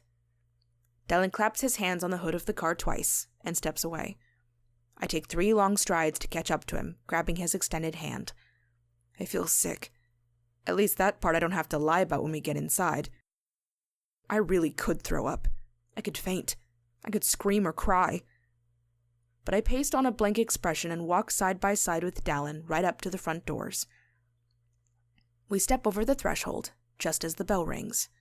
We cut to the left when we get inside, and begin fighting our way through the students who rush out of their classrooms to their lockers. It's a barrage, but Dallin doesn't once let his grip on my hand go as he pulls us through the masses. Hammer, hammer, hammer. My heart rate spikes to a painful speed as my eyes fix on the doorway ahead. My feet feel heavy, and I would have slowed if Dallin weren't pulling me forward so certainly. And then we break into view. My eyes find one of my students in the crowd. I pick her out, talking about an upcoming project, stopping right in the middle of the hallway, straight on from his doorway. It's an act, all planned out. I chat for 20 seconds, and then I look. And just as we'd hoped, Harlan Anderson is standing there in his classroom, looking straight at Dallin and I. He fixes us with a dark look, his chin slightly tucked. He wears a bulky sweater, and I notice that he's favoring his left arm. Isabel shot him somewhere. The fingers of his right hand are balled into a fist. He's trying to look calm, composed, normal. But I read it all in his eyes. He knows what we tried to do last night. He knows where this is all headed. I crook a little smile for him. I lean in a little closer to Dallin, who just stares at Mr. Anderson, heated gaze for heated gaze. And then we both turn and head down the hall. We aim for the general direction of my classroom, though this hall also leads to the gym and a dozen other classrooms. We look back as we turn right down another hallway. Harlan still stands there staring, watching. I crook another smile for him as we step forward and out of sight. My heart goes racing through my entire body, somehow filling every bit of it all at once. What if he just runs? I blurt out once we're 10 steps down the hallway. He's not going to run, Dallin says, though I hear just a little bit of a question mark in his voice. He's going to want to settle this too. We tried to kill him last night, and then disappeared. He's going to want to keep us in his sights. I nod, telling myself that Dallin is right. But really, I'm just imagining Harlan walking right behind us, pulling a gun and shooting us both in the back of the head. I glance over my shoulder, my eyes scanning the faces in the crowd. But all I see are students. We reach the end of the hall and make a right, hooking into the office. Cass, what are you doing here? Ava asks, her brows knitting together as soon as she sees me. You look like you're going to keel over right now. Go home and rest. That's what I try to tell her, Dallin says, dialing up the charm as he gives Ava a smile. But she insisted that she had to come in and take care of some stuff. Oh, Cassidy, Mrs. Deffin says when she sees me as she turns the corner. I heard you were sick. You need to go home and rest. I'll bring some chicken noodle soup by later. That's okay, Lydia, I say, trying to offer her an appreciative smile. Dallin already has some cooking. I just came to get my papers and make sure everything went okay with the sub. Well, you got Martell, and everyone knows he's the best. A chill walks its way down my spine at the sound of Harlan's voice. I turn to see him standing at the mailbox, grabbing his papers. My eyes meet his. I feel all the remaining color drain from my face. It's a good thing everyone thinks I stayed home sick. Harlan, however, looks cool and composed. He tucks his mail under his left arm, though I note he does it very carefully, and slides his hands into his pockets. Martell, huh? Dallin says when I come up at a complete loss for words. He's some kind of super substitute? The best, Harlan says at the same time as Ava, who nods her head. Well, who would have guessed, Dallin says, keeping his tone cool and even. You have a good day today, Mr. Anderson? Harlan crooks a little smile in one corner of his mouth. He looks at Dallin, and then me. It's been perfectly pleasant, he says. The others in this room have no idea what's happening beneath the surface of our words. They have no clue what's about to happen within the walls of this school. Glad to hear it, Dallin says, offering a small smile. Guess you'll get to head home soon then. Oh, Harlan says as he steps across the office out beyond the front desk. I don't think I'll be going home any time soon tonight. Got some unfinished business to take care of. All of the hairs on the back of my neck stand on end, and I have this sudden flashback of Emma walking into the front office. I could tell how thick she'd coated the makeup on her face. I could see her fingers shaking. I could practically hear her screaming for help as she met my eyes. Oh, us too, I say, and my voice doesn't shake, and I'm suddenly not scared. I guess we'll be seeing each other around this evening then, Harlan says as he lays his hand on the door. He offers a controlled smile, and then steps out, aimed back in the direction of his classroom. I hear Ava let out a controlled breath, and my eyes slide over to meet hers. She shakes her head. I swear someday the two of you are just going to kill each other with your laser eyes, and that'll just be the end. Good night. I don't have a witty comeback, and neither does Dallin. I take his hand, grabbing my mail with the other, and pull him back to the door. In quick, clipped steps, we walk back down the hall toward my classroom. We close the door behind us as soon as we step in, finding it completely empty. How long does it usually take the school to empty out? Dallin asks as he stops by the door, looking out the small window. I shake my head. I mean, the latest I've ever stayed here on a school night is 5:30. There were still a few other teachers here. I guess by 6 it'll be dead? Dallin's eyes flash up to the clock that hangs above the door. It's only 2:40. I pull out my phone and set to texting the others. He's here. We talked in the office. The game has started. Chad's response comes in 10 seconds later. Be careful when poking bears. Teeth. Claws. I shake my head. And with a sigh, I go to my desk. I lay my bag on it, on top of the note from Martell saying everything went fine. But as my bag tips over, a notebook slides out. My eyes fix on the yellow cover. On the bloody thumbprint. With shaking hands, I reach for it as I sink into my chair. My fingers flip the pages, and my eyes fix on the date before the one that was nearly my last. March 3rd, 2010. Landon. I went to Emma's house last night. I was going to confront Mr. Anderson. I was ready to use my bare hands if needed. I would have done some really, really bad things. I snuck around the back and was watching through a window. They had it cracked open because it was actually warm. I could hear Mr. Anderson talking about going out on his boat tomorrow. Emma was there, and she told him she didn't want to go. He said maybe she'd feel different tomorrow. A boat. We can't ask for a better chance than that. We kill him, roll him overboard. The end. It's over. I called everyone tonight. We made a plan. We all agreed. Mr. Anderson dies tomorrow. March 5th, 2010. Dallin. Everything went wrong. Literally everything. Landon screwed up. We thought we had it planned out, but it all went sideways. And Cassidy nearly died. I nearly died. And Mr. Anderson's still alive. Dallin's blood is all over the page, smearing onto the page before it and the next 5 pages after the entry. March 5th, 2010. Me. It was a good plan. At least it seemed like it would be. Landon came back and told us that Mr. Anderson was planning on going out on his boat yesterday, which was Sunday. We made a plan. We'd all be hiding on the boat. When he got out far enough into the water that no one would hear whatever might happen, we'd ambush him. We'd kill him. We'd throw his body in the water. The end. We had to get Emma in on this. We all would have rather left her out of it. She's been through enough. We just wanted to take care of this for her and then show her it was over, but we didn't know what boat was Mr. Anderson's. We didn't know what time he'd be going down to the marina. She told us which boat it was. She told us he was going out at 3, just enough time to get home after school and get ready and then get to the boat. She somehow talked her way out of not going on that romantic boat ride with Mr. Anderson. It's a good thing our biology class is during 3rd period. Harlan might have gotten suspicious if we didn't show up for his class. We all skipped 4th period and headed straight down to the dock. It didn't take long to find Mr. Anderson's boat. There are only about 50 slips at the marina.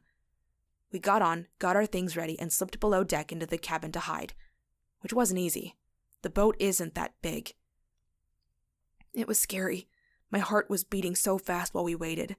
Chad kept muttering the whole time, on the brink of a complete freak-out. I've never met anyone who's worse under stress. Isabel was just silent, looking totally ready to do this.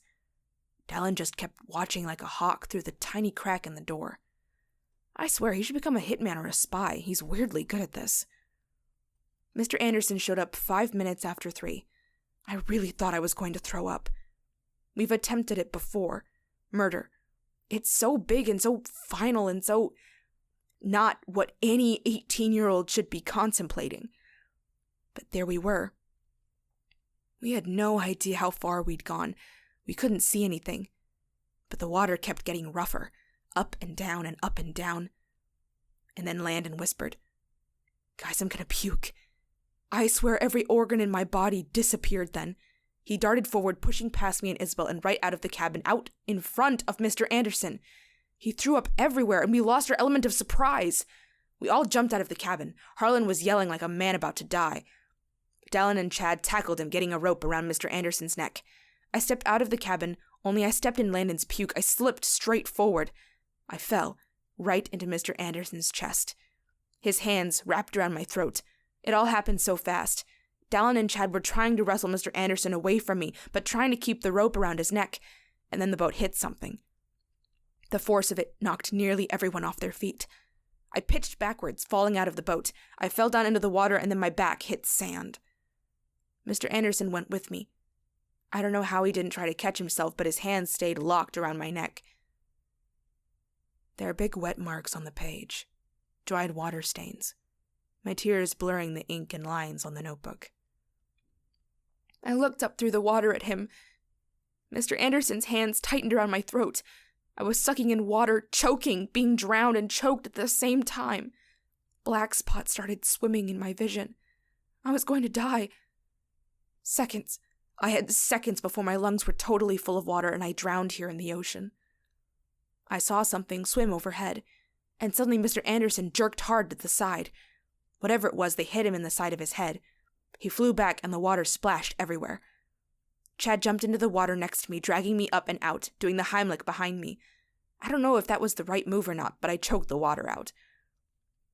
And there, on shore, I saw Dallin's fist connecting with Mr. Anderson's jaw.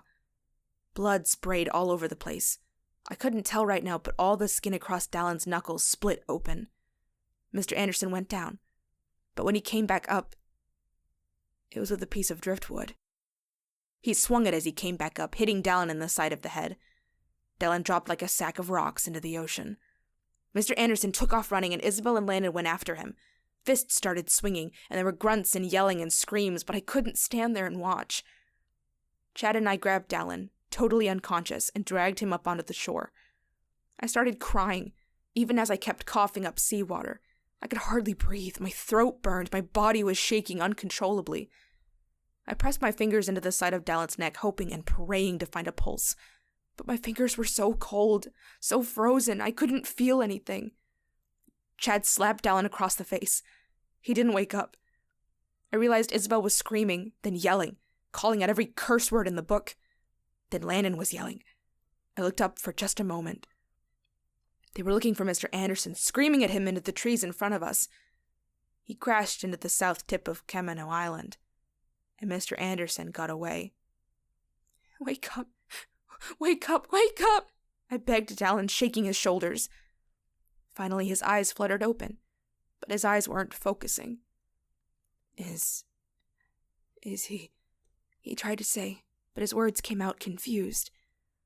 Landon came walking back then, squatting down next to me and Dallin in the rocky sand. He's gone, guys. I can't find him. Isabel walked back over, and even though her face was still stony, still controlled, she leaned over a huge log of driftwood and threw up. What do you mean? Chad demanded. You just follow him? It's not that hard, Landon. I screwed up, Landon said as he dragged his fingers through his hair. He stood up, looking around like he could either spot Mr. Anderson fleeing through the woods or somehow rewind it all and not get seasick. I screwed up. I'm so sorry. I started shivering, my whole body shaking painfully. Chad shrugged his jacket off and put it over my shoulders, even though it was half soaked too. We need to get you to a hospital, Dallin, I said. There's no way you don't have a concussion. I grabbed his hand. It was bleeding. Bad.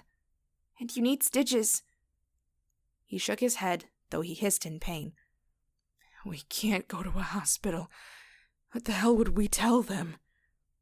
He's right, Isabel says.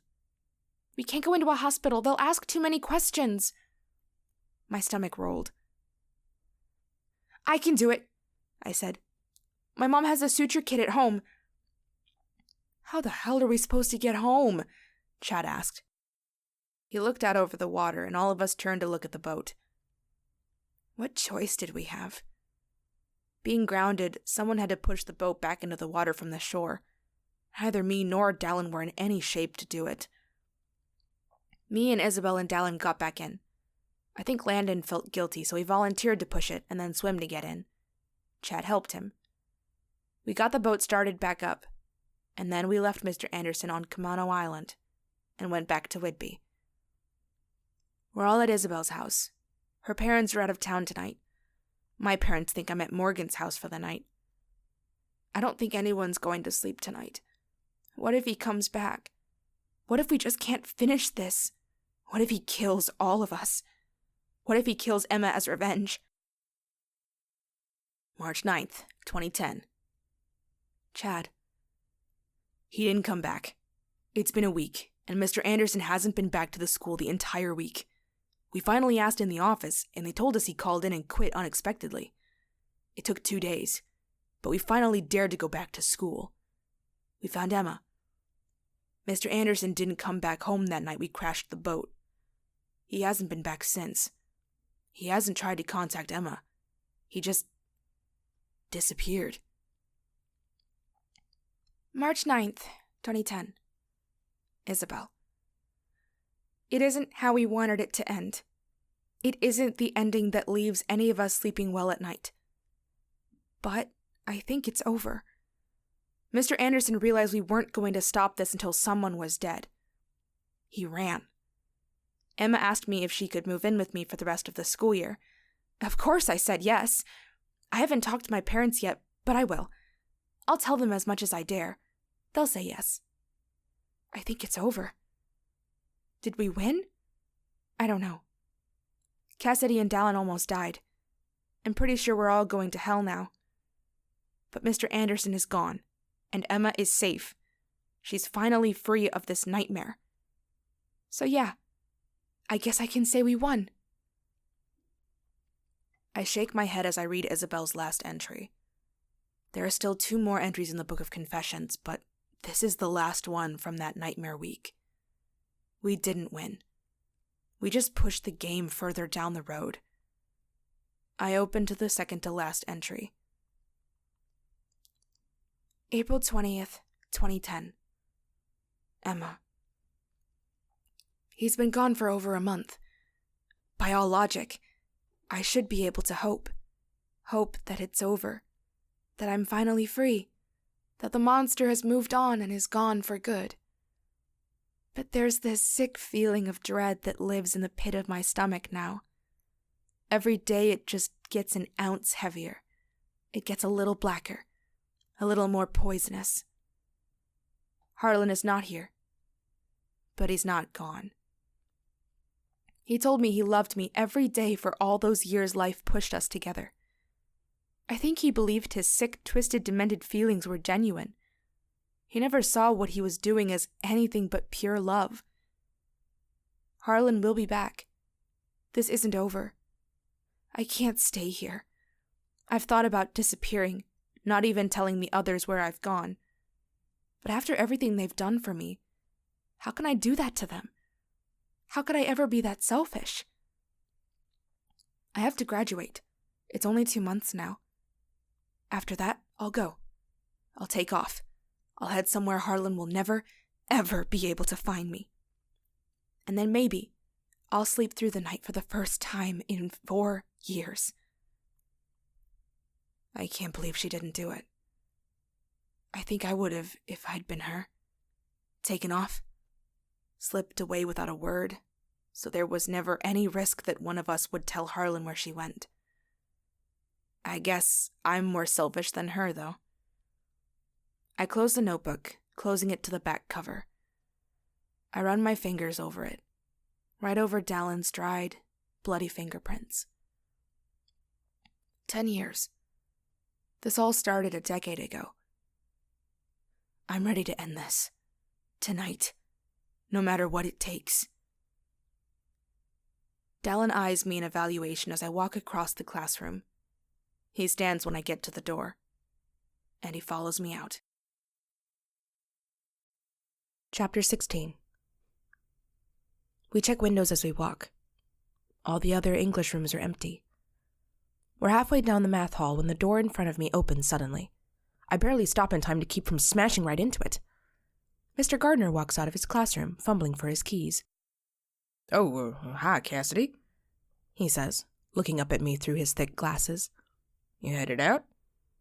Yep, I answer, my words awkward and my throat tight.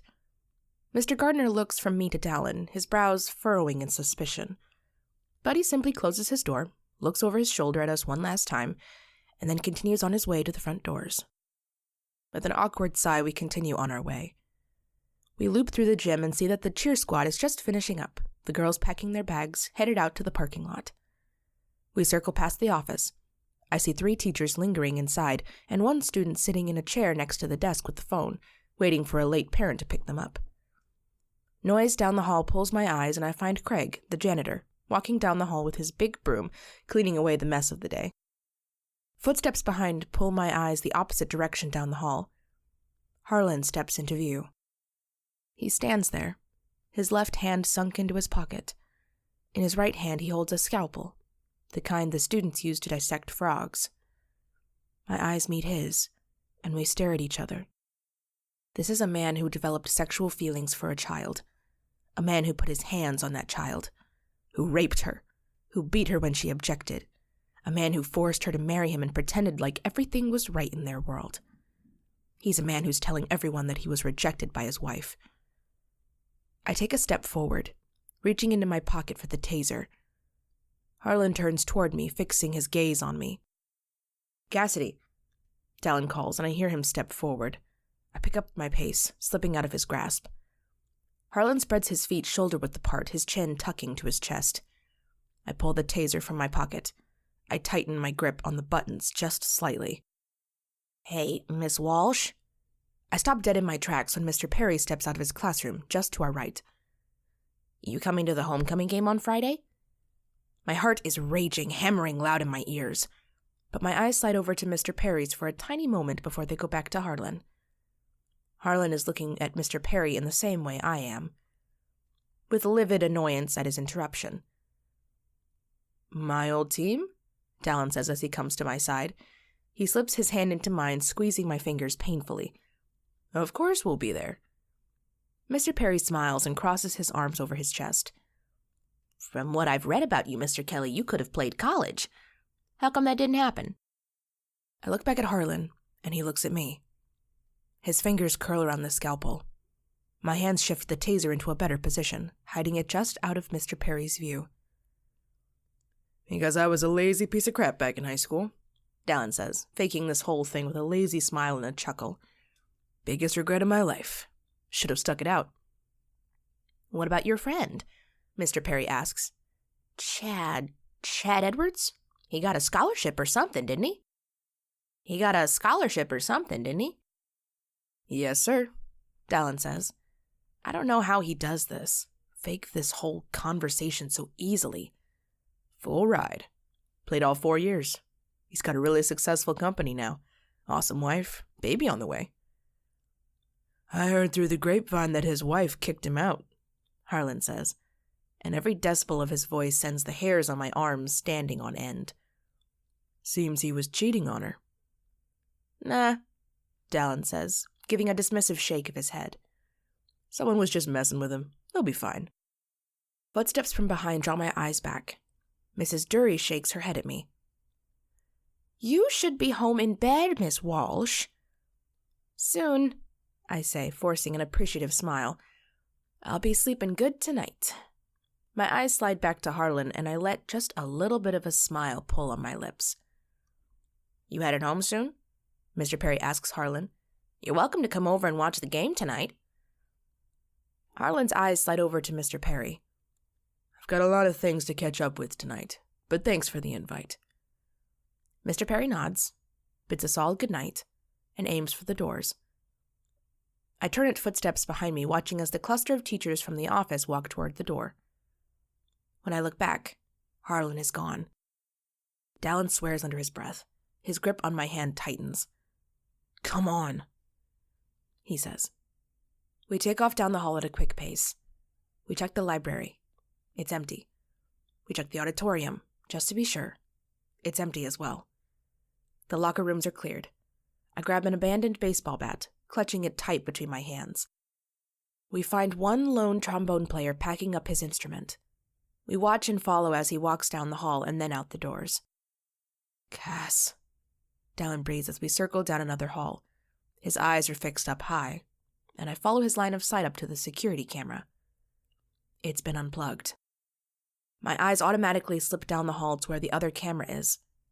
It's unplugged as well. "Good," I say. "No one needs to see this." I pull out my phone and text the others. "The school is nearly empty. Get ready."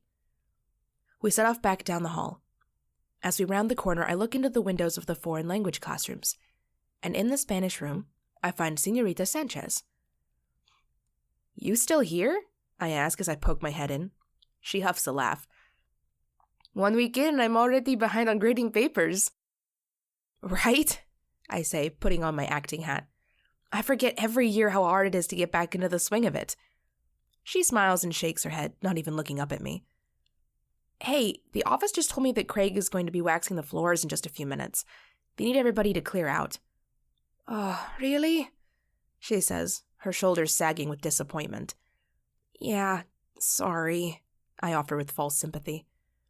I'll never get all this done with the kids at home, she says, and from her tone, I don't think it's me she's really talking to.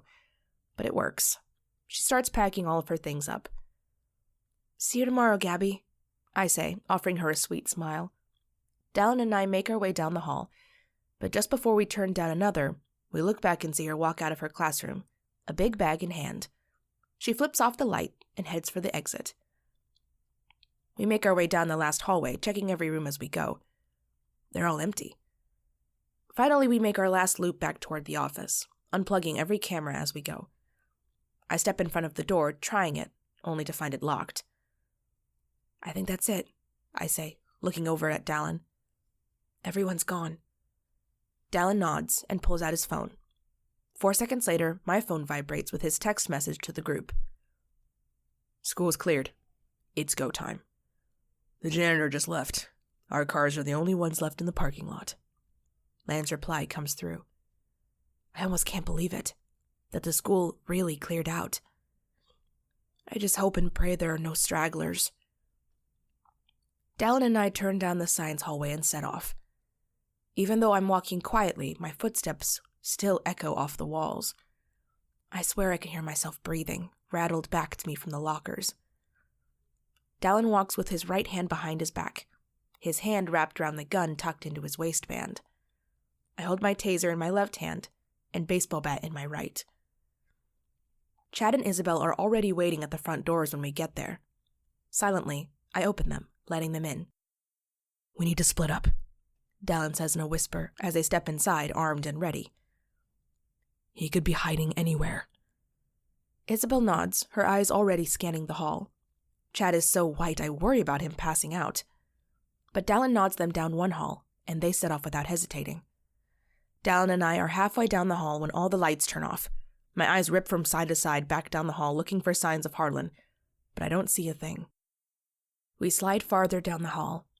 Dallin creeps around the corner to Harlan's classroom, pausing to listen for just a moment, and then springs into it, the gun drawn and held at the ready. I keep watching the hall, goosebumps flashing over my skin in dreaded anticipation. 10 seconds later, Dallin walks back out of the classroom, his gun held up and level. Not in there, he says quietly. Together we slowly make our way down the hall, peering into every window. We slip into every bathroom. Back, farther and farther into the school we go. We've just turned the corner along the furthest back hall when the lights flip off. I twist, holding my bat ready to swing, but find only an empty hallway. Every instinct in my body is screaming in fear. It's telling me to get the hell out of this school, to go find the police, to just confess to everything and ask them to take care of him, even if it means I rot in a jail cell for attempting murder. But I'm here. We're all in this. And it has to end. Dallin nods around the corner and I follow behind him. All of my internal organs jump into my throat as a booming voice fills the halls.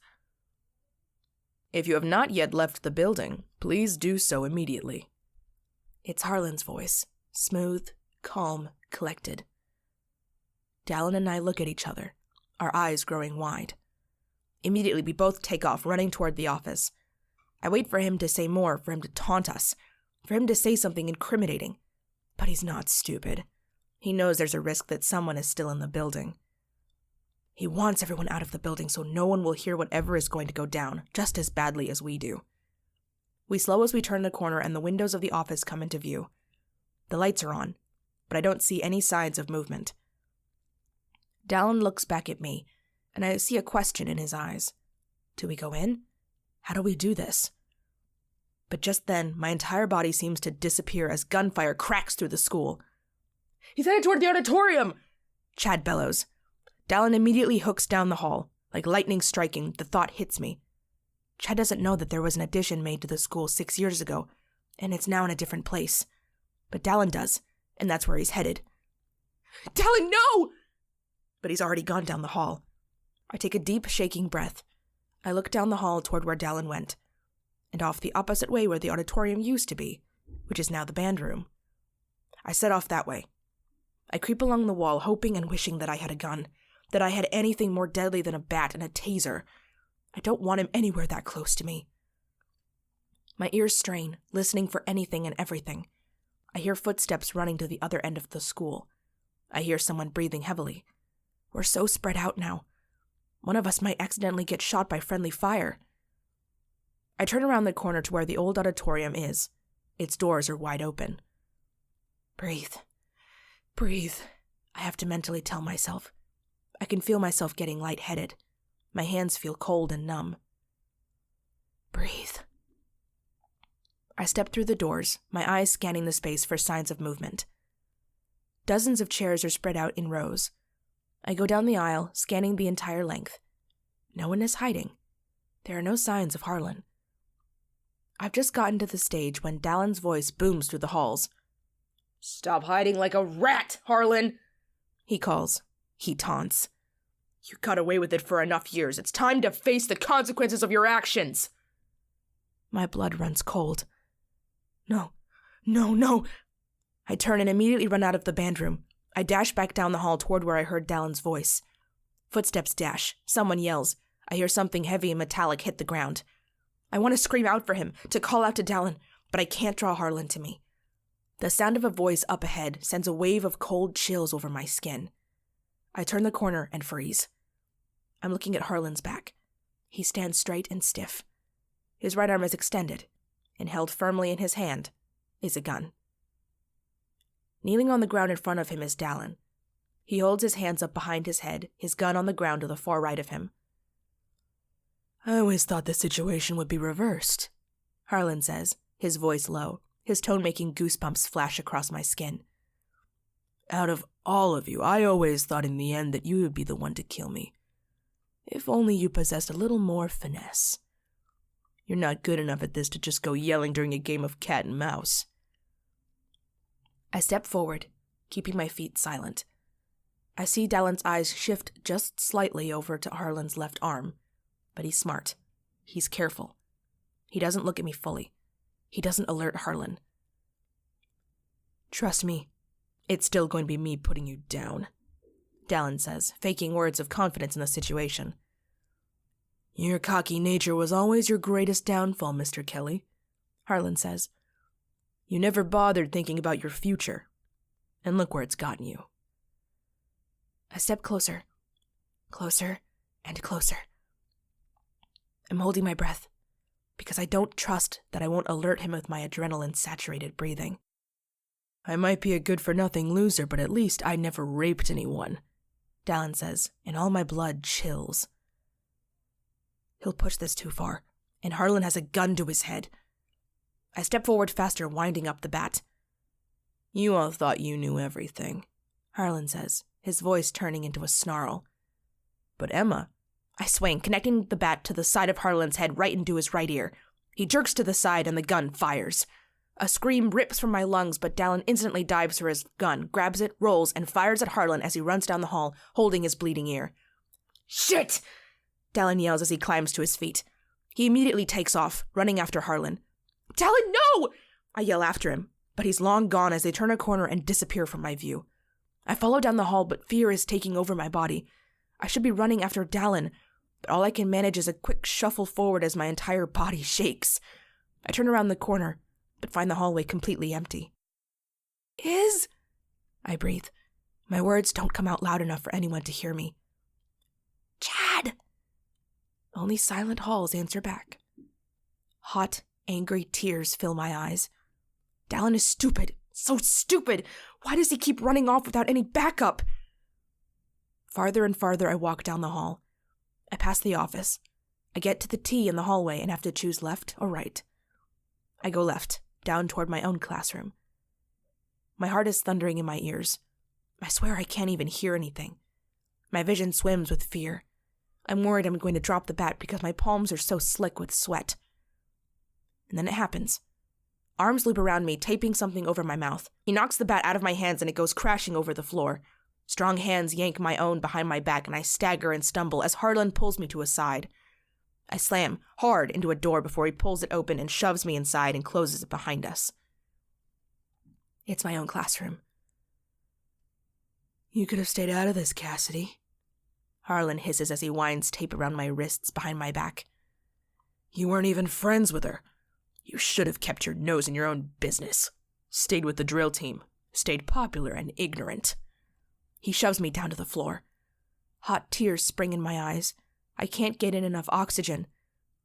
This is it. I'm going to die. This is the end.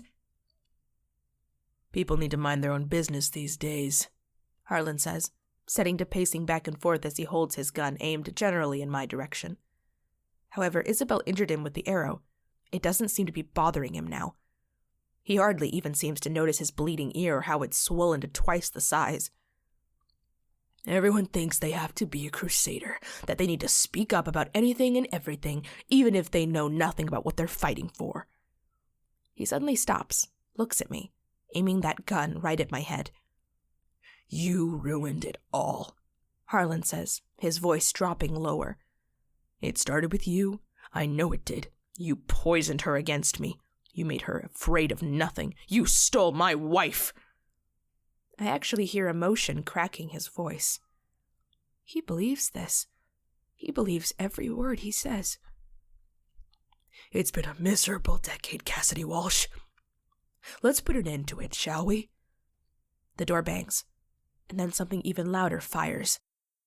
The door bangs, and then something even louder fires.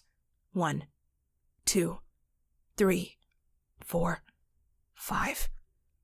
And then something spears through the middle of Harlan's chest, barely missing hitting me as it buries itself into the wall. Red seeps through the holes in his shirt. The arrow vibrates, buried into the sheetrock just to the side of me. Harlan's eyes grow wide as the gun slips from his hands. A scream rips from my throat but falls flat against the tape over my mouth as he drops to his knees and then falls forward right into me.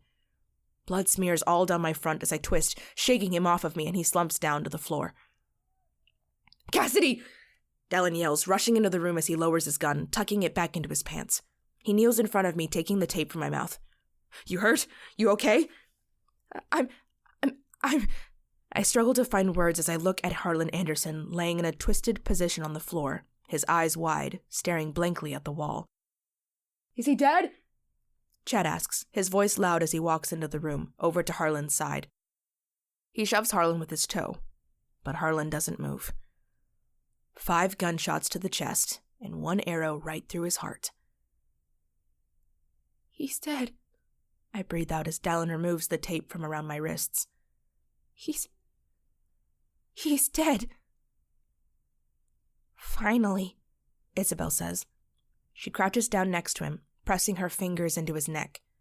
But there's not a chance she'll find a pulse. Dallin pulls me into his arms, holding me tight against him. I press my hands into his back, clinging close. But my eyes are fixed on Harlan, laying on the floor. He's dead, I tell myself. It's over. But I keep waiting for him to sit up, to pull the gun. After 10 years of living in fear, it's finally over. Chapter 17. We need to get out of here, Isabel says. She stands, looking around the room. Cassidy, is there anything we can use to wrap him up? We need to hide him and keep the blood from getting on anything else. I blink 5 times, stepping out of Dallin's arms. My mind races, trying to think of anything at all we can use to wrap him up. There are shower curtains in the girls' locker room, I say. Isabel nods and ducks out of the room to go get one. I'm going to move my truck up to the front doors, Dallin says, running his hand up and down my arm. Chad, you stay here with Cassidy. Chad nods, and Dallin disappears out the door, taking his keys out of his pocket. I sink into one of the seats, my eyes still fixed on Harlan laying on the floor. I can't believe it's actually over, Chad says as he sits on a desk.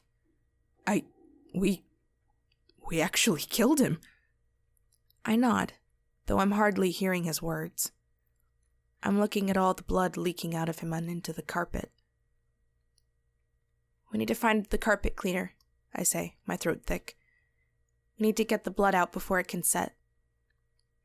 Chad nods, and just then, Isabel comes dashing back into the room, a white shower curtain in her hands. Together, the three of us roll Harlan onto the curtain and then roll him up inside of it. He's not as covered as I'd like, but you at least can't see the majority of him. 60 seconds later, Dallin jogs back into the room. I'm right in front of the doors. Chad, give me a hand. Together, they heft Harlan's body up, wrapped in the shower curtain. Awkwardly, they carry him out the door and down the hall. Isabel and I walk out after them, looking down the hall, watching as a few drops of blood fall to the floor as they go. Let's go find some cleaning supplies, Isabel says in a flat voice. It takes us 20 minutes to figure out how the carpet shampooer works. In the end, it spits out hot water and steam and sucks it all back up. There's a darker spot in the gray carpet when we're done, but it doesn't look red. It looks like anything at all could have stained it. We very, very carefully clean the machine out when we're done, being very thorough to rinse the basin out. We dump bleach over it all when we're finished. We wipe up all the blood drips in the hall, bleaching them as well. One by one, we plug the cameras back in. I wonder what story I'll come up with should anyone look at the cameras and ask why me, Dallin, and Harlan went around unplugging them all. But I really highly doubt anyone will happen to look at the footage from the time we were inside. I don't plan to leave anyone any reason to check it.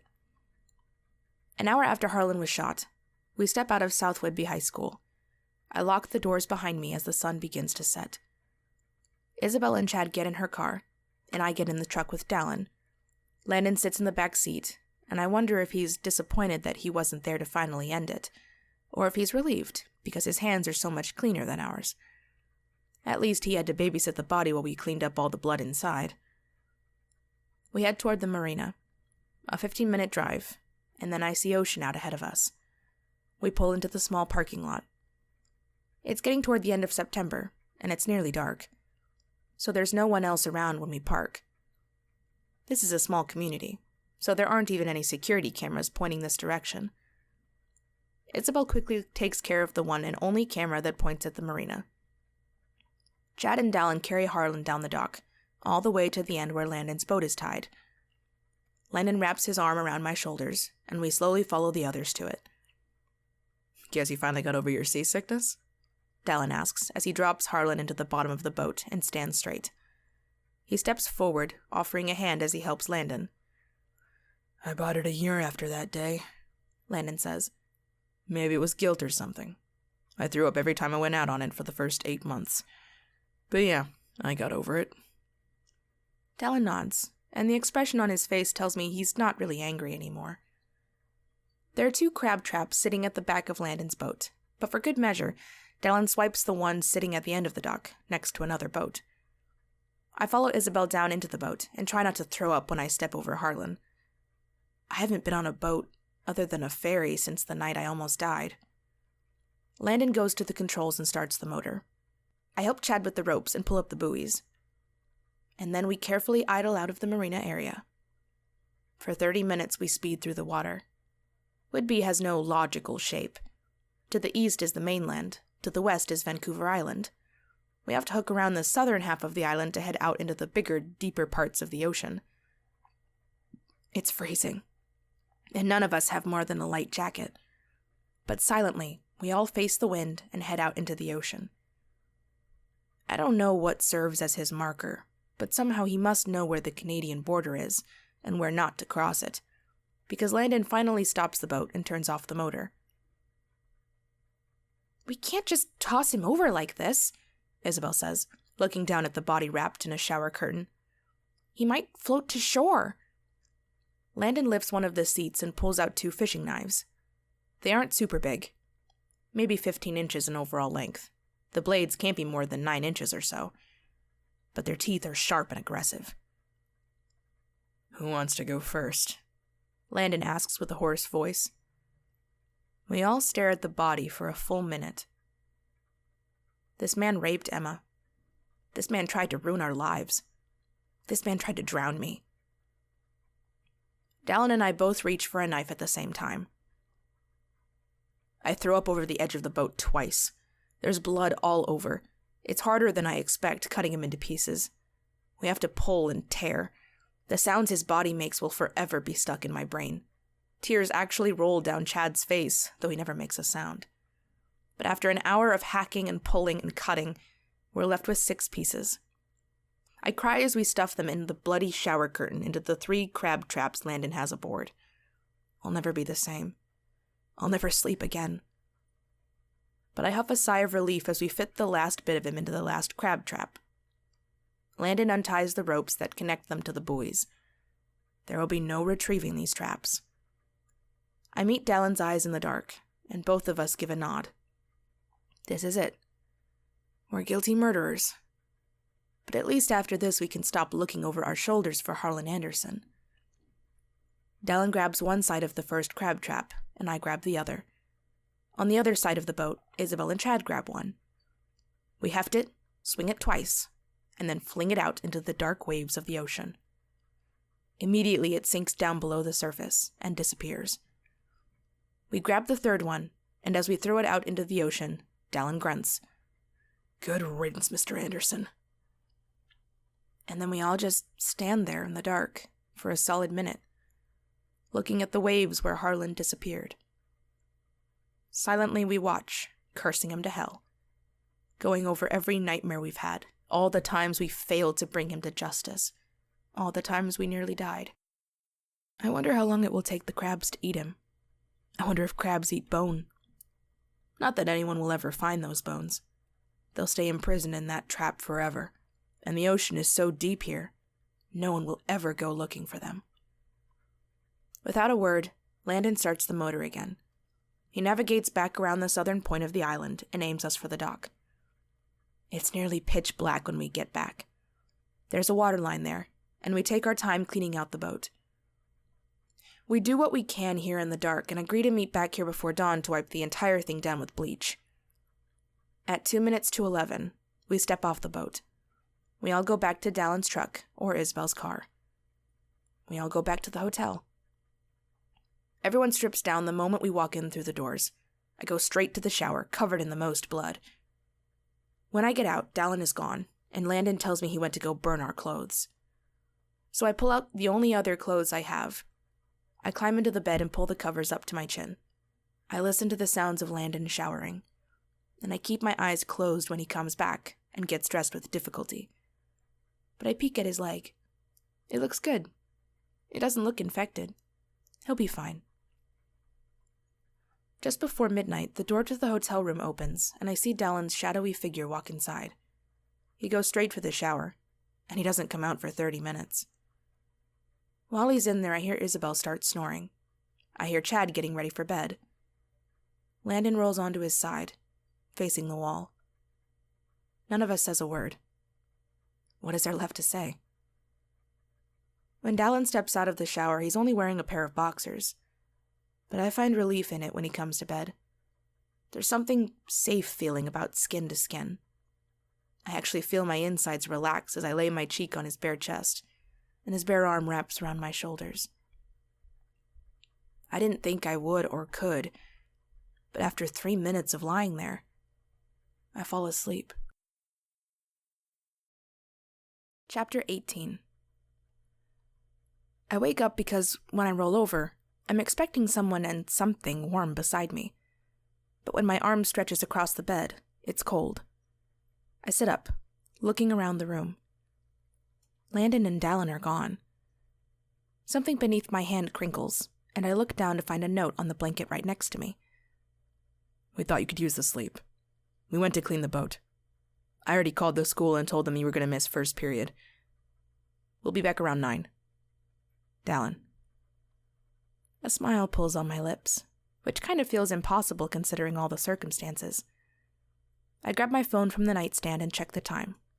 7:56. School starts in 4 minutes. Of course I'm not going to make it to first period on time. I can hardly even fathom going into school today. But it's a Tuesday, and I need to keep my ears open for the sake of the others. I climb out of bed and head for the bathroom to get ready. I pull my hair up into a messy bun at the top of my head. I dab on some makeup, and I really look for any signs of damage. There are no bruises, no cuts. Considering everything that just happened, I came out relatively unscathed, unlike last time, when I'd had to wear turtleneck sweaters for 2 weeks so my parents wouldn't see the bruises Harlan left around my neck. I look tired. There's something a little haunted in my eyes. But I look presentable enough. I climb back onto the bed just before 9, looking down at my phone. I'm not sure what I'm waiting for. A message from the school? They knew I was sick yesterday. Maybe I'm anticipating a call from the police. I think we were careful enough in cleaning up all the evidence, and no one would have any reason to think Harlan's dead yet. He's been unreliable at school this year, and we're only a week and a half in. I swear under my breath, shaking my head. A week and a half. It feels like this has already been the entire school year. At 5 minutes to 9, I hear footsteps on the stairs outside. I pull back the curtain and see the others walking up, looking exhausted, but relieved. I stand just as Dallin opens the door. A tiny smile crooks in the corner of his mouth when he takes me in. You get some sleep? I nod. Thanks. You didn't have to do that, though. I should have been helping on the boat this morning. You nearly died. Again, Isabel says as she steps into the room. You get a free pass. Hey, I'm the one that actually got shot, Landon protests as he limps inside. But with his coy smile, I know he's teasing. The boat really wasn't that bad, he adds in a more serious tone. We got it cleaner last night than I expected. I nod, fiddling with my hands. So, what's the plan from here? I ask. You need to go into work today, Isabel says. Keep an ear out for anything we need to worry about. I know that, I say, nodding. But beyond that... Chad looks over at Isabel, who looks at Dallin, and then she looks back at me and shrugs. We keep trying to track Emma down and let her know she doesn't ever have to worry about him again. And then we go back to our lives. And pretend none of this ever happened, Chad says. My heart aches for him. I hope his wife will forgive him, even though he didn't do anything. I hope he gets to just enjoy the birth of his baby. I hope Isabel gets all her followers back, because they're her life. I hope Landon can smooth over his reputation, because he loves this little town, this little island. I look over at Dallin. I don't know what I hope for us. I don't think we should see each other again, Dallin says, looking around at the others. We should keep communication to the absolutely necessary, at least for a while. We don't want to draw any suspicion. Isabel nods in agreement. I shake my head. This can't just be it, I say. We just did something unspeakable together. I can't just say goodbye to everyone again. We all look at each other, and I know every single one of them understands what I'm saying. I know none of us were ever really friends, I say. But what we've gone through together, it's more than most families ever have to band together to deal with. You guys are tied to my absolutely worst memories, but we did it together, Isabel says, her voice rough. She reaches out and takes my hand. I nod. So we meet back together, Chad says, looking up at me. Here. We have another one of these weird, messed up sleepovers. Talk it out until we feel a little less messed up. When? Landon asks, leaning on the bed to take some of the weight off his injured leg. We need to wait a while, Dallin says, his voice dark and dangerous. We've got to split up. Stay apart. A year. A year from yesterday, we'll come back. I nod. Even though really, a year sounds like forever. The last 10 days have felt like a year. How long are the next 364 days going to feel? But they're right. We have to be careful. Stay safe. So I step forward. I wrap Isabel in a hug. I breathe her in. I move on to Landon, who messed this up 10 years ago, even though it wasn't his fault. I hug Chad, who was always so scared, but never backed down. And then I turn to Dallin. He takes my hand and gives it a squeeze. I'll let you know if I don't get a hold of Emma, Isabel says. But otherwise, if you don't hear from me in the next month, assume I found her and told her what happened. So what? Landon says. We just say, see you next year? Yeah, I say, my voice hoarse and tight. My eyes rise to meet each of theirs, and I tell myself not to cry. This isn't a time to cry. We won. We took care of Harlan. But at what cost? Isabel turns, breaking off first. She heads back into her room. With a lingering, sober look, Chad turns and follows her. I hear the shower turn on a moment later. Landon drops back onto the bed with a grunt of pain. And then I have nothing left to wait for. This is it. We're done. And even though I don't feel ready to say goodbye, to have our time together over, there's nothing left. So, Dallin and I grab our bags. We pack up our few things. I pause at the door, looking back for just a moment. We started this as kids. As 17 and 18-year-olds. We didn't know what we were doing. We didn't have any more ideas 10 years later as adults. Who really knows what they're doing when it comes to murder when you're not a psychopath? But it's over now. And now we have to figure out how to move on with our lives. I lift my chin, take Dallin's hand, and step out the door into a new day. Chapter 19. Is it okay if we request a room? I ask, folding my arms on the counter, meeting the clerk eye to eye. That's fine, so long as the room is available, he says, looking over at the computer screen. 132, Dallin says as he leans in, wrapping an arm around my waist. And 131. The clerk takes a moment to look through the computer. I have 132, but someone's already occupying 131. The door behind us rings a bell as it opens, and a smile pulls on my lips when I face off with Isabel.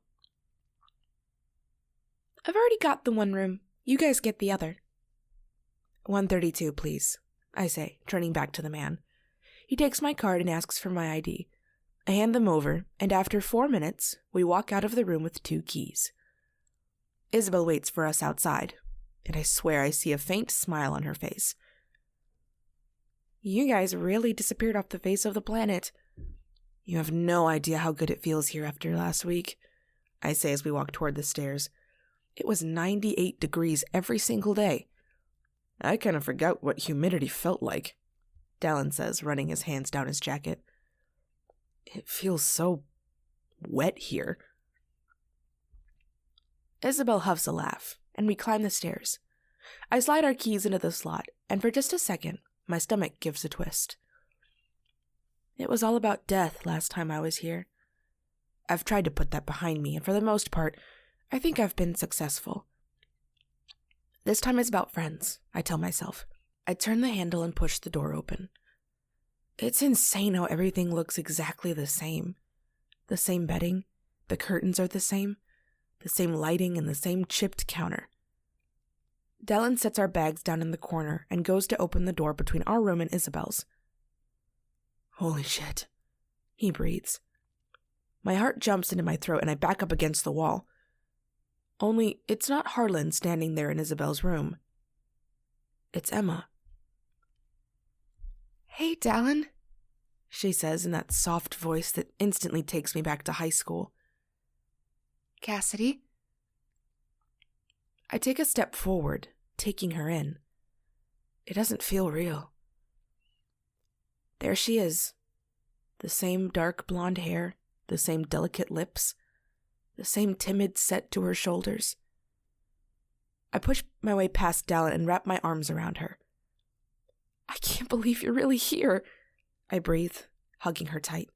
She's real. I squeeze her, waiting for her to evaporate, but she doesn't. I can't really believe it either, she says. I release her, holding onto her upper arms as I get a good look at her. There were always bags under her eyes, like she hadn't slept well in years. But they're not there. The gaunt set of her face is softer now, as if she's finally eating properly. And there are no covered-up bruises. Just peace in her eyes. Kinda like seeing a ghost, isn't it? His voice pulls my eyes to the bed, and I see Chad sitting on the further one. He had a little bit of a beard last time I saw him, exactly 1 year ago. Now he's entirely clean-shaven, but there are a few white hairs peppering the sides of his temples. We're not even quite 30, for heaven's sake. Yeah, I breathe, looking back at Emma King. It is.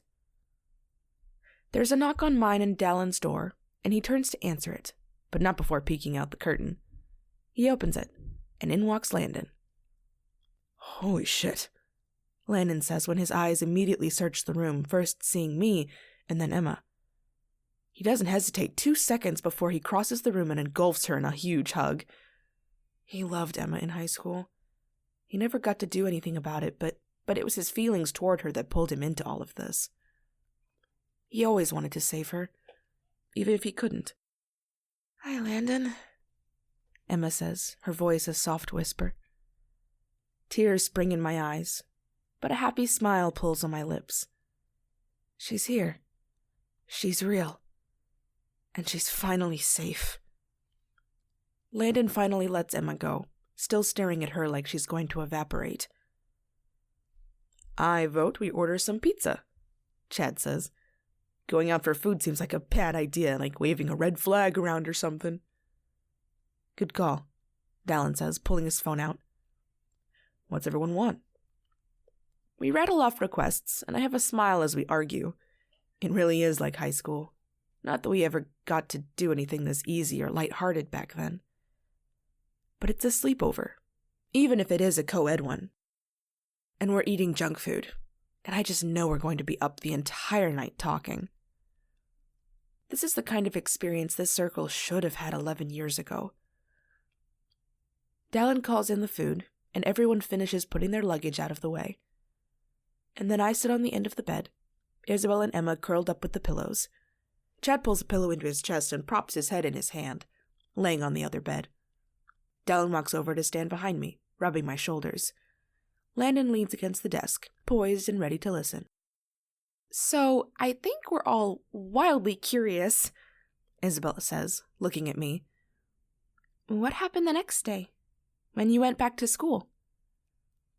I take a deep breath, and mentally, I fall back into that day, when I walked back into the school with a stomach full of nervous acid. I stopped in the office when I went in, I say, recalling every detail about that day. How it smelled like fall and the copier was buzzing loudly, hanging on to its last breath. Everyone thought I was still sick and kept telling me to go back home, but I insisted that I was okay for the rest of the day. And then I didn't even have to ask. Principal Troyer walked in, going off about how unreliable Mr. Anderson was, that he hadn't shown up for school again. He was already talking about firing him. A smile pulls on Isabel's lips, which pulls a little one on mine. I went to my classroom, trying really hard not to let my eyes go straight to the stain in the carpet. It just looked like something had spilled, I say, remembering exactly how it looked, right in the middle of the classroom. It looked so much better the next day, having dried from shampooing it. It was obvious something had happened, but it certainly didn't look like blood. The janitor didn't even say anything about it. Well, what did the school think? Chad asks, when Harlan never showed back up. I have a laugh and shake my head. The principal waited 4 more days and then officially declared Harlan fired. He had a new biology teacher hired by the following Monday. And no one ever questioned it? Chad asks. I shake my head. No. Everyone was just mad. We were 2 weeks into the school year and he takes off. It didn't take much to start rumors that he'd found... I glance up and over at Emma. His wife, again. And he'd taken off to try and win her back once more. Easy way to get a mix of angry and sympathetic reactions. I went to his house and had it cleared out, Landon says. Donated everything I dared. The landlord just thought he skipped town. So everyone thinks he just disappeared? Emma asks, looking from me to Dallin to Landon. Landon nods. Yeah, I say, my voice breathy and surprised. And then you two disappeared off the face of the planet, Landon says, his tone a little annoyed. I didn't know if we needed to be worried or if you'd just run away and gotten married. Dallin and I glance at each other. We didn't get married, I say, though I look down at the ring on my finger. Not yet. Dallin rubs my shoulders harder, digging into that knot that never wants to leave my right shoulder. After the first semester, I quit. I tell my closest friends, the ones I haven't seen or spoken to in a year or a decade. I told the school that Dallin asked me to marry him and that he'd gotten a job in Pennsylvania. Which is nowhere close to Arizona, Isabel says with a coy smile. I shake my head. I figured they didn't need to know where to find us. But yes, we moved to Arizona. I think we'll be staying there for a while. Actually, Chad pipes up, me and Peyton put our house on the market last week. We got an offer on it yesterday. We're planning to move to Utah. Everyone's running away from the scene of the crime? Landon asks. You can't exactly blame them, Landon, Isabel says, fixing him with a dark look. Not all of us can stay here and handle driving by that school every day where we killed someone. Dallin crooks a smile and Chad chuckles. Landon will never leave. I dare bet he will still run for mayor, maybe in a few years, when everyone's forgotten the scandal Harlan tried to start. Besides, he's a married man now, and I hear a rumor he has a baby on the way. What about you, Emma? Dallin asks, his tone gentle and low. How did Isabel finally find you? Emma looks over at Isabel, and the two of them just look at each other for a moment. It was kind of creepy, actually, she says, looking back at Dallin. Some random woman I'd never even met came up to me on the subway and handed me a note. It said, He's gone. Isabel needs to talk to you. Isabel's number was at the bottom. It worked, Isabel says, lifting her chin just a little. One of my followers recognized Emma from the subway. She'd snapped a picture and sent it to me to confirm this was who I was trying to find. I asked the woman to give Emma the note, and she called me one day later. That was last October. We talked for a really long time, Emma says, looking back at Isabel. She told me everything you guys did, everything that happened. And she told me about this little reunion. I'm really glad you're here, I say, reaching forward, laying a hand on Emma's ankle. How have you been? She nods. I'm good now. I love living in New York. What happened, Emma? Landon asks, leaning in the doorway. Did Harlan really find you before he came back here to get revenge on us? I see her expression pale slightly and she nods. He did. I'd been living in Ohio. I'm not really sure how he found me, but he did. She pauses for a long time, her eyes falling to her lap. No one rushes her. This is her story. This is the nightmare she had to deal with alone. He tried to convince me to come back, she says. He really, really thought that him forcing me to marry him was the real deal. He kept calling me his wife. He said we needed to be a family again. And when I told him I wanted nothing to do with him, he was angry. She closes her eyes. My stomach rolls. I see all the tendons in Landon's arms bulge out as he makes fists. I see Chad's grip on the pillow whiten. Dallin stops rubbing my shoulders. He even stops breathing. Isabel just keeps staring at Emma with her jaw clenched so tight, I'm pretty sure her teeth will crack. He started yelling, Emma finally continues. He hit me. And he tried to force himself onto me. She pauses, taking a deep breath. But the neighbor in the apartment next to me knocked and started yelling through the door asking if I was okay. Harlan covered my mouth so I couldn't yell back, but when my neighbor said he'd call the cops, I don't think Harlan believed him until he heard the sirens. Then he swore he'd make me sorry, and he took off out the back door. Emma's voice trembles with emotion. Isabel reaches over and takes her hand, holding it in her lap and rubbing soothing circles into it. When the police showed up, I told them I'd fallen asleep while I'd been watching a movie, Emma says. She sniffs hard, blinking a bunch of times to clear the tears from her eyes. That's what my neighbor heard. They bought it, though I know my neighbor didn't. I moved out the next day. I went to New York, determined I'd be able to hide there since there are so many people. I didn't hear from him again after that. That was July, bringing the time frame to a full circle. I take a deep breath, realizing I'd hardly breathed in the entire time she told her story. A loud knock on the door makes everyone jump and Chad yell out a curse. "It's just the pizza guy," Dallin says, squeezing my shoulder just once before he walks back into our room. He opens the door, pays for the food, and comes back. "Well, it's all over now," Isabel says, bringing us back. "Now we can all move on." "Hang on a minute," I say, standing from the bed. I step back into the other bedroom and go to my luggage. I unzip it, digging through, though I don't have to reach far.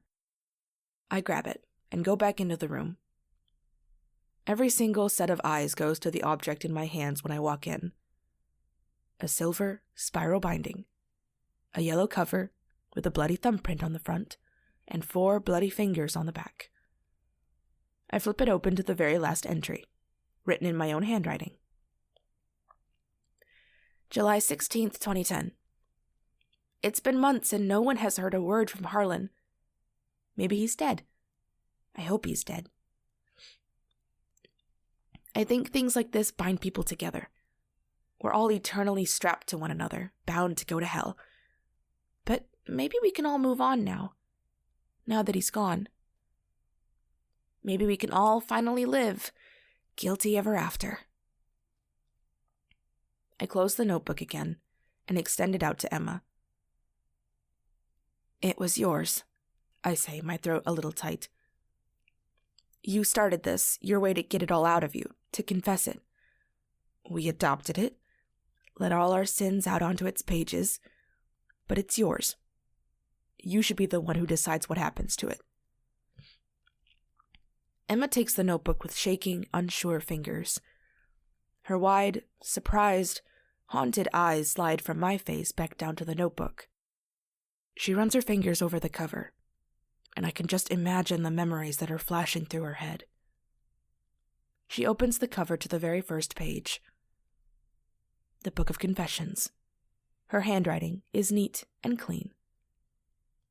We could all go to jail for the things we confessed to that notebook. It could ruin our lives. But we had to get it out. We had to confess, even if it was just to each other and to paper. It binds us together forever. 5 guilty souls, 5 teenagers, who saw someone who needed help, who decided they cared. 5 teenagers who tried to kill their high school biology teacher. 5 adults who finally succeeded 10 years later. Emma holds the Book of Confessions to her chest, and her eyes rise up to meet each of ours. Slowly, she looks from Landon to Dallin, to me, to Chad, and then to Isabel. "Thank you," she whispers, her voice broken and cracked, but finally not afraid. "Thank you for everything." Chapter 20. "Can't believe he's back," I say, knowing I'm going to throw up the second I get home. "You think he saw us?" Dallin shakes his head, still scanning the parking lot outside. "I don't know. It was pretty dark in there. But I have a feeling your picture and name is on the school website." I nod, because it is. I look up from the bound pages in my hand. The crowd in the bookstore is decent, but nothing like my last reading. "And I've been here forever, same with Landon," Dallin says. "If he's been paying attention at all, he knows at least the 3 of us are still around." My eyes scan the faces. Many of them are looking down at the pages, reading along as I read out loud. But there are plenty of eyes on me, looking right at my face, watching my expressions as I confess the words. "Dallin, what are we going to do?" I ask, looking over at him. "He knows what we tried to do. He'll never forget, and if he's back..." Through the crowd I scan the faces, and there, toward the back, I find her. Blonde hair, pretty blue eyes, a delicate nose. Dallin looks at me, and in his dark eyes I don't see the answer. He knows this is bad, that things won't end well. I don't know yet, Cassidy, he answers honestly. I have a feeling things are going to get messy, and this is all on us. My eyes shift from her over to him. His hair is cut short now, but it's that same shade of brown, and his eyes are still just as intense as ever. Because we can't go back to the police. Because 10.5 years ago, the 5 of us tried to kill Mr. Anderson. I look around the room, and over there, I find another familiar face. Brown hair, though there's some silver in it now.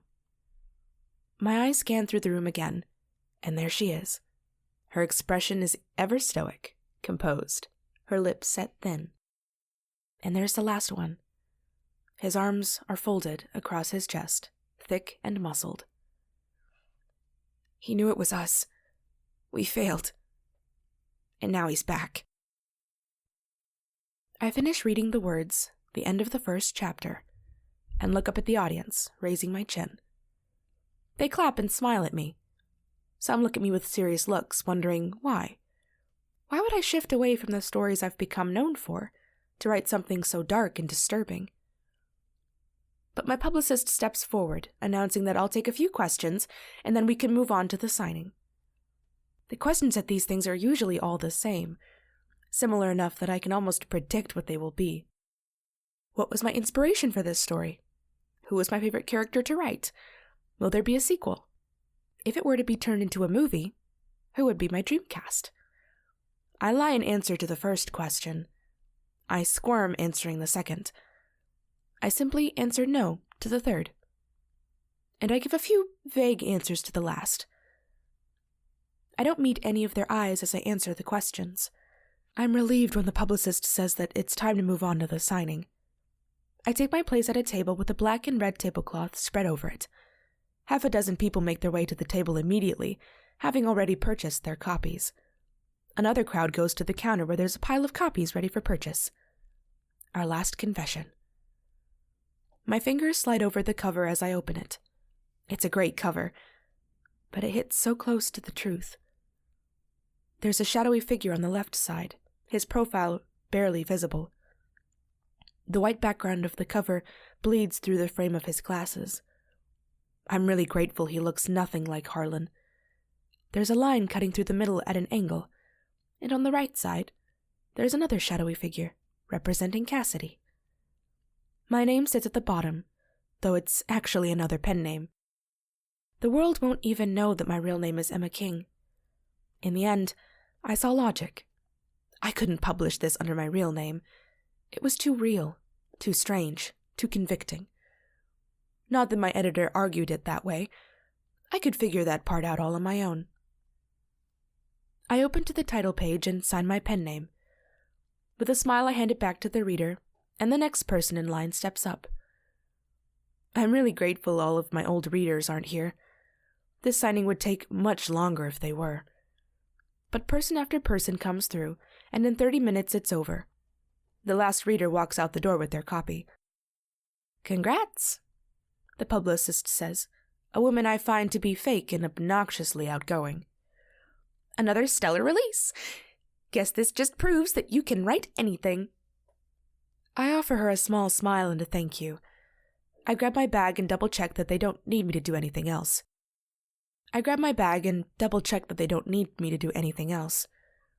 And then I walk to the doors and outside into the chilly air of winter. They're all sitting on or standing around a bench just outside the bookstore. Her name isn't really Isabel, but after all these months of reliving it, of calling her Isabel in my head, I'm having a hard time thinking of her by her real name. The same goes for all 5 of them. Isabel offers a little smile when she sees me. Chad just looks at me with a pale expression, like he could throw up at any moment. I can't read Landon's expression. Dallin just looks me over, and Cassidy smiles, a sad, conflicted thing. Let's get out of here, I say, nodding my chin down the sidewalk. And without a word, The 5 of them follow after me, winding our way through the chaos of New York City. I've been lonely much of my life. It was just my mother and me. I never played with other kids much. And then she was dying, and no one could understand what I was going through. And then it was Harlan and me, and the other kids thought that was weird and couldn't understand. And then he did what he did to me, and I just shut myself off from the world. I don't know how to talk to others, not really. I'm not entirely sure how to be like them. So I don't really talk to people. But I do get lonely, which is why I love living in this packed city so much. I'm always surrounded by people, things to do, places to go, but I don't have to talk to anyone if I don't want to. I can be anonymous, and no one knows what my story is here. I'll never, ever leave New York City. I turn down one block and then I push open the door to my building. I nod to the doorman and push the button for the 18th floor. Silently, all 5 of them follow me inside the elevator and we rise up. When it opens, we pile out and they follow me down the short hall to the door. It feels like it might snow when we step out onto the roof. There's that wet chill in the air that says it's not far off. I walk to the edge, looking out over the city, though I can't see far. This isn't a particularly high building. Cassidy comes to stand next to me, Isabel on the other side. The boys cluster around and quietly, we all watch the city for several long moments. Do you think anyone will ever suspect? Chad, whose name isn't really Chad, asks. It's been marketed as fiction. Dallin says. You ever read a book and thought it was real? Chad doesn't say anything, but I can feel the worry rolling off of him. Nearly 12 years have passed, but that hasn't changed. You really think I'm a Landon? Landon, who isn't really Landon, asks, his tone doubtful and somewhat teasing. She called me Cassidy, she says with a playful, mocking tone. I think Landon suits you. He chuckles and shakes his head. I can't believe you all agreed to let me write this, I say, much less publish it. I think it made all of us feel better, Isabel says. She reaches over and laces her fingers through mine, squeezing tight. It was written like it was fiction, so it made it a little like it happened to someone else.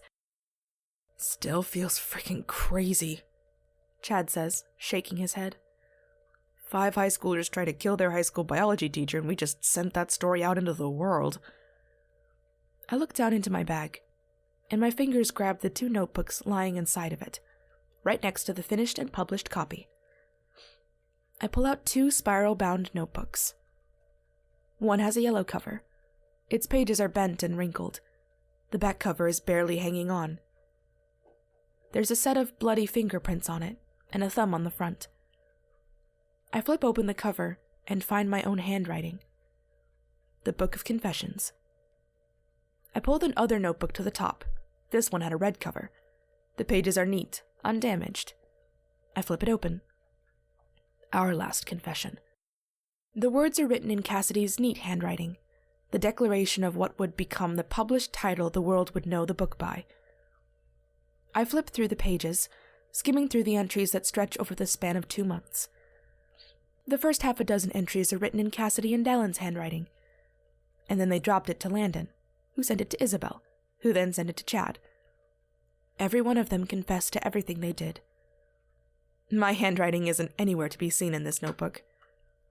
After Harlan tracked me down and tried to win me back in Ohio, after he hit me and tried to force himself on me, I ran away, here to New York.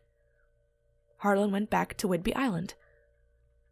And the 5 most selfless people in the world I know spiraled back into a nightmare. 1 month after it was over, after they killed Harlan, a woman handed me a note on the subway. He's gone. Isabel needs to talk to you. I called Isabel. She told me that Harlan was dead. They'd killed him. I asked what happened. Instead of telling me the whole story, she mailed me the handwritten sequel to the Book of Confessions. I'd read every detail with rapt horror. I'd gone to my therapist twice a week, unable to tell her the truth of what had happened, but needing a way to sort it all out in my head. And one day I sat down to write it out, to get it all out of me, to confess to every single truth. I just couldn't do it from my own perspective. Thankfully, Cassidy hadn't minded when I'd stolen her identity and crawled inside her head. I could tell the story from her point of view. I closed the red cover, running my fingers over the notebook. They could go to jail. I don't think they'd convict me. I was a victim, after all. I never tried to kill Harlan myself. But every one of them had their hand in his demise. They tried to poison Harlan. They tried to strangle him on his boat. They tried to suffocate him in his car. And then they succeeded in shooting him in the very school he taught in. They cut him into pieces and put his body parts in crab traps and threw them into the Pacific Ocean. They could all serve a very long time in jail. Chad would lose his wife and 2 kids. Landon would lose his candidacy for mayor. Cassidy and Dallin would never get to celebrate their 2-year anniversary together. Isabel would never touch social media again. But their secrets are safe with me. I turn and cross to the fire pit in the middle of a circle of chairs. It's a communal rooftop, but considering the December snow that's about to start falling, no one is up here. I flipped the flames on. It's one of those gas types, so no real wood is required. My eyes study the flames for a moment, and everyone gathers around me. I look back down at the notebooks in my hands. It's all here. All the real horror we went through. Our greatest sins. The nightmare of my past. I look up and meet Cassidy's eyes. I look over at Isabel. She gives a little nod. Chad nods as well, and it's rushed, anxious. Dallin just looks at me, but I see approval in his eyes. Landon just stares at the flames. I hold the Book of Confessions and our last confession over the flames, and then I drop them into the blue flames. We all watch as the pages turn black and catch fire. 10 years of our lives go up in smoke and ash. The truth of what they did, the evidence they wouldn't be able to deny. The pages curl and flicker, lighting all our faces as we watch. The evidence burns. It all crumbles into ash, disappearing for good. Maybe now we can all live, guilty ever after.